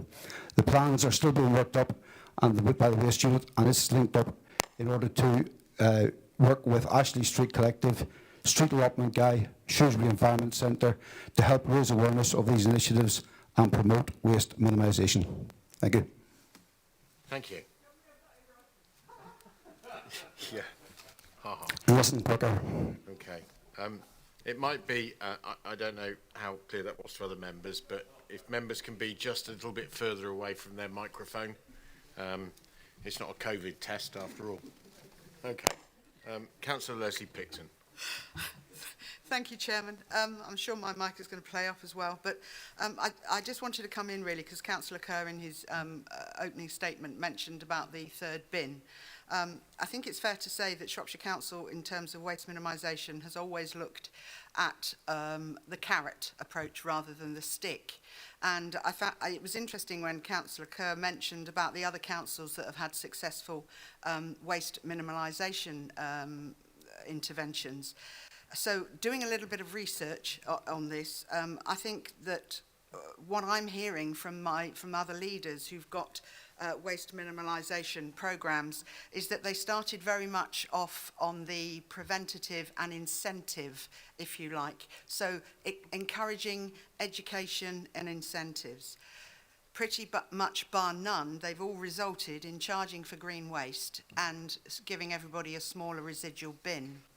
It won't surprise anybody around the chamber to know, or it might surprise you to know, that the most requested thing through our customer services centre is not even potholes. It is actually, can we have a third bin to put our recycling in? Because A, we want to recycle more, and B, we're fed up with it blowing all over the road every time there's a wind. So whilst I welcome Councillor Kerr's ideas about waste minimalisation, I think, you know, we're 142nd in the list of authorities, All of those above us in terms of the top 5 are unitary councils who all offer green waste. So as statistics can often do, they can give you a skewed picture. But what I'm focusing on is what our residents want. And what our residents want is a better way of being able to recycle. We can continue to incentivise, we can continue to educate about waste minimalisation, but we have to give people the right tools for the job. So I will not be supporting this motion. Thank you. Okay, Councillor Claire Wild and then Councillor Joyce Barrow. Thank you very much, Chairman. I just want to say that Councillor Kerr wasn't particularly clear when he outlined his proposals, because if you either charge for green waste or you tell people that they can't recycle it, then what we're going to do, especially in the rural areas, is get fly tipping everywhere. You know, I go around my own patch now and I see bags dumped on the side of the road. So I actually think the approach we're taking is the right one, the carrot approach, and let's look at this sensibly and slowly. Thank you. Councillor Joyce Barrow. Thank you. Councillor Wilde actually said what I wanted to say, but I would like to ask a question. Can you hear me? Yeah, can you raise your mask? It makes it easier than talking through the sheet of I keep forgetting I've plastic. got it on because it's clear. Yes, I was going to say very much what Councillor Wilde has just said, but I would like to ask, because looking at the figures, surely the impact of lockdown must have had an effect on waste. We must have had higher rates because more people were eating at home, throwing packages away.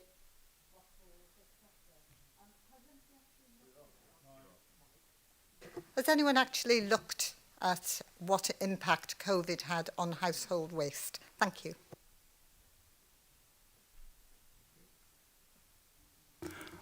Chairman, I can answer that. I'll stand back slightly this time and speak slower. Yes. Oh, sorry. Yeah, thank.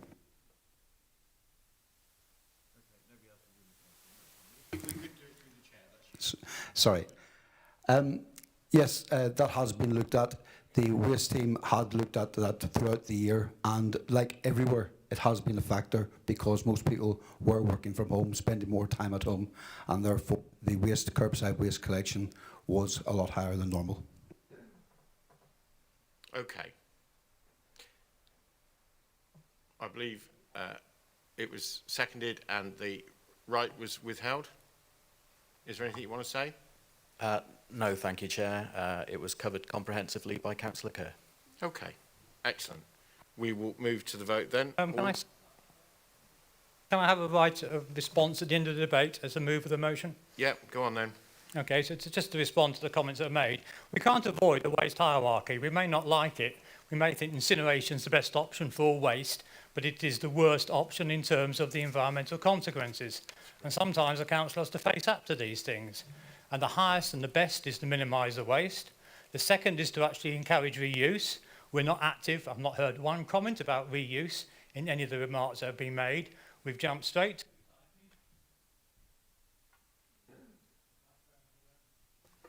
Jumped straight to recycling and incineration. And we can't keep putting off some of the more difficult decisions. We talked about collecting garden waste. We're probably collecting garden waste from people who are perfectly able to home compost. In fact, they probably like to home compost if they can be given a bit of help, a bit of advice and a home compost kit. That will need to be part of a strategy. I don't quite understand why you're doing a lot, but you don't want a strategy to say what you should be doing. That sounds like the sort of muddle we've been in for the last 10 years. We did have a waste minimisation strategy back in 2010. We didn't actually complete it, but at least then we had the measures to see what was best practice, to adopt that best practice and move forward. Somehow we seem to think it's better not to have a strategy and just muddle around trying to do what we can. We've got a very small team. Well, not surprisingly, if you haven't got a clear strategy, you haven't got a clear focus, you end up with that team being the subject to cuts. So we need to redress that. That's part of the problem, not part of the solution. There are many incentives around smaller bins. You've mentioned, I mean, I feel most people I've spoken to also agree with the idea that recycling probably makes more sense. Not everybody agrees, in a wheel container rather than the current containers we've got. But if you're recycling to the level that we are expecting people to do, you do not need a full-sized wheel bin of residual waste to be collected every fortnight. You can have a smaller bin. We know from experience that people will fill up all the bins they've got and probably take more to the tip as well. So we need to incentivise them fully with Councillor Picton in terms of offering incentives and making it attractive to people. We can incentivise people to take a smaller bin and actually reduce the amount of waste they're putting out. We can do an awful lot as a council to encourage reuse. We can do an awful lot to encourage waste minimisation. We just need a strategy for it, or else we will never get to this task, and that will be a tragedy for future generations. At some stage in the future, it will cost us a lot of money to backtrack and put into place the measures we should be putting into place now. Thank you. Okay. All those in favour of supporting the motion, please show.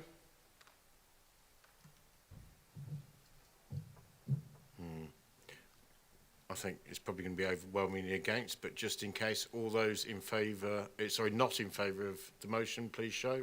Against. Okay, that motion has fallen. Thank you. We'll move to the next motion. Rosemary Dartnell.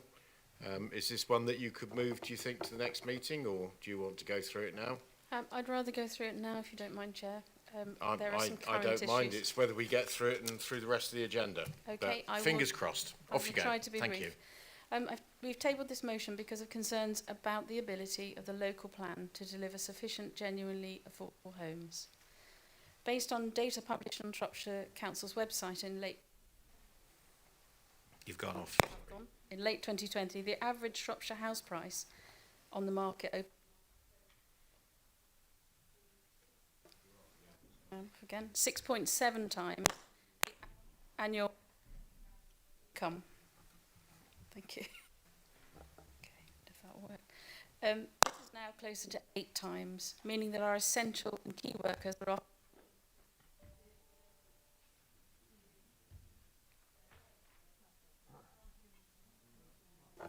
Yeah, here we are. But there are 2 major developments currently under consideration in Shropshire, and one just outside our domain in Telford and Wrekin, where developers have applied for permission to underdeliver on affordable homes. That is, to undercut the minimum percentage of homes required by local policy. A variety of justifications are offered, but they boil down to supporting viability in all cases. We cannot know yet if this represents a trend. I fear it is. But I believe we should act to ensure such requests do not become commonplace. In Shropshire, if these 2 developments are permitted to reduce their annual affordable homes obligation, we will lose 170, 180 homes, affordable homes. That's 50% of 1 year's quota in the local plan we've just passed. There is concern this will set a precedent that will erode the ambition of the local plan to deliver 7,700 affordable homes by 2038, or let's think of it as 350 per year. House prices are rising fast. I saw a local estate agent, a Shrewsbury estate agent's bulletin a few days ago that claimed they had achieved a 9.4% increase in the average property price sold in the last year. And I know that's that's anecdotal. It's not a proven fact, but that's certainly going in the wrong way. So house prices are rising fast. Earnings are not, creating the probability of an ever greater demand for affordable homes compared to what may be a reducing base level demanded of those who will build tens of thousands of new homes in Shropshire. We have just passed a local plan that includes 10 and 20% minimum affordable homes per development, and this should not be undermined. The minimum requirement should be just that, a firmly held baseline percentage of affordable homes that developers working in Shropshire know they must deliver. Shropshire Council is hereby asked to investigate making an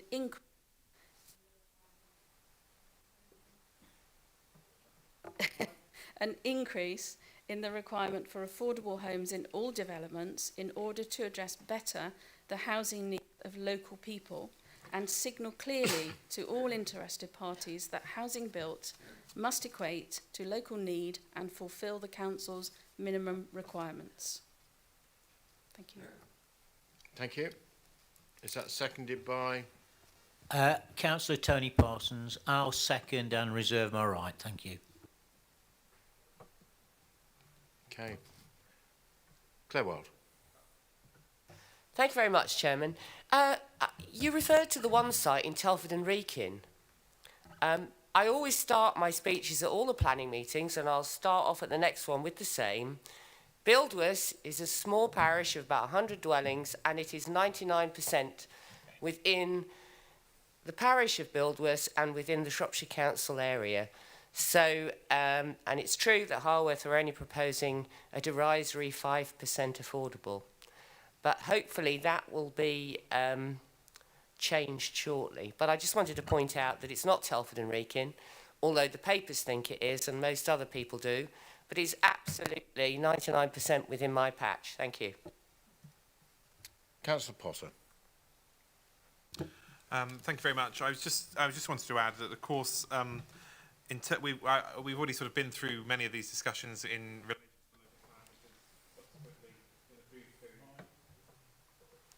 to been approved to go through to be sent to the inspector for independent examination. As a local authority and portfolio holder, I will of course be encouraging officers to take a robust stance with developers to ensure that the minimum requirements are met for affordable housing. And we have had a reasonably good record with a delivery of, on average, of 330 affordable homes per year in the early part of the plan period, which we are discussing. Of course, viability is one of the key things in relation to affordable homes, and often for us, where we want to bring forward those sites that are more difficult, which want to be developed, such as brownfield sites, this is obviously going to be at a preference as opposed to many of the greenfield sites, which developers would ideally like to develop on. So it's something we need to consider. So I hear what people are hear what people are saying. Put within the local plan will provide a robust base for that, and as such I cannot support this motion. Okay, thank you. Looking for hands. Councillor Evans. Thank you. Thank you, Chairman. I'm really disappointed to hear that last speech. We spent a long time debating the local plan and affordable housing and number. What does this signal? What does it signal to developers? We do all morning spending about 20% and more for affordable homes, and here we are saying that we're not going to propose this, not going to support this proposal, to say that officers have another look.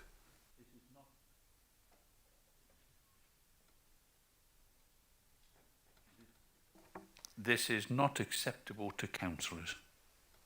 We have rules in our present local plan, SAMDEV, which states what it is, to come down to this sort of level, and I know that site, I worked on it for 30 years, and to say that the problems on that site and the price, I don't care what sort of price they paid, the power company who own the site, that is their fault, not mine, not the local people who need the houses.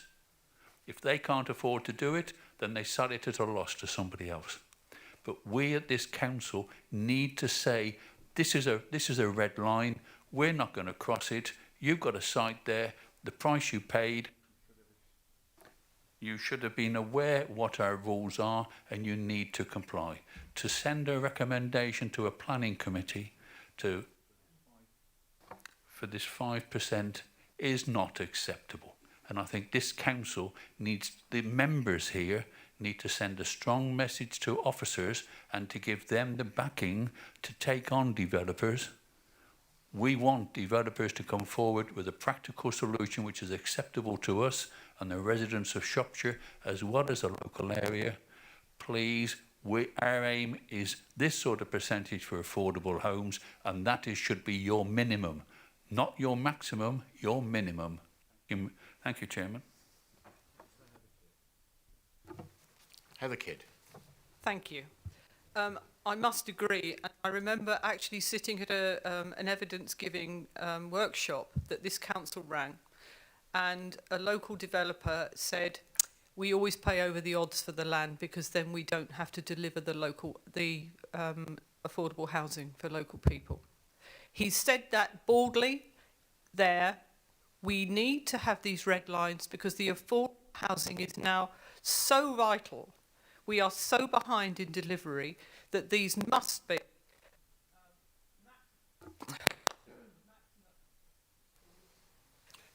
minimum levels. We need to stick to them because then the developer pays less for the land and we get the affordable housing alongside it. Without doing that, nobody will learn and they will always use viability as the reason not to deliver it.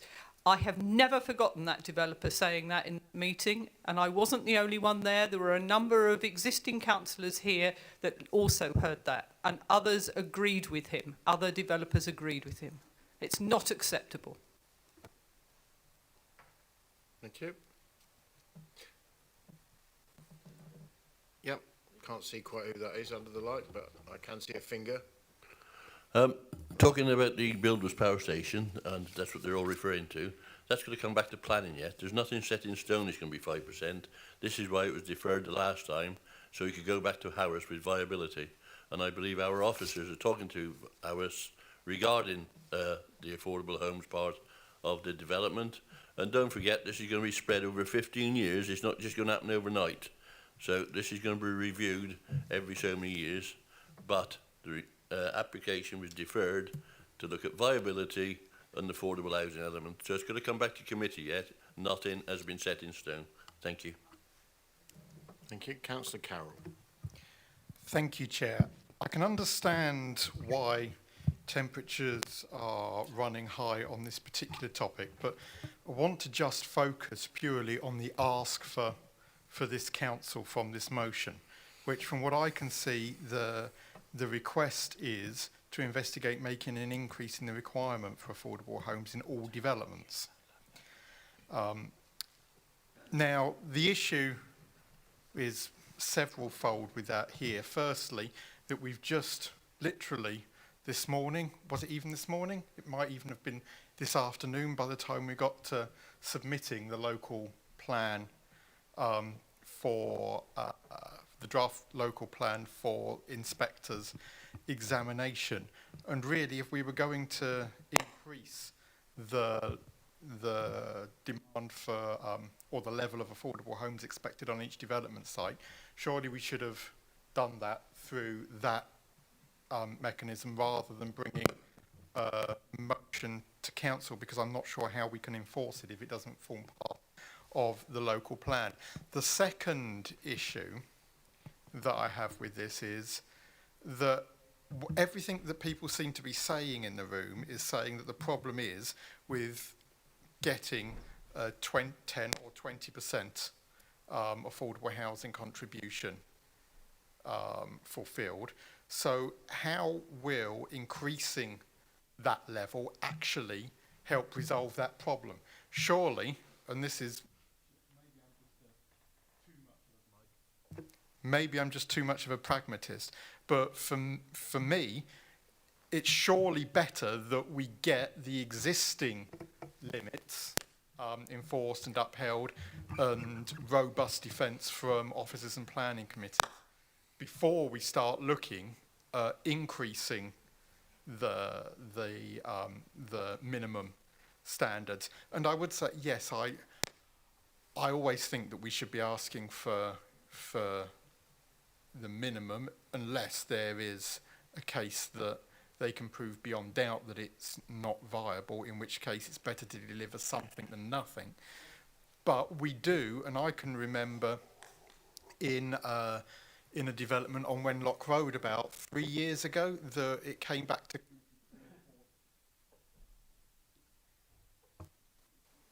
I'm flashing. I apologise to everybody if they see me flashing, Chair. That it came back to committee to 3 or 4 times before it actually got up to the minimum standard, because committee kept throwing it back. And I have to admit that the final time I was sceptical that it would be, and the final time I didn't think that we would get it, but fair dues to the committee. I was wrong, the committee was right, and they came back and did accept that the viability meant that they could provide the necessary number of affordable homes. I think what we want to see is more of that before we start looking at fiddling around with the actual limits, which, as I said, we probably should have done in the paper we considered this morning.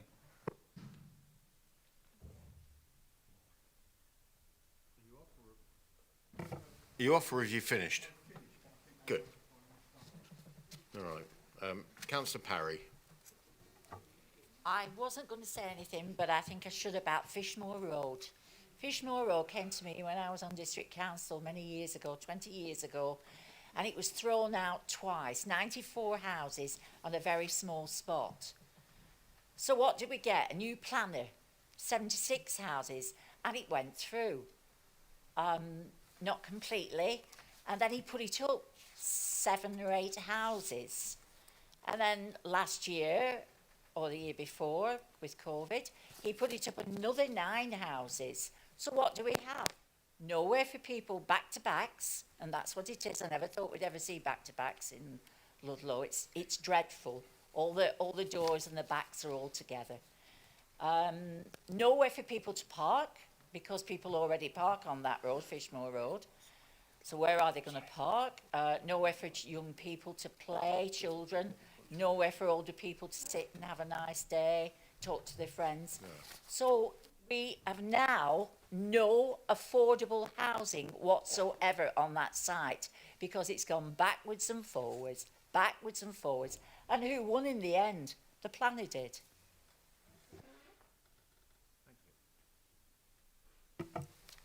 Thank you.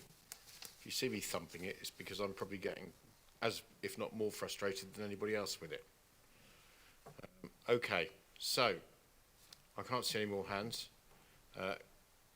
Councillor Tony Parsons, you reserved your right. Is there something you wish to throw into the mix?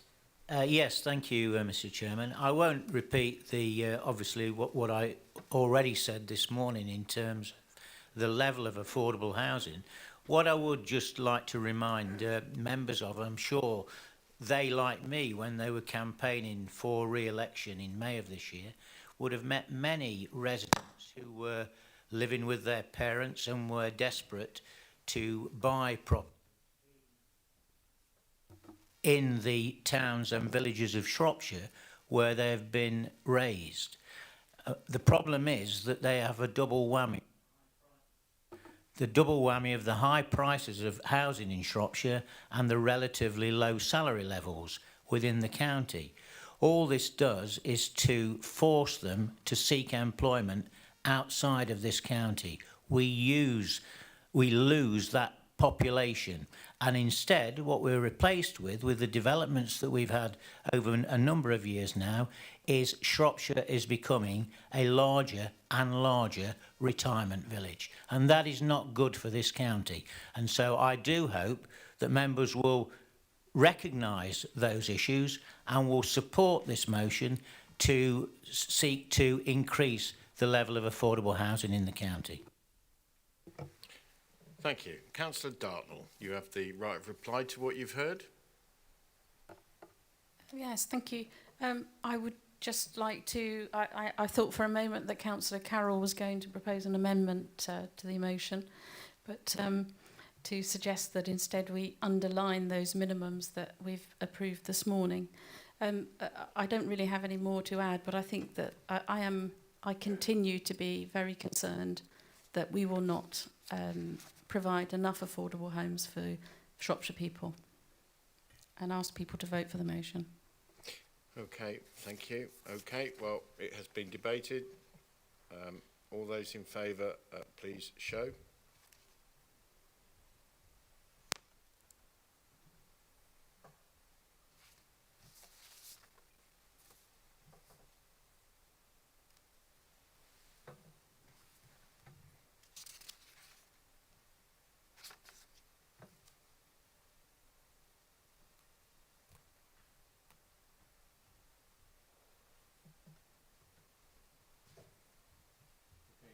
Circle. Circle. 9. And Stool. 11. Thank you. All those against the motion, please show.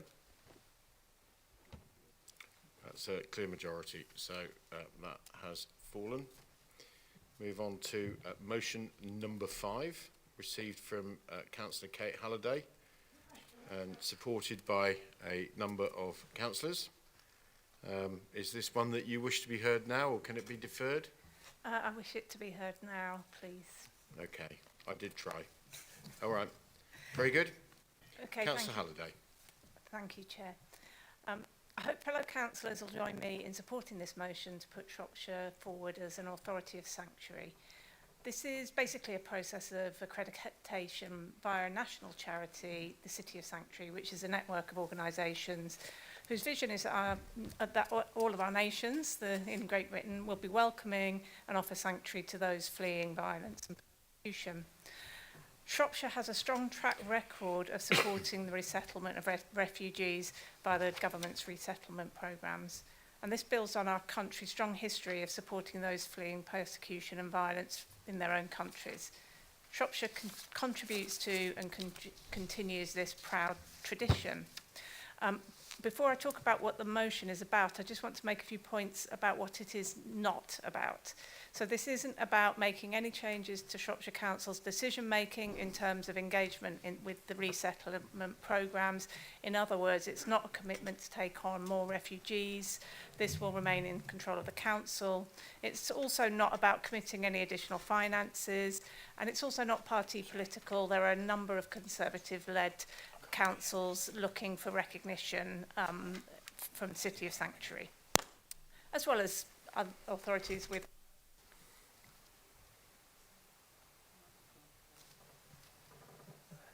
You've switched off, sorry.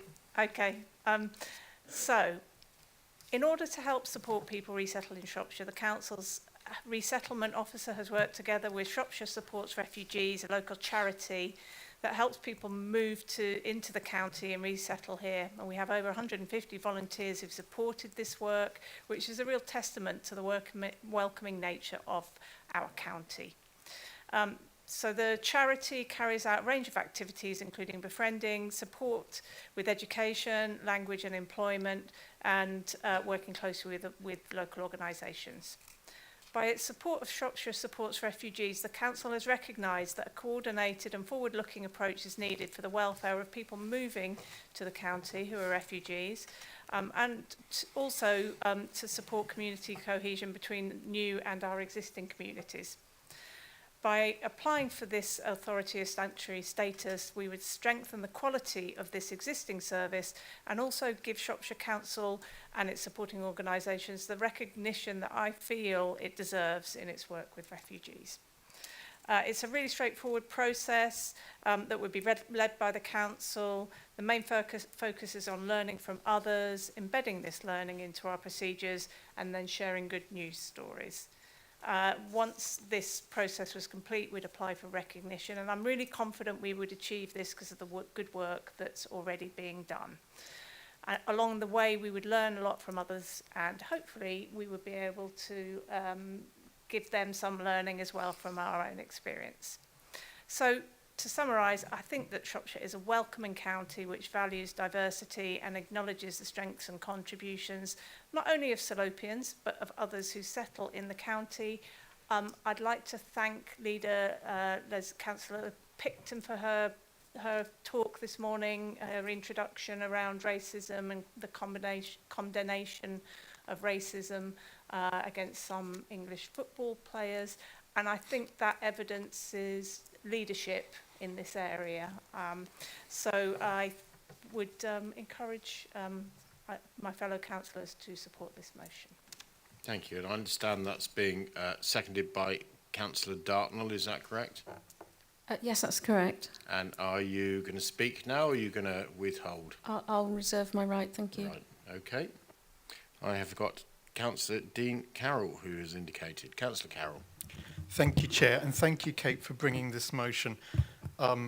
As a portfolio holder now with resettlement programme back under my umbrella as it was about 4 years ago, I'm delighted to support this motion.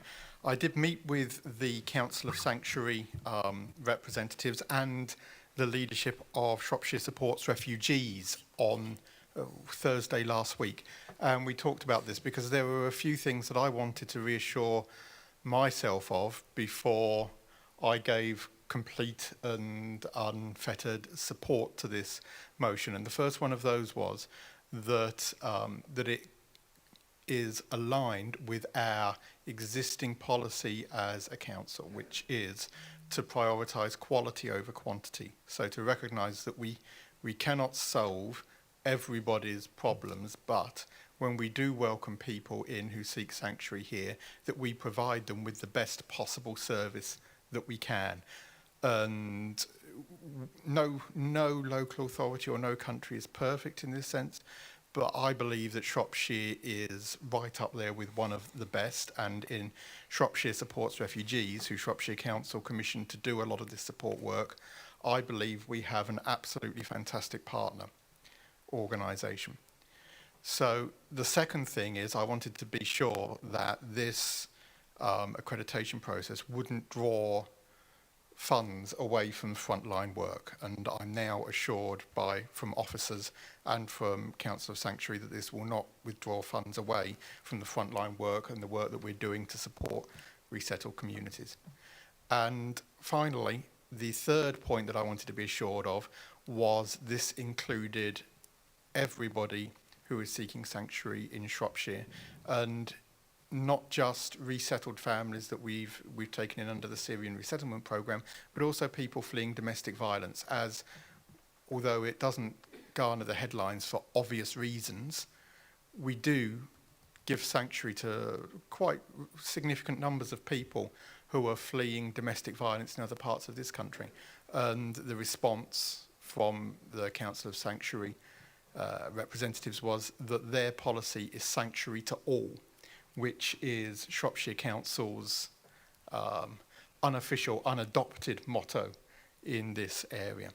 So having passed those three tests, if you like, for my satisfaction, I have great pleasure in endorsing and supporting this motion and encourage Council to back it. Councillor Ruth Houghton.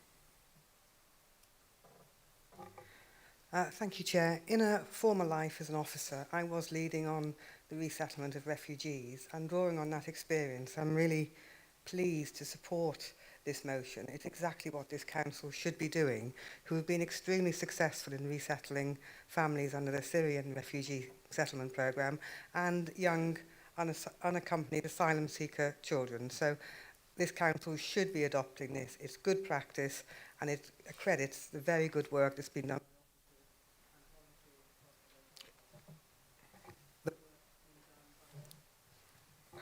It accredits the work that's been done by officers,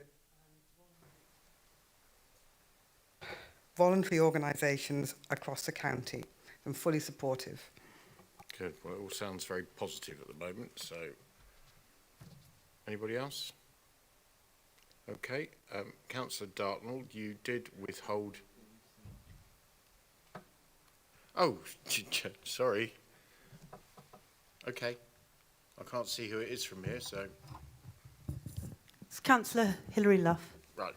Hilary, off you go. I just want to ask a question because I did read up about this, and I understand that the policy previously for Shropshire to take refugees from Syria rather than people that come across the boats, on the boats, and is that going to continue? Because obviously I'm quite keen that we don't encourage people using the boats to seek refuge and that they come through a more legal system. So I'm just wondering if it makes a difference to our policies there, please. Thank you. All right. I'm going to let Dean Carroll just pop in. He is indicating that he does know the answer to that. So, thank you, Chairman, and I can confirm that it makes no difference to our policies. As I said, it's an approach of quality over quantity in providing the best possible support to anybody who we do give sanctuary to.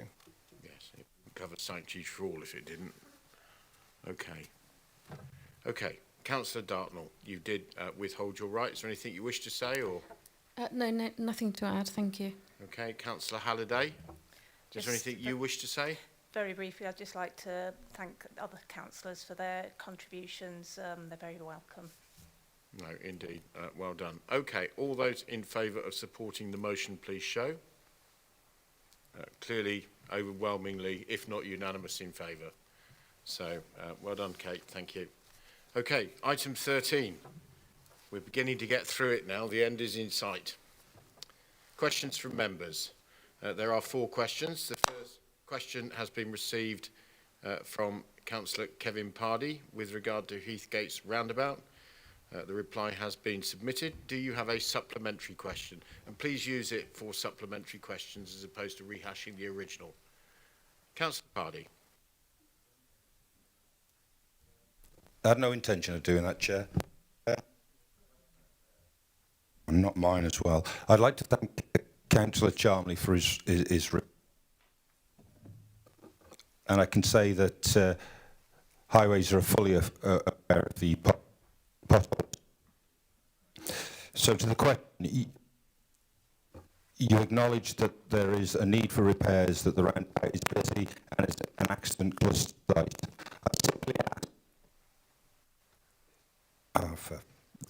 I simply ask that temporary and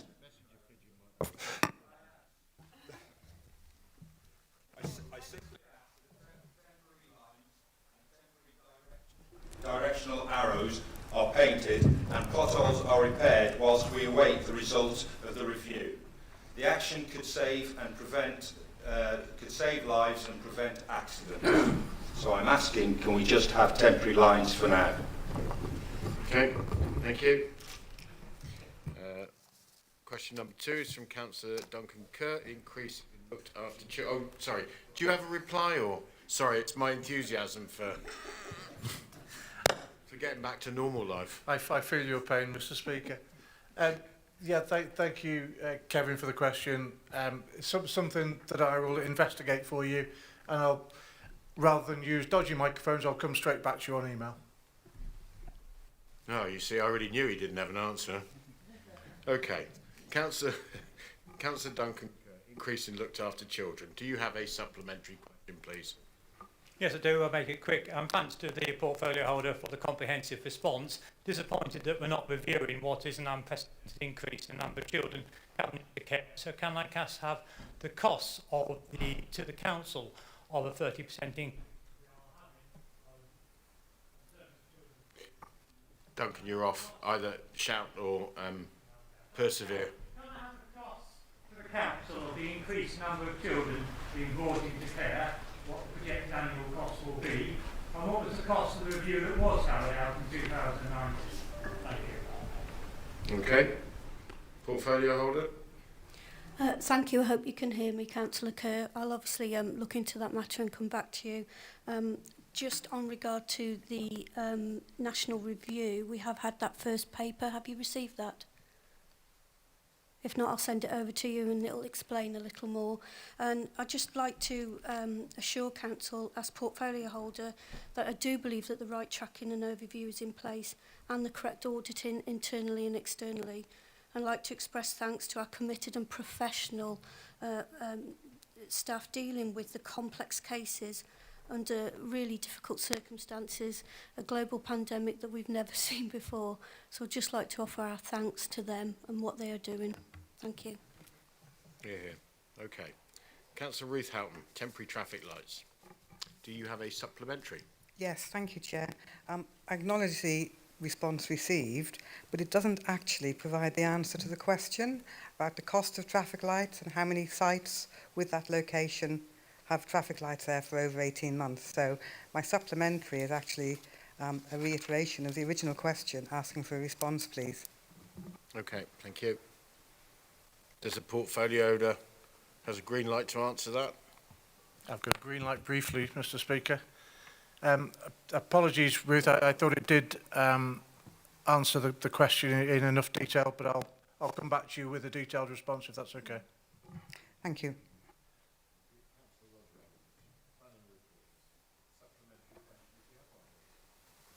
Thank you, Chairman. I thank the portfolio holder for the answer, but I would like an answer to the question. It is in reference to the government's proposal that much of the land identified in local plan has an automatic outline planning permission when the local plan is granted. If it appears now in the local plan, it will be carried forward into any new local plan. So to me, it's important that this council identifies that it is against what is proposed by the government. Can the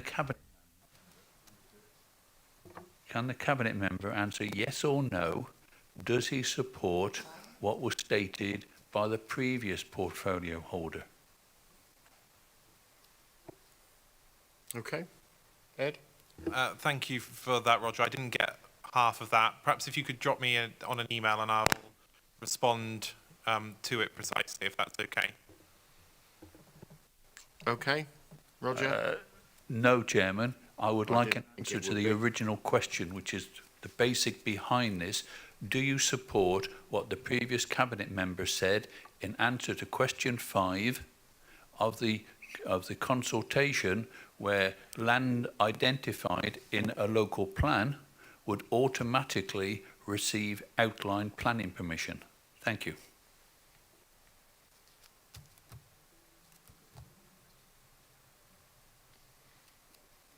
Okay.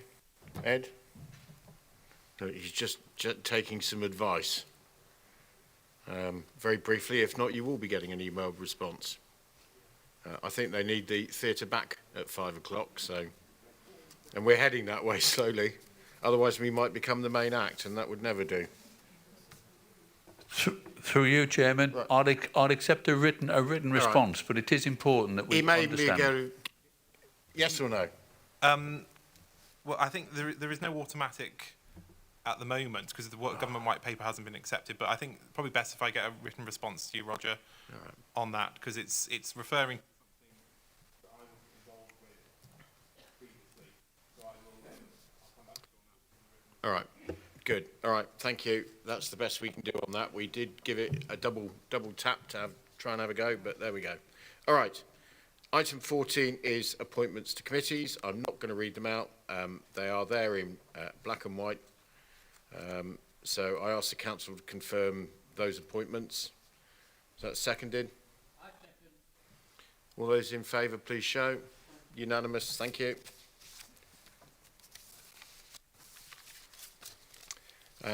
Item 15 is the report of the Shropshire and Wrekin Fire and Rescue Authority. Councillor Minery had to go at 2 o'clock. He asked me if I would move it, which I'm happy to do. Is somebody willing to second it? Paul Wynne seconded it. Is there anybody got anything they wish to say about it? No? Well, if we're happy we accept that, we don't need to vote on that because it's for noting. So we'll move on to item 16, which is the exclusion of the public and press. I move that in accordance with the provisions of Schedule 12A of the Local Government Act of 1972 and paragraph 10.43 of the Council's Access to Information Procedure Rules, that the public and press be excluded for the consideration of the remaining business. Is that seconded? I second all that. Excellent. Good. So we will just wait now for the live feed to end and for theatre staff to vacate the room, and then we will move on. If you could indicate when you're no longer live, that would be appreciated.